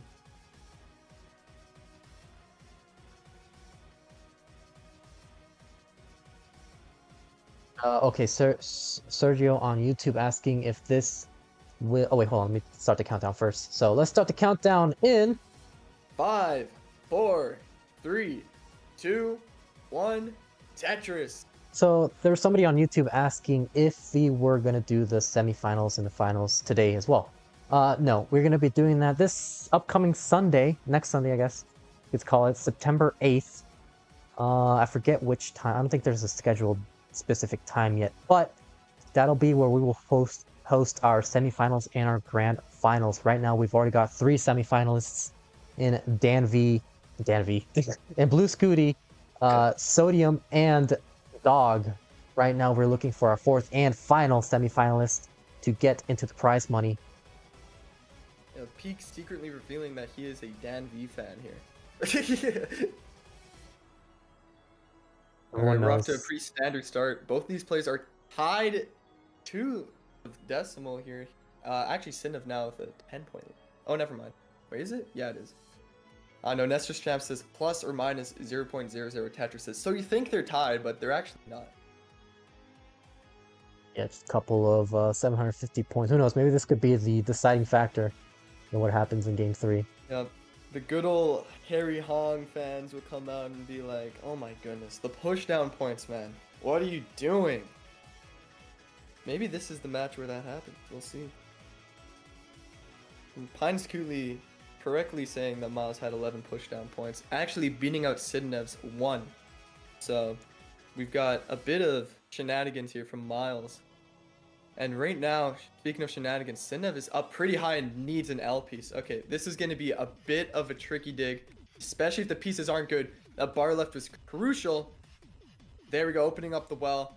Big sigh of relief there for Sidnev, but still not the greatest stack. Another Tetris would be much appreciated. Big triple, and looks like she's just going to burn out of this pretty easily. There we go. We go 159 for Sidnev, 173 for Myles. Great play from Myles there to actually keep that burn open so that the well transfer could be easier. And right now we're looking at Myles with a small lead, but it's nothing too crazy in the beginning of this match. Yeah, 201 right now, 205 for Sidnev. So pretty good right now. Doesn't look like controller issues are a factor right now. So hopefully that was just like maybe just like a bad connection into the console or something. Yeah. Hopefully it doesn't happen again. But regardless, both players doing pretty good. Sidnev with a 252. This is still potential for a mid 500k with this efficiency. This is kind of standard.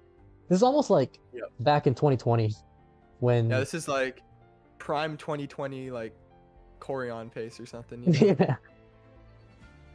We're just looking at a very standard game here. Nothing too special to start it off. But Myles with a very small, just under a Tetris lead, but he is behind in the line count, so early pace lead here from Myles probably won't mean much in the grand scheme of things. And nice T-tuck and the bar to score another one. Sidnev actually taking the lead here, but Myles being behind in lines, still with the pace advantage. This is win for the long bar. Goes to the single, not the triple, and it does get rewarded for him. So it looks like Myles is set up for a potential 600. Looks like there's going to be a drop forming, so he's going to be forced to do burns. Sidnev bangs on a Tetris 346. What? DanV preferring CTL over CTM's tournament? The way it's run? Unheard of.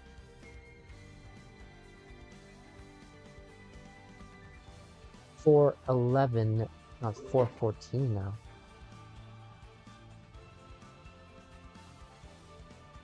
There we go. That J piece for Sidnev is going to be very helpful.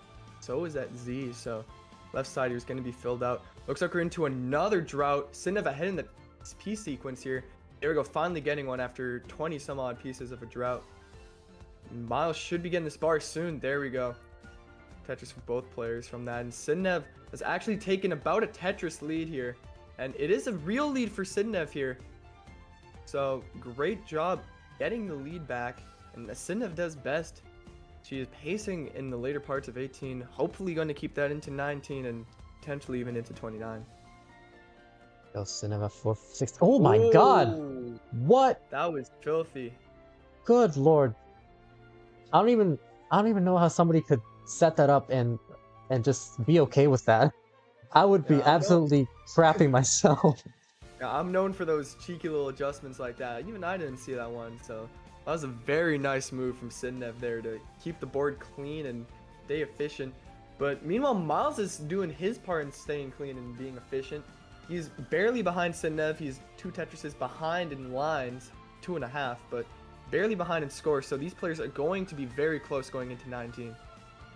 Yeah, 582 for Sidnev. 536 for Myles. I was just looking at your names. I wish I was here, man. Next season, trust. Oh yeah, me too. Yeah, I'm planning on it. Just Division 2. Yeah, Myles going into 19 with a triple, so he's going to be at 568. Meanwhile, Sidnev, who's actually just a level and a bit ahead of Myles, so this is going to be helpful for Myles as he is behind in the line count, which personally I like being behind in the line count. You get to see what your opponent's at. Only time it's bad is when you early top out and they're already ahead. So Myles, do not early top out. And Sidnev, keep on playing well because you actually have the pace lead. So it's not like you're in a bad spot either. But, ooh, these pieces aren't good. A lot of bars, though, is going to be very helpful for Sidnev. She takes a Tetris and gets up to about 80,000, but that Tetris from Myles is going to bring him back into it. Right now she's with the Lombard dependency and 6-4 with the 40-bit redeeming and on-screen celebration. Very nice. Anyway, 718 for Sidnev, 660 for Myles. Sidnev with full in her stack, but we'll be able to clean this out. Couldn't utilize the Lombard for Tetris, but let's get another Lombard. 751 for Sidnev, 689 for Myles. So, very, very good plays here. Yeah, Myles was settling for a triple there in that dig, so could have set up the Tetris, takes the triple, which is the smart safety move, but some players would argue that Tetrises mean everything. So Myles here choosing to be a bit more conservative this game, and it shows in the score as he is about at the same line count. There we go, same line count, and down about 60,000, 52,000 points down to Sidnev here. So Sidnev with the real lead in score and in pace. Yeah, very nice. 870 count, 788. So Sidnev once again with some good efficiency potential for this could be a 1.2 with some minimal burns. I don't know the exact number, but it is minimal burns. I'm not too great. I kind of just play Tetris, and if I get a 1.2, I get a 1.2. But right now, Sidnev here is pretty much on 1.2 pace, minimal burns. I think she has 3, if I'm not mistaken. So she's very 2. possible. That's the last one. Yeah, it definitely looks like it's... No, actually. Maybe my mathing might not be math. Maybe 3 more. Maybe 3 more. But that doesn't really matter too much right now as Myles is behind by just about 80,000 points here. So Sidnev with a pretty sizable lead on Myles, but ooh, those pieces aren't going to be good. Piling a bunch of Z's on the right. That's going to be a few burned lines here required for Sidnev. And especially up high, that's not what you want to see going into level 29. Yeah, once again, same thing that happened in game 2 where she got really high up there. Man, those squares. There we go. Crucial bar left. Sidnev needs to burn out of this before 29. No ifs or buts about it. Lombard dependent. Ooh. Oh my god, what is this? Where is the beam? Forced into a triple. Gets the 5-tap to the Lombard, and that could do it. Yep. Not much Sidnev can do there, and she's going to top out here at 1.092. So Myles, basically, if you get a 1.1, you've got it. There's the Tetris, and Myles takes game number 3 here, going up 2-1 in the set, and putting Sidnev in a very tough situation. Sidnev needs to win the next 2 games in a row, whereas Myles just needs 1. Okay, so just copy paste whatever I said in game 2, the end of game 2 when I thought it was 2-0, and just put that in here instead. But yeah, even though this isn't really a reverse sweep situation that Sidnev can pull off, it's still a situation where we haven't really had someone be at match point and kind of not get reverse swept by some capacity. Yeah. Basically, we've had a bunch of situations today where players have been down by pretty noticeable margins and they have done the impossible and come back. So Sidnev, if things keep on going like how they've been going today, Sidnev might be the favorite. But who knows? This is all just superstition. So we'll have to find out. Exactly. That Gui and Gorka Bronazzo Ronazzo, thank you for the follows. There was a 6-4 using 20 bits to say "Vamos, Myles." Vamos. Vamos.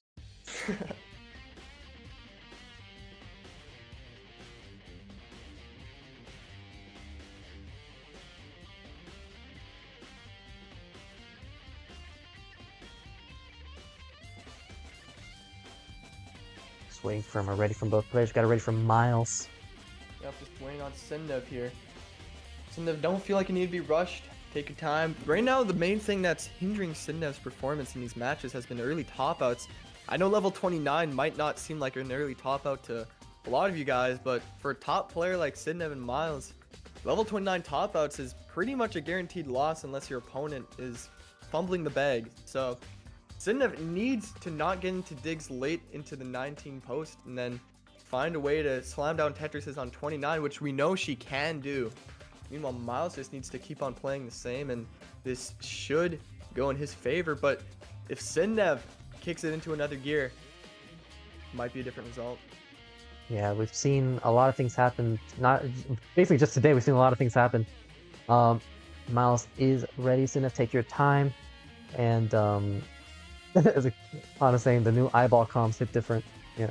Thank you, Hana. Appreciate it. It feels good having a co-commentator finally. You know how long I spent trying to figure out. Were you there whenever I was doing that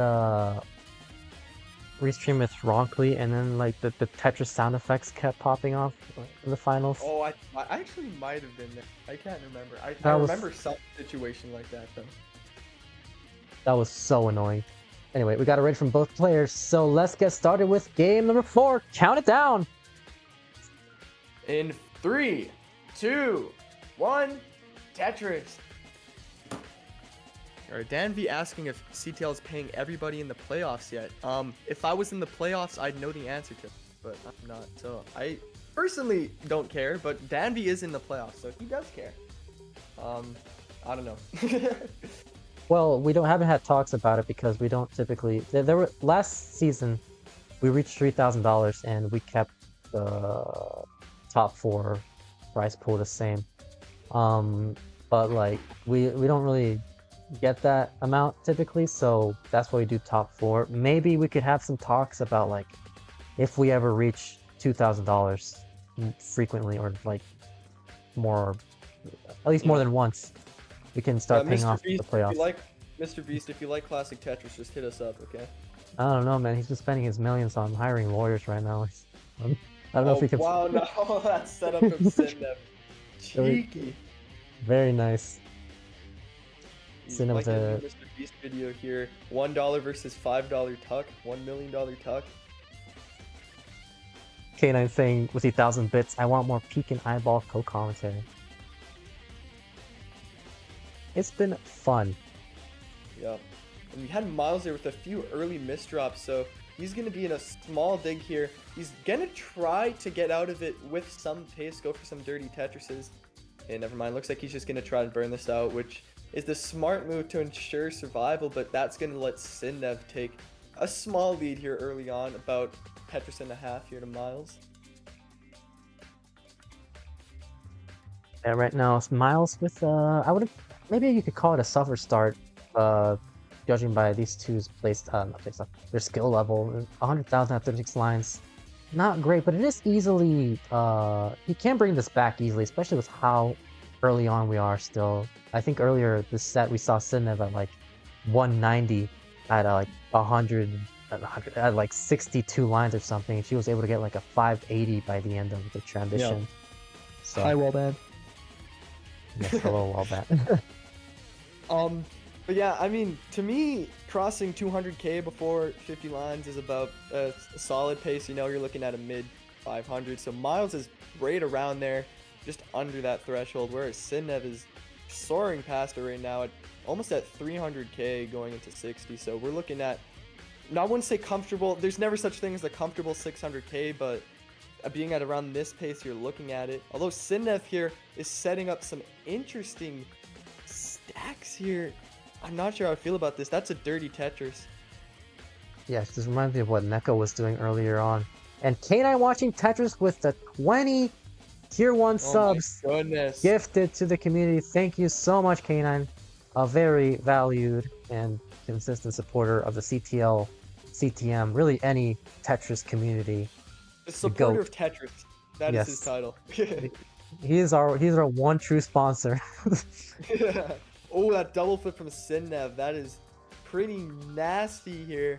An L piece would be perfect, but no. Oh no, there we go. A bar would also do the same job. So Sidnev is gonna most likely get out of this, especially with that J. That's gonna let Myles take back some of this pace here. Yeah, but she's doing a great job at not adding more weight to her stack. Look at that Tetris. I don't know if you saw earlier on while she was trying to bring this down, she was avoiding putting the square piece to the left side because she saw that there was going to be a hole. And that's just one of those things that kind of make a top player, just being able to accommodate the unfortunate situations. Yep. It's also what makes an aggressive player aggressive. If you don't get the right piece for that left and you don't put the square there, well, too bad, too sad, you know? You might just top out. Instead of knowing the risks of the situation and deciding to roll with it, ends up saving a few burned lines. And knowing Tetris in 2024, a few burned lines could be the difference between a win and a loss. Yeah, but we've yet to see a level 39 from either of these two, or honestly, in the entire event. So maybe the name of the game could be just trying to survive, not necessarily just line out to 39, but play your games not too aggressive, taking the burns when you need them, and just keeping things safe enough to where you can maintain your efficiency without going too nuts on the base. Myles choosing to take a bit of a worse solve there. Oh, never mind. That's a pretty nasty Tetris. He loves seeing that perfect bar timing, perfect well transfer. Those are probably some of my favorite Tetrises to score. So great efficient play there from Myles, taking a skim for the square up next. But Sidnev does have the lead by about 2.5 Tetrises.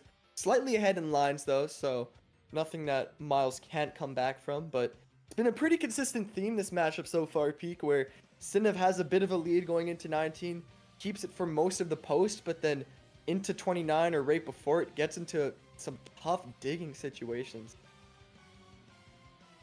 DanV saying me and Scuti made it to 39. I'm pretty sure Scuti topped out at 35 and you just were able to chase it down at 39. But anyway, yeah, I agree. I think maybe it could be a thing to like maybe play a little safer just in the last couple levels, because I've noticed that the pieces just don't go her way right before transition, and she ends up getting screwed over into 28 speed. So maybe you could sacrifice a couple of lines for the sake of a long-term survival and clean board. Although, you know, as commentators, you know, giving advice to these players, right? I mean, I'd like it, you know, Peak, if you're commentating me next, can you please just like tell me like all the score differences, but only for me, okay? Yeah. Eyeball, all you need to do to win is to just have a higher score than your opponent. And Sidnev in a lot of trouble. Oh my god. That L left was absolutely nasty from Sidnev there. Missing that and then not getting a bar could have been game over.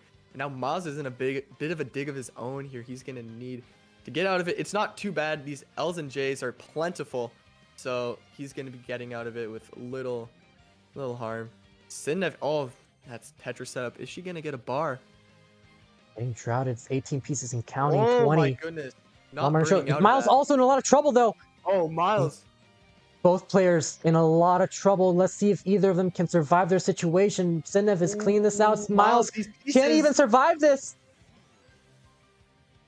Ooh, that's possible. Doesn't hit the TPs. Oh my god. And we have ourselves a decider.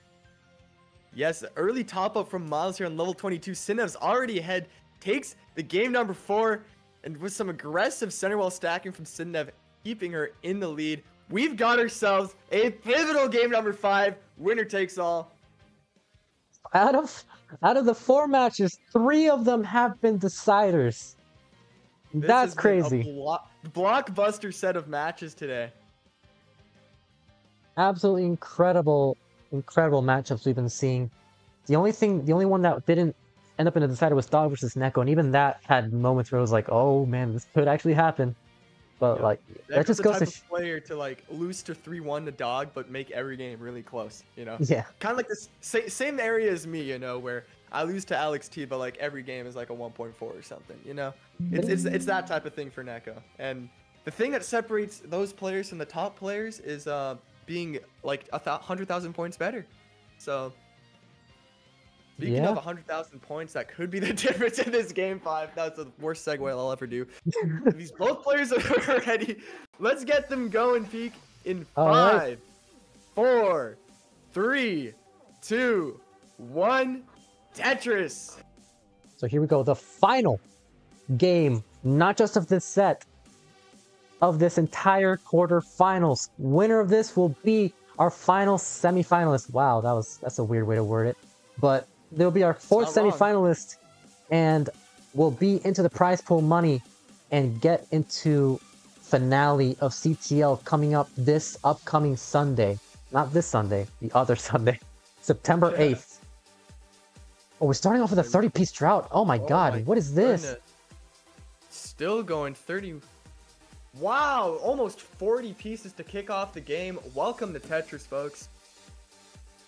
I don't know if you were here earlier. I know you were busy, but like in the previous matchup, we were having games where like they were having multiple 40, 50-piece droughts in the same game. And then they would have that again in a different game in the same set. So I don't know what's been going on with the seeds lately, but they need to stop. CTWC RNG, man. Coming back to bite us all. And a Vitz from Sidnev. Yeah, nice Vitz from Sidnev, and Myles need to do a few burns here. So Sidnev's going to start out this game with a small 1.5 Tetris lead. Nothing that Myles can't do anything about, but every game so far in this set, Sidnev has gained pace on Myles into 19 and throughout 19. So Myles here needs to kind of change that if he wants to keep it close. Now K9, well not right now, a few minutes ago, K9 gifted a 1-month tier 1 sub to Scuti, so thank you so much once again, K9. But back to the match, here we have Sidnev set up for a tuck there with a T piece, would love an L, gets the L piece. And I'd love to build up this left side and also hit the Z spin, which she does. Yeah, these top players, trying to stay efficient, don't always go for the spins, even though they look cool, so that means they're better. And now we have a bar dependency from Sidnev. She's going to fill it in, not choosing to take the Tetris, and hopefully we don't see another 40 drought. There's the bar. So Sidnev keeping that lead on Myles, but Myles also keeping the stack.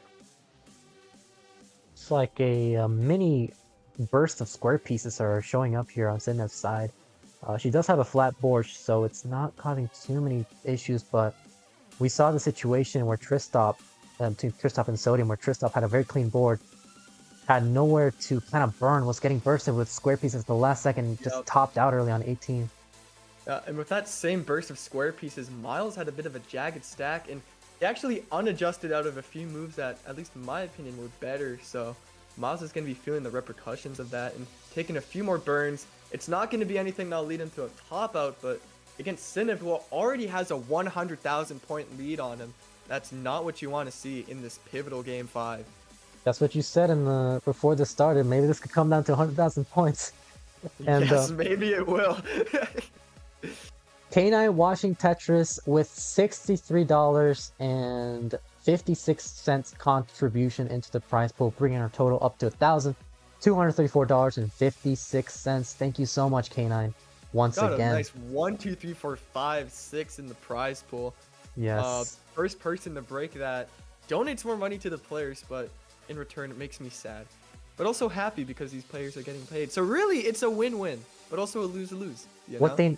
What they need to do is the next person needs to donate $1,121 and something cents to get the prize pool to 2,345. Oh my goodness, man! Voice 24 is gonna come out for someone, and they're actually gonna do it. All right, so back to the game here. We've got Sidnev, who still has a pretty sizable lead on Myles, but Myles has cut into it a little bit here. It's still around 70,000 here for Sidnev, but Myles has been playing pretty well ever since that shaky beginning. He's just waiting for a bar, takes a skim, gets the bar. So he's going to be at around 3.5 Tetrises, 80,000 points behind Sidnev. Yeah, right now Sidnev set up for a potential 600k transition, getting droughted by 21 pieces, but gets a lot more time. For that Tetris, Myles about to experience the same drought.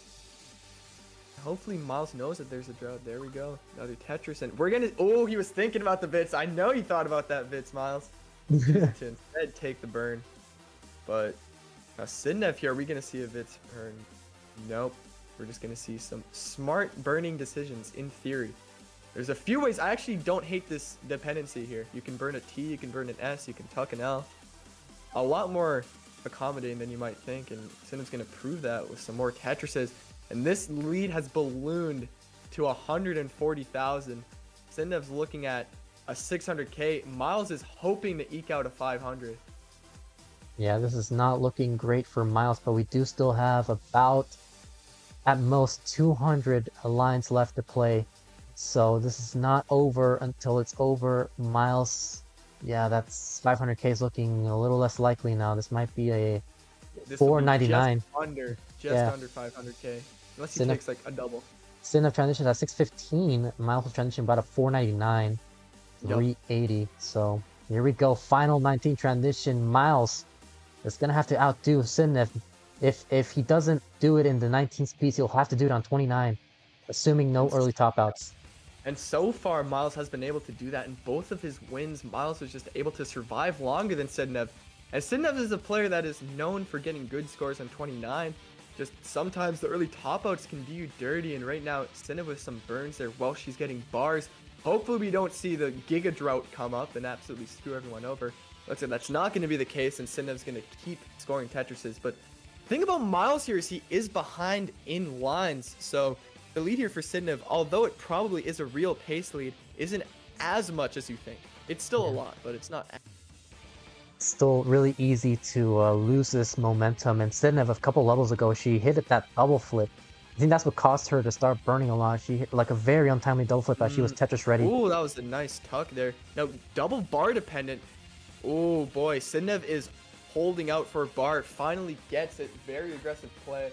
But now Sidnev looks like she's not going to be going for anything too crazy. Just going to take the burns. And that is exactly what Myles needs to take some sort of, at least get back into the game a bit more. Yeah, here we go. Sidnev, a couple of burns. Myles only behind by 100,000 points now, behind the line count. As you mentioned, 725 versus 827. Both players are level 24. Sidnev potential for, once again, a 1.2. But we saw this in, I believe it was game 4. No, it was game 3 that we... No, it was game 4. Game 3, I don't know. One of those. It was one of the games where Sidnev just, you know, she had the 1.2 potential and then just immediately misdropped and got into a dig right before 29. So hopefully Sidnev doesn't fulfill that same fate here, maybe playing it a bit safer towards the kill screen. Right now, Myles has actually caught up a little bit to Sidnev here. The lead is just under 100,000 points now. Yeah, this is very much within striking distance. Even if this goes all the way to 29, this is still very much chase downable. This could be anybody's game as we are nearing the final 29 transition of the quarterfinals, where we figure out who will be the final player to reach the prize pool money and get into the finale of CTL Season 26 this Sunday. That's not today. Ooh.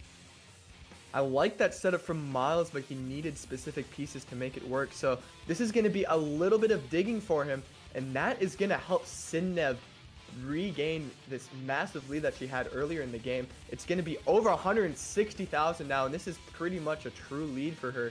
So Myles is hoping to get a 1.0, maybe a 1.04, whereas Sidnev, with one more Tetris here, could transition into 29 at a high 1.1. She's going to get it. Myles was knocking that Lombard. Sidnev transitions with a 1.17. Myles can get one more Tetris, and we'll get that final Tetris for the max out. 1.01, Sidnev with a 1.2. So Myles 200,000 points behind as we are in the final 100 lines of this transition. Tetris for Myles. And Tetris for Sidnev as well. So both these players are slamming it down. Another one for Myles. All these misdrops to Sidnev, missing the spin. Oh no. Oh no. Sidnev is out. Oh no, Sidnev's gonna top out right into level 30. That's been the story of Sidnev's play today. And Myles just needs to chase down around 114,000 points. So Myles, you need 1.25. That will do it for you. Yeah, but keep in mind, he had a chase down in game 1 that he failed. He was down by only 10,000 points or something like that. This is not over yet. Myles is down by 2.5 Tetrises. He can burn this out. He doesn't need to go aggressive. Yep. Remember, this is not a super easy lineup. I believe, from what I know as being an okay Tetris player, you can't completely line this out. You might need 1 Tetris or some triples. So Myles just needs to survive here until 39 pretty much. And maybe get a Tetris along the way or get some good doubles and triples. And that will do it, but that's not easy, especially with the nerves of this being a game 5. Myles just needs around 65,000 points to do it. Has 5 levels. Has 41 lines left to burn, so this is maybe a couple of triples could do it. Maybe doesn't even need a Tetris. Ooh, but he has set up for it. He's set up. That Lombard's not showing up. There's the triple. So that's going to be good points for Myles here. Now just 40,000 away. A Tetris here would actually do it. See, is Myles going to let the voices get to him? And is he going to stack up for some crazy Tetris? Oh, no. No, going for the triple. Oh, no. Wait. This is going to be a triple. Needs a Lombard. Gets a Lombard for a triple. Okay. Still behind by about a few thousand points here. 2,000 points. One more burn will do it. And there we go. Myles has taken game number 5 to beat Sidnev in this crucial quarterfinal, moving into the prize pool. Great play here from Myles, and great effort from Sidnev as well to take it to 5. Very nicely done here. Incredible decider. Myles clutching it up, making it to the semi-finals, and we'll go up against I think it's Sodium. He'll go up against Sodium. So. Saying in chat, bro makes it as difficult as possible, and I cannot disagree. That triple setup at the end looks like something I would have done 5 months ago, so pretty much that means it wasn't good. But he got it done, and that's what matters. So if we look at this bracket here, Peek, I'll let you take over. And yeah, here we go. Let's take a look at the bracket. I haven't updated it yet, so let me quickly update that before we take a final look at the standings and where we're at. There you go. Myles with this win moves on to face off Sodium this upcoming Sunday, and then afterwards we have Dog versus Blue Scuti. That's gonna be, these 2 matches are gonna be really amazing to see. We'll see what ends up happening, but yeah, incredible games from everybody, incredible performances, and thank you so much, Eyeball, for helping me co-commentate. of course, no problem. It's been a pleasure. Love commentating. It's fun. Gives me something to do when I've got nothing to do. So thank you very much, Peek, for letting me on. Shouts to all these players. They did pretty nice, you know? They won, and some of them lost, but some of them won. And that's how playing games work. That's how competition works here, folks. So the quarterfinals, of course, we have Sodium and Myles playing the... Oh, sorry, this is semis, right? Yeah. Sodium and Myles and Dog and Blue Scuti. Those are some blockbuster matchups, so be sure to see them. Is it next Sunday, I believe? Yes, it's the 8th of September. All right. I think time to predetermine. So regardless, thank you guys so much for tuning in. Thank you, Eyeball, once again, and Coffee for co-commentating with me. All that's left to do now is look for somebody to raid, which is going to be Monthly Tetris. I already saw that, so yeah. Thank you guys so much for being here and for supporting us. See you guys next time. Good night.